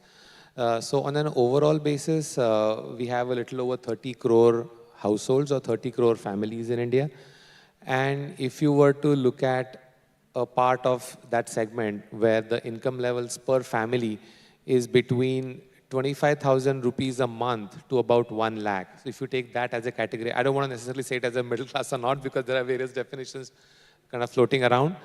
But that number itself adds up to about 16 to 17 crore families out of the 30 crore that we talked about. So roughly about 55% of the population falls under this bucket. 1/3, 33% is below the income levels of 25,000. And the balance, about 10% or so, is above 1 lakh per month, so which you can maybe classify as the higher income class. The good news is that this 25,000 rupees to 1 lakh income bracket people, that number is growing by about 3 to 4% per year. So say in the next 5 years, this number of 16 crore would have become like 20 crore families 5 years down the line. So that's the good news.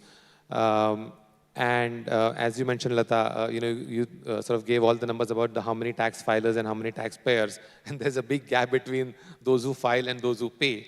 But what I would say here is that, if you were to kind of, look at the aspirations of this middle class, I mean, obviously, a sort of variety of things, jobs, healthcare, education, connectivity, and when I say connectivity, you're talking about like public infrastructure as well as the, as well as the physical infrastructure assets as well. I think ultimately everything boils down to economic growth when you talk about empowering the middle class. Nothing really empowers any class better than just the sheer economic growth. And while that can be a very generic answer, but at the end of the day, if you look at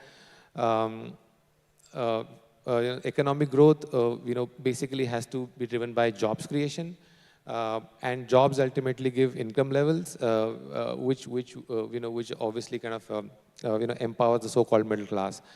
If you just look at the job profile and some of the numbers there, India's working class, or let's say the labor force, is about 60 crore, right? And if you look at the addition which is happening, into that number, which is roughly about 80 to 90 lakh per year, which is something that Mr. Anand Nageswaran was also mentioning. But if you look at the base of that 60 crore, half of that is agriculture, which is clearly not adding any job. It's probably shedding jobs at this point in time. The other non-agri jobs work out to about 30 crore. So this additional 80 to 90 lakh people that are entering the working age population has to be absorbed on the base of that 30 crore. So that's roughly about 3%. So if the non-agri working class population increases by 3%, then we have done, or the economy has done its job. Now, obviously, there's a big question mark whether we are adding 3% or adding 2.5% or adding 4%. That's always, is a question mark, because unlike in the developed world, we don't really have any clear-cut statistics or metrics to measure those numbers. But what I'll say, as the last point of my initial sort of thing is that at the entry level, we see about 2 crore people entering into the primary education. By the time they graduate, that number has fallen to about 25 lakh. So almost 80 to 90% dropout rate between those who enroll at the primary education and those who ultimately graduate from the college. Obviously, we don't need 2 crore people completing the graduation. But obviously, I think what really needs to happen in my view is that the job creation has to be aided by improvement in the skilling and vocational training. I think that to me is going to be the crux for creating new jobs and, I would say, empowering the middle class. Yes, I guess we will be speaking a lot about skilling. Is there anyone who wants to make another specific statement, or we would go with the Q&A? Let me take you on the data, because you looked at data about people who pay taxes. In 22-23 fiscal year, 3.7 crore people filed returns in the income range of 5 lakhs to 25 lakhs. They filed returns. Forget about paying tax because you got exemption. And when you file a return of 5 lakhs, your pre-tax income could be maybe 6.5 lakh, because that's after deductions. And next year, in 23-24 financial year, tax collections, individual tax collection grew up by about 25%. So the number, if you assume the number goes up, it'll go to 4.67 crores. In this year, individual tax collections are going up by 20%. It's unbelievable. 25% last year, 20% this year. It'll go to 5.6 crores. Now, there's a very large agriculture sector with a value add of, 52 lakh crores. That's the GDP of the agriculture sector. If you assume 90% of people in agriculture, which is 45% of the total people working, is 45%, 90% don't earn enough. The balance 10% will be earning more than 5 lakhs a year, because in the Punjab, 1 acre gives you 2 lakhs. And 1 acre of land in the Punjab is worth about 1 crore. That's the data that comes in. So there are 15.75 crore households in the farm sector. I would take 10%, 1.57. That will give you 7.2 crore households who have income between 5 lakhs to 25 lakhs. I'm not taking the upper middle class. Into 4 is 28. So 28 crore people. That is one. Second thing is, per capita income on this country is 2,11,000. Soumya knows that. And if you remove Bihar and UP out of that, UP's per capita income is about 90,000, Bihar is about 70,000, UP is 23 crore people, Bihar is 13 crore people, that is about 36 crores. If you remove them, per capita income for the rest, nearly 100 crore people, goes up to 2.5 or 250,000 rupees at 260,000 rupees. For a family of 4, that is 10 lakhs. Now, you've got to look at numbers. That is 2. Third, if you look at the Ghosh and Ghosh report, which Dr. Soumya Ghosh for the first time prepared a report showing formal jobs in the sector and debunked the idea that there's jobless growth. Remember that famous economist who was with Jaitley and went abroad and said jobless growth in this country when India grew from 1 trillion to 2 trillion, saying jobs didn't grow without looking at data. He debunked them. There are about 12 crore people who are getting wages and payroll, out of which 2.5 crore are government. 7.5 crore are from the from the PF. They're getting wages, may not be high wages. There are 2.5 crore retirees, 3 crore retirees who are paid compensation by the government, which is pretty good. So there again, you got about 12 crore, 13 crore people into 448. So we could say with some certainty, 300 crore people, 30 crore people are the people, 300 million is the middle class. It goes well with Rama, it goes well with everybody else. That was my number as well. Yeah. 33 and then, crore. look at the surrogate data. 21 million two-wheelers sold, 4.2 million cars sold, about 1.1 billion square feet of housing sold every year. Housing loans are about 40 lakh crores. You add up all that, this is a large number. The last point I will make, Lata, is look at PPP. India has the highest PPP multiple in the world of 3.5 times. Our GDP is this year could be 4 trillion. PPP is 14.5 trillion. That's about 3.5 times. So if you take about, let's say, $6,000 as 5 lakhs and go on to multiply that by 3.5, that is $20,000.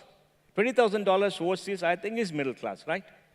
At lower middle class, maybe middle class, because US is $80,000 in per capita income, so $20,000. So I think is there. The point is, the middle class is getting squeezed between people who are consultants who make a lot of money, like 2 people sitting here, and the rest of us who are to earn wages, like everybody here. I like We're the getting poor squeezed. person talking. You are not in the 5 to 25 lakh bracket anyway. And Lata, the problem with the middle class today is not the tomato onion prices for which 6 people spend 2 days and you question them about interest rates and all that, right? The problem for the middle class is school and college education.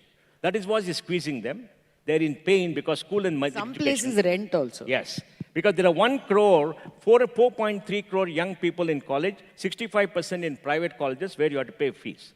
Second thing that's squeezing them is the EMI has gone up because most of them have housing loans. There are 1 crore housing loans, 1.1 crore, is going up. Now, to grow the middle class, what should you do?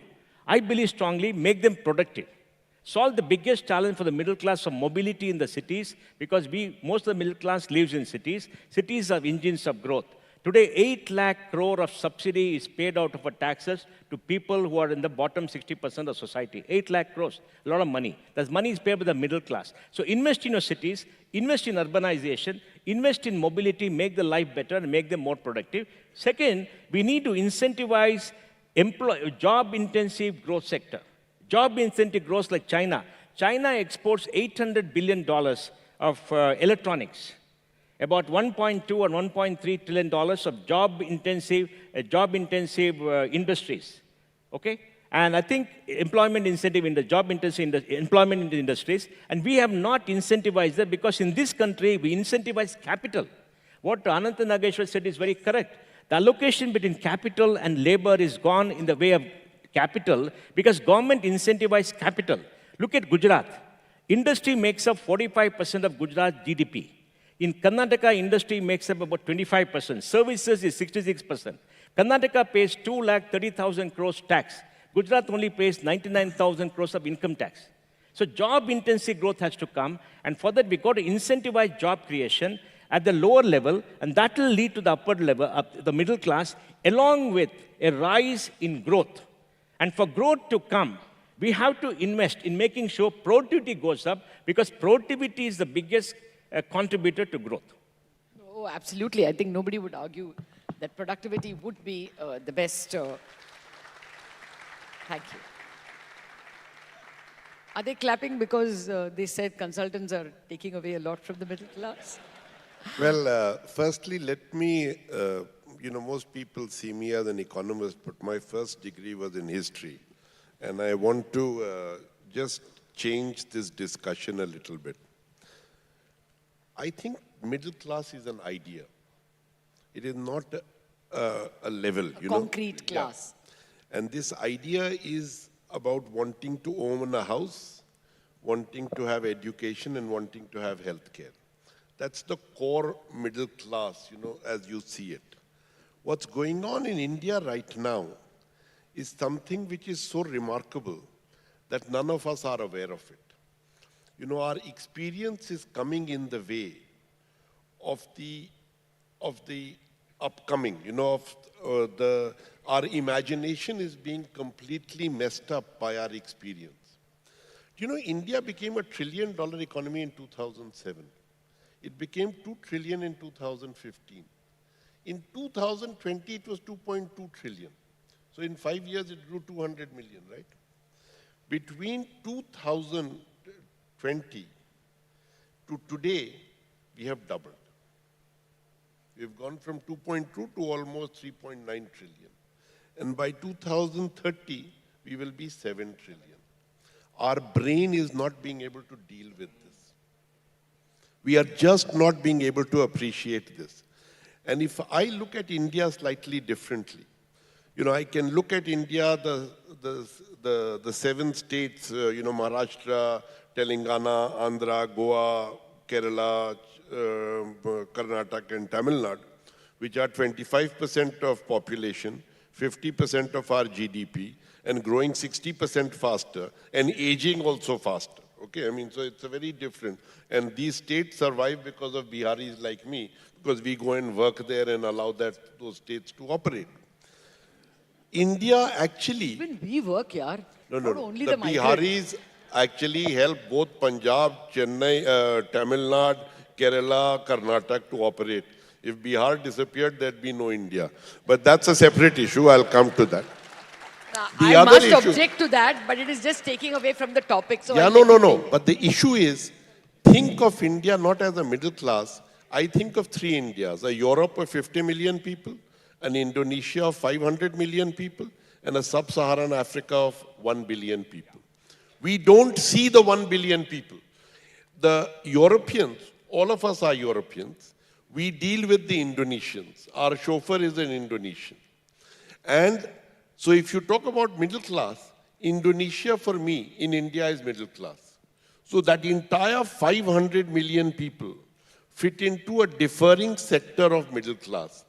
And simplistic notions of 5 lakh, 10 lakhs, etc., I find distracting. Because for Indian business, for global business, just Indonesia and Europe are enough. Sub-Saharan Africa, unfortunately, is the government's problem. And most of it is in agriculture. So, frankly, if we just need to adjust to be able to get this. No, I think that's a nice conceptual way of looking at it, Rama. What Janmejaya seems to be saying is that the class you referred to, or even I referred to, as the middle class should be taken as the upper class, and the person who services you, the Swiggy, delivery boy or the driver, should be the class we should get up to the middle. That's the middle that needs empowering, if I understood you right. I think that's exactly what I thought I said, which is that the upper class is the middle class, which qualifies to do all the things it should do. And I think we're also not looking quite at the inequality. There is a huge amount below. India 1, 2, 3 is a well-known construct. India 2 doesn't have surplus income. Your child wants to be a nurse. You don't have 9 lakhs of rupees. No bank will lend it to you. So there are lots of issues there. And I think that's what you have to fix. But when you start celebrating and declaring victory based on Europe, you're not living in India. And this exceptionalism of, if I remove X number of states, of course my per capita, everything will go up. It will be, where we come from, we're doing quite well, thank you. I don't think he's removing it. What he's saying is, let's concentrate on that middle, which needs so to middle be pulled India up. has to So be the middle redefining class. middle as, So let's call it middle India, not middle class India. The minute we can make middle India into middle class India, point. giving them what it takes, I think we're already unstoppable, we'll be even more unstoppable.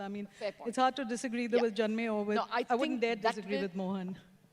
No, we are all agreeable, then that is the middle that needs to be pulled up to what would be the upper class if you only looked at it financially.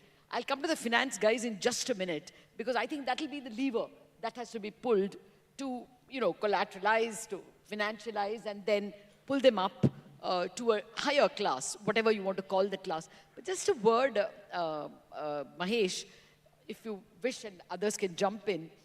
You know, Suresh Narayan of Nestle almost made the point that the middle class is shrinking. He was worried that there wasn't enough demand in a certain category. And we saw company after company. Britannia said that.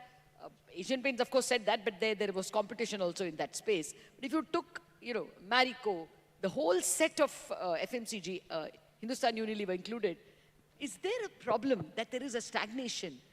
Because that class, the class we are referring to, you know, the Indonesia that you refer to, should be consuming at least FMCG. Is there a problem that incomes are not growing in that category?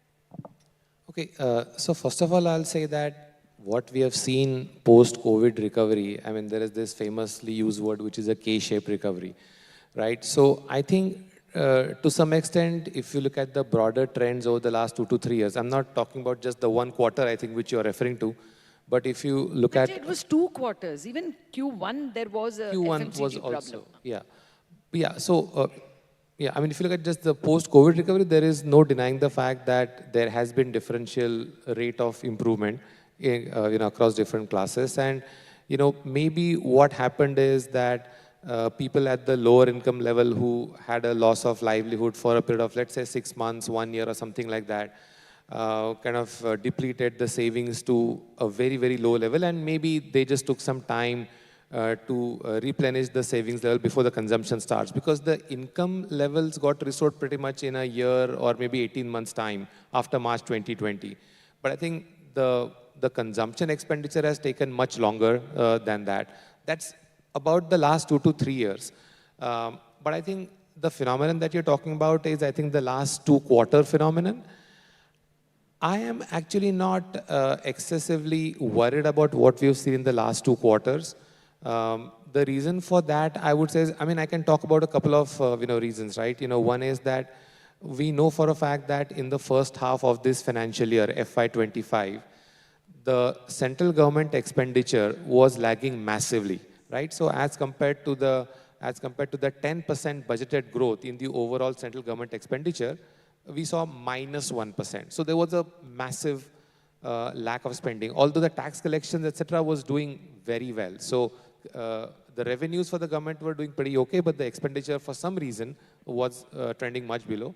So over the next 6 months, as the government expenditure comes back into the groove, probably you will see some improvement. That's point number one. And point number two, I would say, is that if you look at the broader liquidity conditions in the economy, I mean, we know that between August 23 till August 24, the banking sector liquidity was in the deficit of almost 1 to 2 lakh crore. Things have improved over the last 2-3 months now. And we have already seen on the back of that, the deposit growth has improved. And you know, what we've seen in terms of the RBI regulation or nudge or whatever you call it, the credit growth had come down substantially. Now, I think we have come to a point where the deposit growth and the credit growth have kind of converged.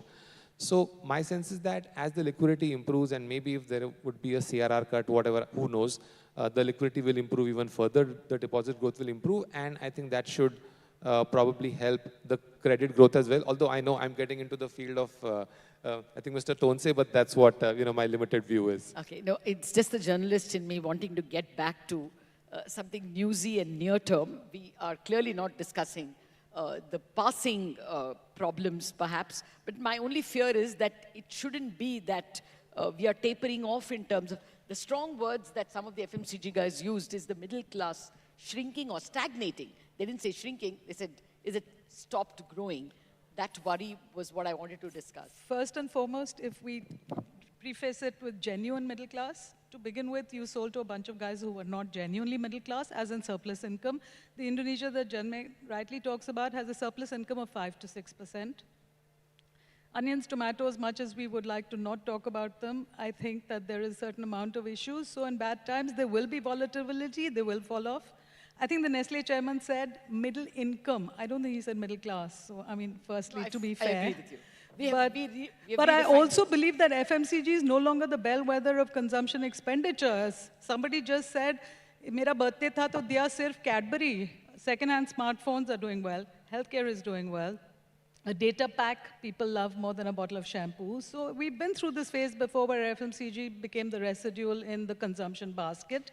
And there is severe intercategory competition. So I think we can't look at yesterday's indicators when we looked at the health of Infosys and the health of Hindustan Lever and decided our own health. So that's a broader question. No, I would be glad if that is the conclusion to draw. No, But there is volatility, of course. There is there's an alternative volatility. statistic I read, which I didn't bring into the slide, that the per capita income of 2 lakh rupees is not earned by 90% of the population. No, I wouldn't say 90, it's not earned by 60%. 90% of surplus Look, income. out of 1.4 billion people, 1 billion live on less than $1,000 a year. True. Okay? That is about 1 trillion. The balance 400 per capita income will be about $6,000 a year. I know, I'm taking 3.4 trillion, 3.5 trillion. Out of this balance 400, 100 million live on $10,000 a year, growing at 8%, balance 300 at $5,000. Now, the PPP income of this $10,000 is $35,000 in terms of purchasing value. That is huge. So like our big man said, 400 million people is the consuming class. The balance 1 billion is, they have to come up, it'll take them time. The same thing happened in China. China's middle class is 700 million or 800 million, right? Now the population is 1.4 trillion. So this every year, maybe 40, 50 million of this 1 billion should come up to the middle class. Now that is what we have to incentivize. But Lata, the important thing is, don't squeeze out this 400 million. Make them more productive. Incentivize them so they earn more, have more productivity and pay more taxes. No, we're not doing that. That is the big challenge of India. How to grow this 400 million, how to bring up that 1 trillion, not at the cost of each other. Fair point. I mean, my only worry is that have we stagnated somewhere? That question I thought merited debating. The CEA himself thought that there is no need to get too pessimistic about 2 quarters. We will see if the second half is more exhilarating. But yeah, how do you empower that Indonesia to come back to that Europe? So, Mr. Tonse, on that issue, to what extent are banks being able to concentrate on that? Every time I ask Mr. Sethi and before him Mr. Khara about unsecured loans and the likelihood of bad loans, they say we give only to the salaried people. Most of our clients are public sector employees, so there is no problem that we face. But the point is, can we lend to the non-salaried? How much can the banking sector, empower the middle class or the middle income category to be able to, consume better and even become more productive? Lata, I thought I was, out of sight, out of mind for you. Finally, you've come to me. Thank you so much. Now, the first thing which... Tirthankar is yet to speak, sir. He's No, in the no, I center. know. He's too near, nearsighted. Strategically sat in the center. Before I come into this, I would like to actually take up one of the things. Actually, what are we talking about here? Empowering the middle class towards Viksit Bharat? It should be the other way around. The middle class should be empowering India towards a Viksit Bharat. Are we agreed on this? That is what we are talking. And I agree with one of the first points which Rama made was... This will come back to haunt you, but anyway, go ahead. Why is the middle class important, right?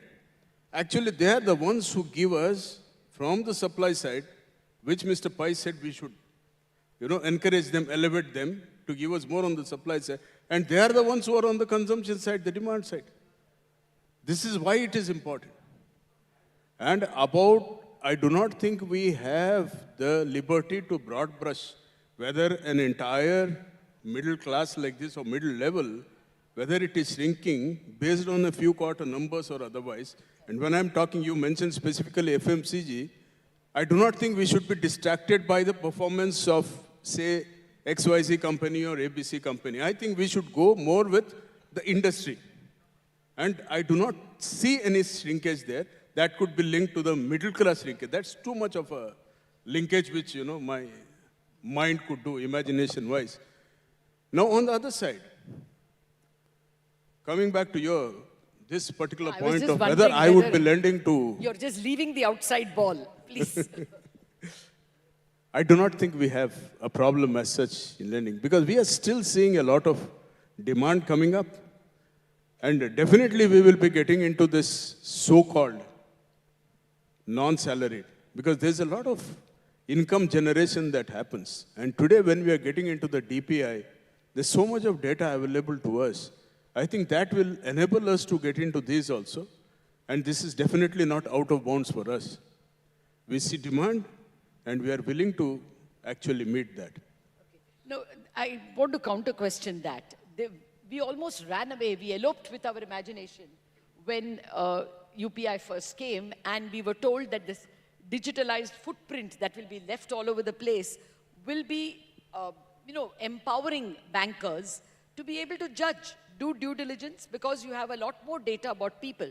And yet, last year we were actually speaking about a problem of unsecured debt, which clearly, if so much data was available, why was it, a problem that the regulator saw? And this year, it was not unsecured, but MFI. If clearly digital data was so good, why is it that the default rate is so high? Fusion, Credag. I mean, how many people have told us Indocent, Bandhan, even formal commercial banks? So is this data-driven, digital data-driven lending still a dream? Still something we have to reach? What would your thoughts be as a banker on expanding lending, basically? Fine. And I do not speak for State Bank of India because I would still say that we have a different methodology of doing things. But then when we get into it, how do we actually use the data is very critical for us. What sort of logic is built in? We talk so much about AI, but AI eventually does what we tell that to do, right? So I think it should not be a question of gigo. So what we put in is what we get. So if I'm a little bit aggressive on that part of lending, which is obviously happened, and that's what the regulators are a little worried about, I think eventually we will have to, somewhere. Do you think it is on the way that lending with these digital footprint, how is you still convert, possible? Is still possible. It's still work in progress, you would say? No, it's still on. We are yet to get into this specifically, but we have enough models worked out, and we are getting into. That's exactly what I said. It's not out of bounds for us. And on the micro side, I'm not talking about individual here, the micro enterprises, we are fairly there already. Okay, cash The based. MSME, and when we talk about, Lata, when we talk about the middle class, I agree with Mr. Janmej also that this is a sort of a concept which we have. And today when we talk about middle class as a concept, unless you get into the figures ranging from wherever to whatever, I would say that 50,000 per month, or someone else has a different definition. It's all about, it's all in our minds, right? It's about, when we talk about middle class values or middle class, our minds are actually set into this. What is it am I talking about? Someone would say that this constitutes only the white collar workers or the blue collar workers. We have a segment which is completely left out, which could come in only if you get into the figures. We're all talking about the agri segment or the MSME segment. There's a huge middle class sitting there also. I'm looking at them actually.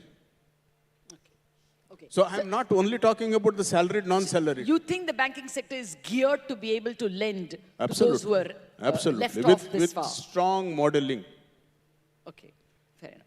Fair enough. So let me come to the other part, from banking to finance. Tirthankar, we have seen a journey of savers becoming investors. It's been a very robust journey over the last 12 months or 24 months. The mutual fund kitty has grown to what, 60 lakh crore from perhaps half that just 24 months ago. Where do you see this journey in empowering the middle class through better financialization? So, all of us looked at some definition of middle class. I will not go into a necessary condition for a middle class. Let me look at a sufficient condition for someone to be in middle class. After all, middle class does look at aspiration, look at freedom. And from that perspective, the number of investors that we have today touched 10 crore in August.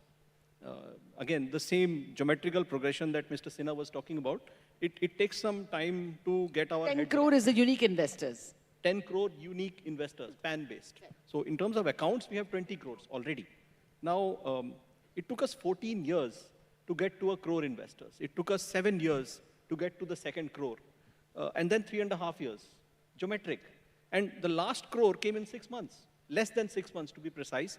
And at the moment, we add about 75 to 80,000 per day, all right? And this is just numbers of people entering the market. Let me also, because I am providing this other perspective, look at their wealth. Now, what exactly are these people owning? I look at just financial wealth. There was an RBI paper which said household wealth is about 27% of GDP. If I look at direct holding of markets, that's about 9.6% of, and we are a 440 lakh crore market.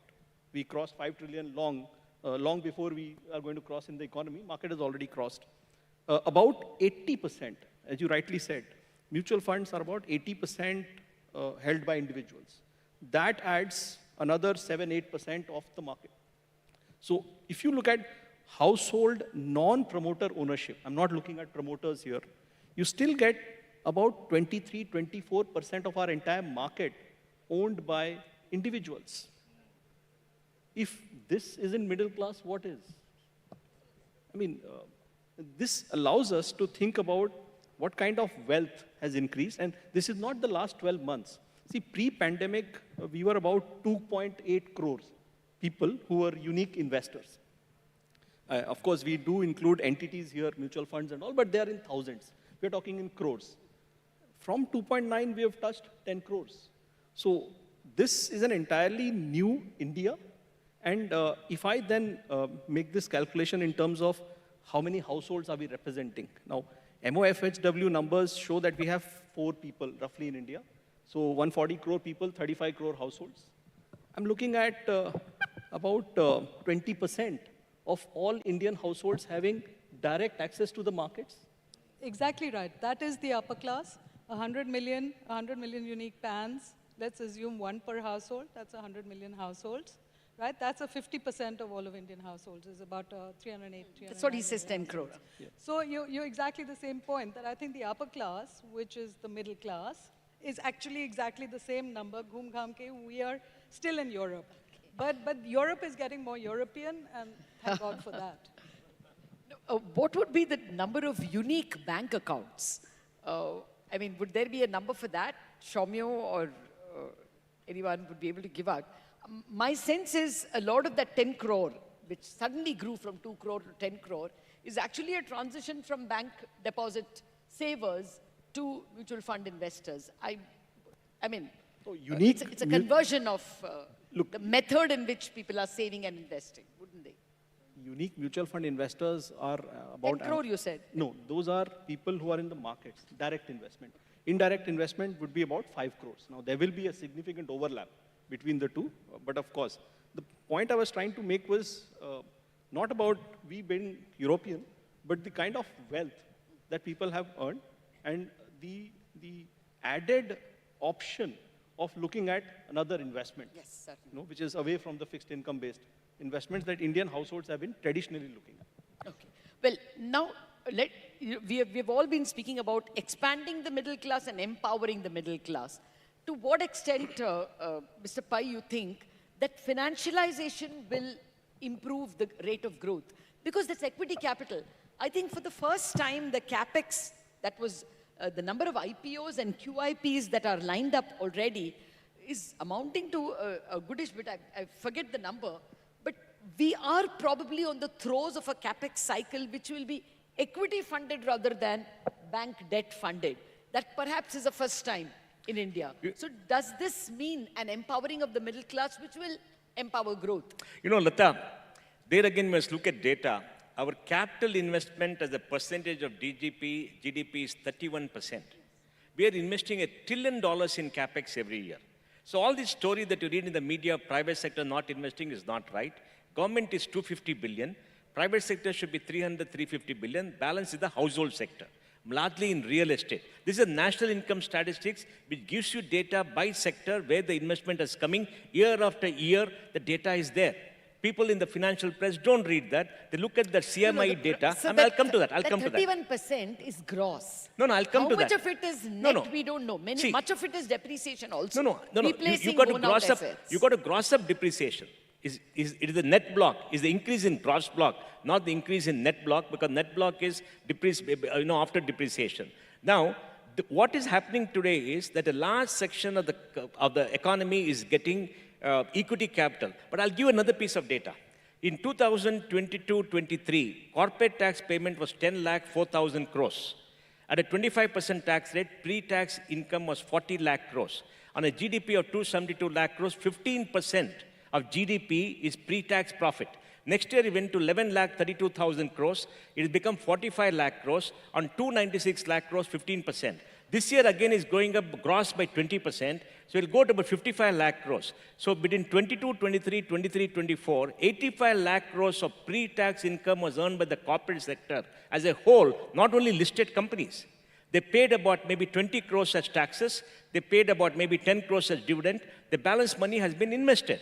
Now, why didn't they borrow from the bank? Because they're using internal accruals largely, and there was a lot of brownfield investment, brownfield investment, greenfield investment. A lot of the investment that's coming as capex is maintenance expenditure. You read the balance sheet of all the companies that come out. If you read them, you see the gross block is going up, but it's not funded by debt. It's funded by equity. Now they're taking debt primarily because they're investing much more than their internal accruals. So equity, what is happening today is very good because they're giving focus to the new kind of companies to come. MSME is coming. 60-70% are good. They're getting access to capital. Others are pouring in capital. Now they're raising capital through QIPs. It's fantastic. This year, about $60 billion, $70 billion is going into the market. Tirthankar will know the data. Never seen this before. Now, why is it happening? It's happening because greed is overtaking fear. Now fear is coming, right? So we're going through these cycles of assets going up, which is good because that is an incentive for people to grow.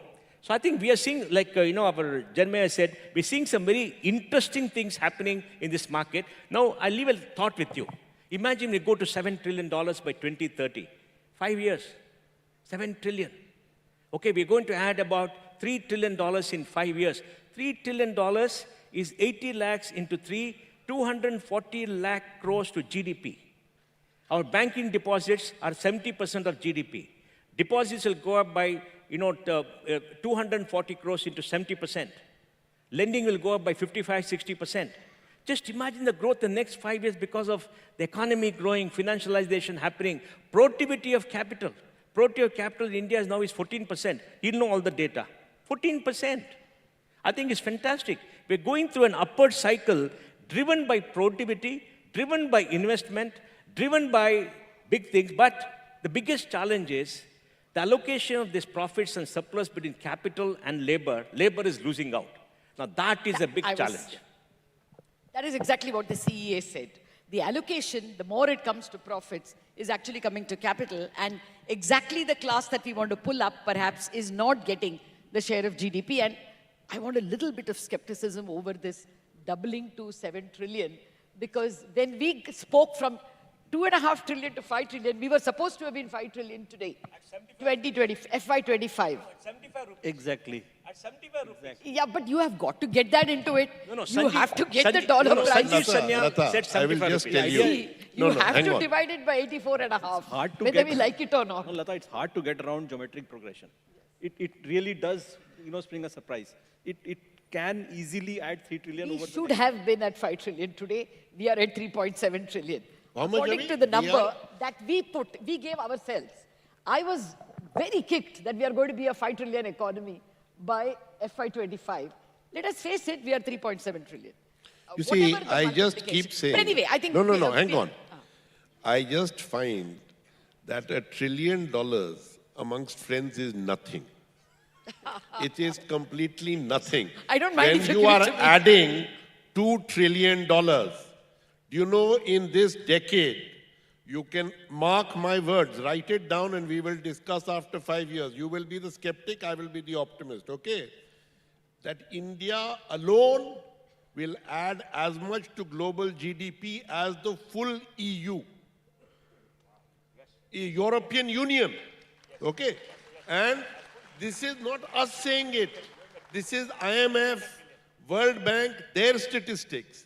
The rupee you know what, just now the US Wouldn't dollar we is be a bit- already adding it? I think we add about 15% to What? global GDP. No, I we think are we not. would be already We are adding as much as... 3.8% of global GDP. How much Currently, we add global... increment? I meant increment. No. In the increment right now, in the next 5 years... Grow at 7% on a base. You see, the interesting thing is, over the last 30 years, we have grown at 6.5%. You know, so we have been hidden only by China. And the fact is, we can have as much skepticism as we want. And anything that you say about India can both be true and false. But the fact that we will add $3 trillion or $2 trillion will be adding an India of 2020. Our minds are not ready for that. And we are all not ready. We don't have enough banks for that. The biggest impediment to India has been our regulators. I'm not kidding you. For the longest time. Because we are at least losing 20, 30 basis points because of that. Because interest rates, when they should be lower, we should have cut interest rates right now. We could have had a faster economic cycle. Now Federal Reserve will not cut rates. We are going to get stuck again because of external factors. But I'm just saying, let's not be pessimistic. This decade is India's. Whether or not we get to 7 or 6 trillion, we will have added $4 trillion. I mean, only China has done that once in the history. Between 2000 and 2010, China went from 1.2 to 6.5 trillion. No other nation has added 5 trillion in a decade. Oh, that's absolutely taken. The point is, how do we ensure that a larger part of India participates? No one is arguing about the pace of growth. I think if you look at the average of last 10 years, I think it's a 6.5% growth. If you look at the last 20 years, I think the average is 6%. Let our politicians are adding to the bottom. They're doing DBT. It's now 2,000. Maharashtra will go to 2,600. After 2 years, go to 5,000. Money will go to them. That's the price of democracy. It's happening. It's very good. I think 10 crore women should be given 5,000 rupees a month by DBT every month to solve this problem of poverty once and for all. So we don't argue about it anymore. I agree with that. Okay. Do you agree? So we've got one very concrete way to increase, empower the middle class or the middle India or the Indonesia. What Mohandas Pai is saying is what Elon Musk has said. We are not against Elon Musk has said the same thing. Between the welfare state and the market economy lies the middle. So the day that peanut seller sits outside my house, who lives in Bihar, whose daughter is doing a useless second-year BSc degree, wants to be a nurse, costs 9 crores, doesn't know where to go, the day she and many like her can happen, we will grow our middle class. So, I mean, we have to get our mind around the large number of people we need to help. And I completely agree, and I feel good about where we're going. But it's not a tyranny of or. It's and. And I think I track people, and that's what I would like to see for kids who are not ours. No, now, if we can look for solutions or look for policy prescriptions, would labor-intensive growth be the way to go? I mean, we've not really concentrated on labor-intensive growth. PLIs were all designed for various reasons. The most labor-intensive textiles was the last to come, and it is still not taken off. So, Mahesh, would you think wanton labor-intensive policies should be one of the policy prescriptions? Yeah, I think could be, but what we are clearly seeing all over the world is, with this AI and robotics and all that, more automation is happening all over the world, and manufacturing jobs, even in the developed world, are getting lost.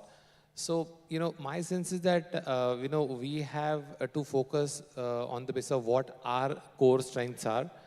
And I clearly see so much more potential for services-driven growth. I mean, every time you go out and you see so many people undertaking yoga training and massage therapists and beauty parlors and demand for nurses, as she said. I think the number of people who can get gainfully employed into various types of services, if they are trained vocationally properly, I think that can cause really large numbers. I mean, in fact, we were doing some of the statistics, and I'm just coming back to the jobs numbers, but that if you look at all the numbers that is mentioning, 4 million cars getting sold every year and all that, and so many trucks and so many auto rickshaws, we actually came to the conclusion that we need at least 1 million new drivers every year. We need 1 million drivers every year.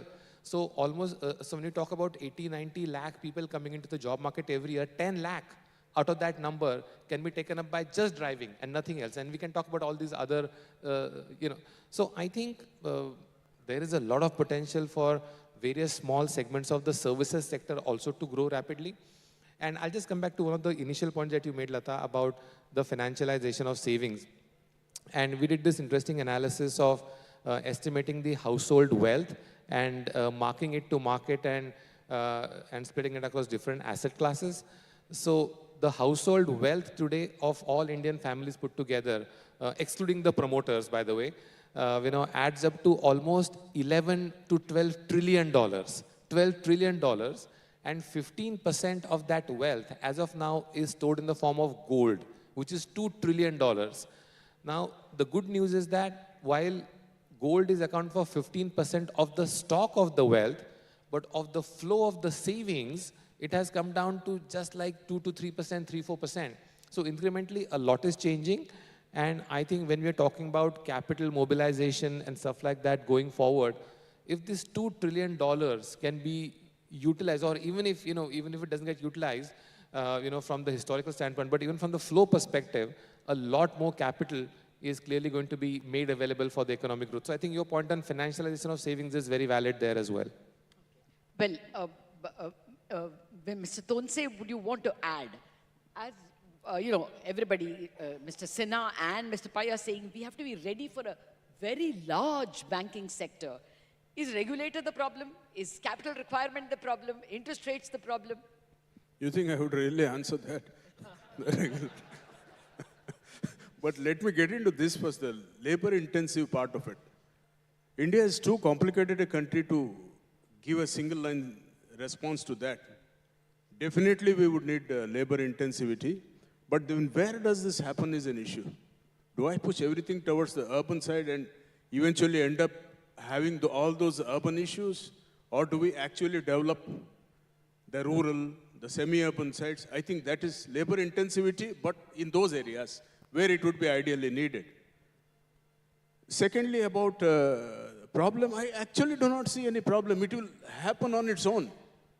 I think everything comes out together, right? And why is it important for me to look at the middle level? Because they are the ones who give me the deposits. That's the financialization all about. Today, when we talk about finance, most of us talk about the getting into the stock market or the F&O or other things, but it's not so. It's basically getting them out of the physical assets. I'm going strictly by the definition, the gold and the real estate and the first step is bank deposits. And we have a reach, not just SBI, everyone, all the banks have a solid reach where we can actually make them first savers. Then let us look at making them investors, which I think we are strongly doing now. So organic growth of the banking sector will happen. As and when the on need its is own. there. We don't have to worry too much about it. Okay, fair point. And in fact, I would give credit to the banking sector for that. Wherever there have been many instances where we have over-financialized before, the market was ready for it. We have seen mis-selling of insurance products. We have seen mis-selling of F&O products. But we have never seen a mis-selling of a bank FD. So to be fair, it is a safe product. Wouldn't be mis-sold. But we must be wary of over-financialization, though financialization is an engine. But Mr. Pai, coming to policy prescriptions, why is it that we are not able to get through to labor-intensive No, we are not able to get it to industrialization? labor-intensive industry, primarily because of the fact that there's a fascination with 1 lakh crore investment, 2 lakh crore investment, 3 lakh crore investment, etc. Because that's the target they want to give to people. But today we are now focusing on jobs for the first time in our national history. Because if you look at the talk of the opposition, talk of the government, is about jobs, jobs, and jobs. And to do that, they have to incentivize. For the first time, we have this internship program, which is very small, but still very big in its scope. But the money is too small, and that is coming. And for the first time, there's a shortage of people in South India. All companies are crying they don't have enough people. Infrastructure is behind schedule. Our metro in Bangalore is behind schedule by 3 years because there are not enough people. Because of labor? Yes, labor. We're not able to get labor. Actual labor. Like Manish Sabharwal says, I don't want a head, give me 2 hands and 2 legs. He's not able to get it. I mean, it's shocking for you. We're not able to get drivers. We sell about 10 lakh trucks, LCVs, MCVs, HCVs. They require 20 lakh people as drivers. Where are the drivers? Talk to Leyland, they say we can sell more trucks, we don't have drivers. So there's a shortage. And the shortage is because we used to get labor from UP, Bengal, and Bihar. UP is growing. Now Yogi is going Gango.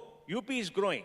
Now if we don't get that labor, we're not going to grow. So there is a big problem happening in terms of churning. So we have to understand all this. And my belief is India will grow to about 7 trillion, 2030, 2032. There's 2 years is nothing between us, friends. It's okay, we'll wait 2 years. But we're definitely going to grow. And let me give one more data. In 1991, when we opened up, GDP was 275 billion.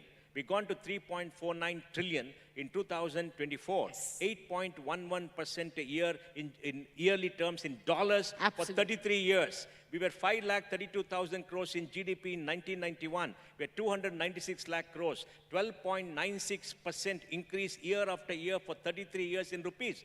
This is fantastic. We don't have to mourn about the fact.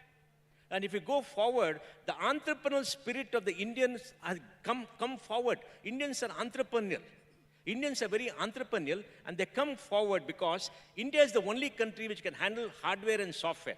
You look at Japan, when the regime changed from hardware to software, they lost out their edge. US handles software and hardware. Europe is lost, becoming a legacy player today. So in the entire world, in the digital revolution, India and the United States are the great global powers in the free world. And when technology redefines the world in the digital revolution, we are going ahead with a fantastic increase in productivity. Man, this is the most exciting period of our lives. Leave it alone? We are growing anyways? There is no need to change any policy prescription? No, there's a lot of policy to be changed. Lata, we live in pain. We have a miserable life. We can't get fresh air. We can't get fresh water. We sit in traffic 2 hours a day. Living is miserable in this country because we are not invested in the urban area. We've not made the lives of our people better. We only urbanization. Yes. We have to improve the productivity of people, but looking at the quality of life and ease of living, that is something the government has to do in a very big way. And it will happen when the delimitation exercise comes. We suffered because of delimitation. In the delimitation, urban areas will be 40%. Politics will change totally. So there is great hope. But middle class is the key to progress. Middle class is growing. They're very hardworking. They work he works 7 days a week, 24 hours, because he has to pay interest to all the depositors 24/7. You work so hard. I see you all the time. She works very hard thinking about the future and worrying about it. He works so hard about this, and he works about how to create, whatever, the $7 trillion economy. Middle class will take India forward. And they're really working all over the place. They're great opportunities. Our youth are hungry. They're entrepreneurs. I'm being real. I've seen it for 40 years. No, I take your point that urbanization is one thing that we have to concentrate on if we have to get, to empower the middle class. Rama, 46 seconds only, and all of you have to give me one suggestion. Vocational education, vocational education, vocational education.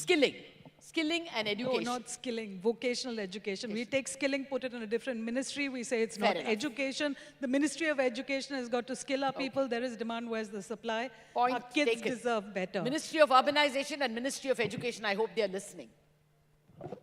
Ditto, exactly this. Okay, point taken. Mr. There are 200 million children between the age of 10 and 20. They should all be given a computer and free data usage for Khan Academy type courses in one location where there is power and there is some gaming to check them out. So there is no digital apartheid, and 10–15% of them can actually educate themselves. Oh, excellent. Digitalized education. Mahesh.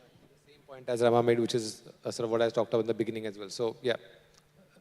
Nothing extra to add, yeah. Education, digitalized education. Go ahead. For me, it's financial literacy, financial education. Financial literacy, absolutely. I would not want the neo middle class to come in, mess up their finances, and then get to learn. I think it has to start right in the beginning. No, that also deserves a round of applause, gentlemen. That is what just because he's your own guy, you're not clapping. I take your point entirely. Financial literacy absolutely has to be somehow welded into the other kinds of vocational courses that you're speaking about. So again, education is going to play a very key role, but urbanization, I think that's a point that people are not making enough, not seriously enough. to galvanize the middle class and take it towards a Viksit Bharat. Thank you very much, Mr. Pai, Rama, Tirthankar, Mr. Sinha, Mahesh, and Mr. Tunse. Thank you so And much. thank you, Lata. That was an unruly panel, and you did a fabulous job. Go ahead, Soumya, you want to add?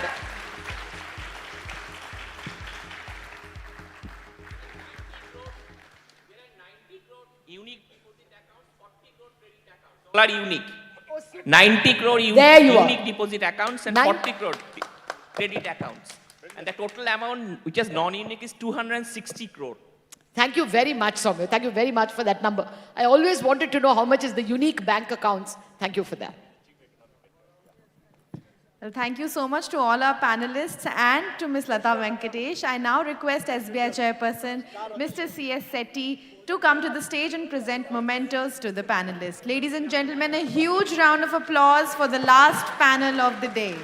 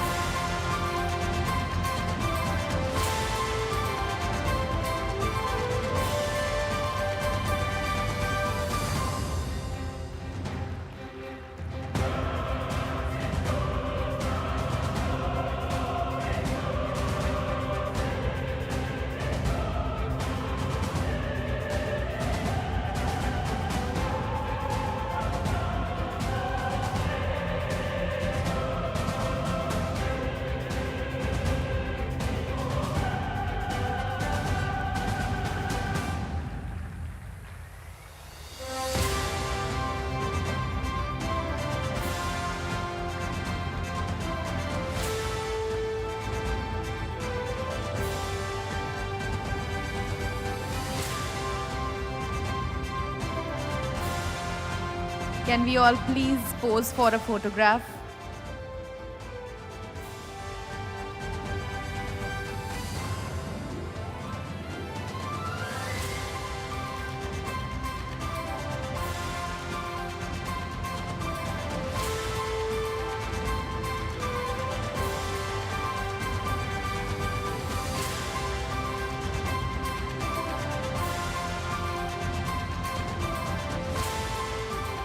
Thank you so much, everyone, for joining us here on the stage and for that really interesting conversation.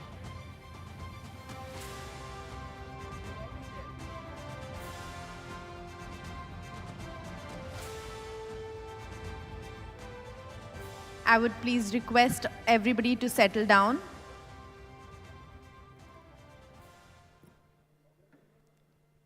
Moving on, it's now my pleasure to invite Ms. Saloni Narayan, Deputy Managing Director Finance at the State Bank of India, to deliver the vote of thanks to all those who contributed to making this event a success. Ms. Narayan, please join us on the stage. A huge round of applause, ladies and gentlemen.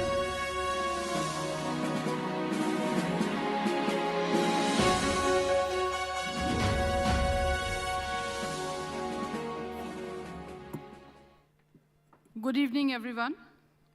This brings us to the close of Day 2's proceedings, and with it, the end of 11th edition of SBI Banking and Economics Conclave 2024.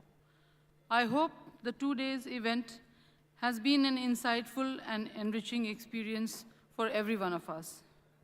It is my pleasure to formally propose the vote of thanks.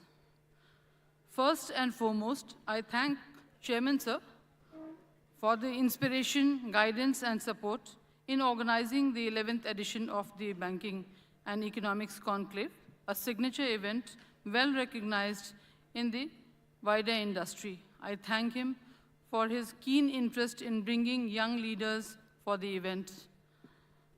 My sincere gratitude to all the esteemed panelists, invitees, and external participants for accepting our invitation and for being a part of this signature event.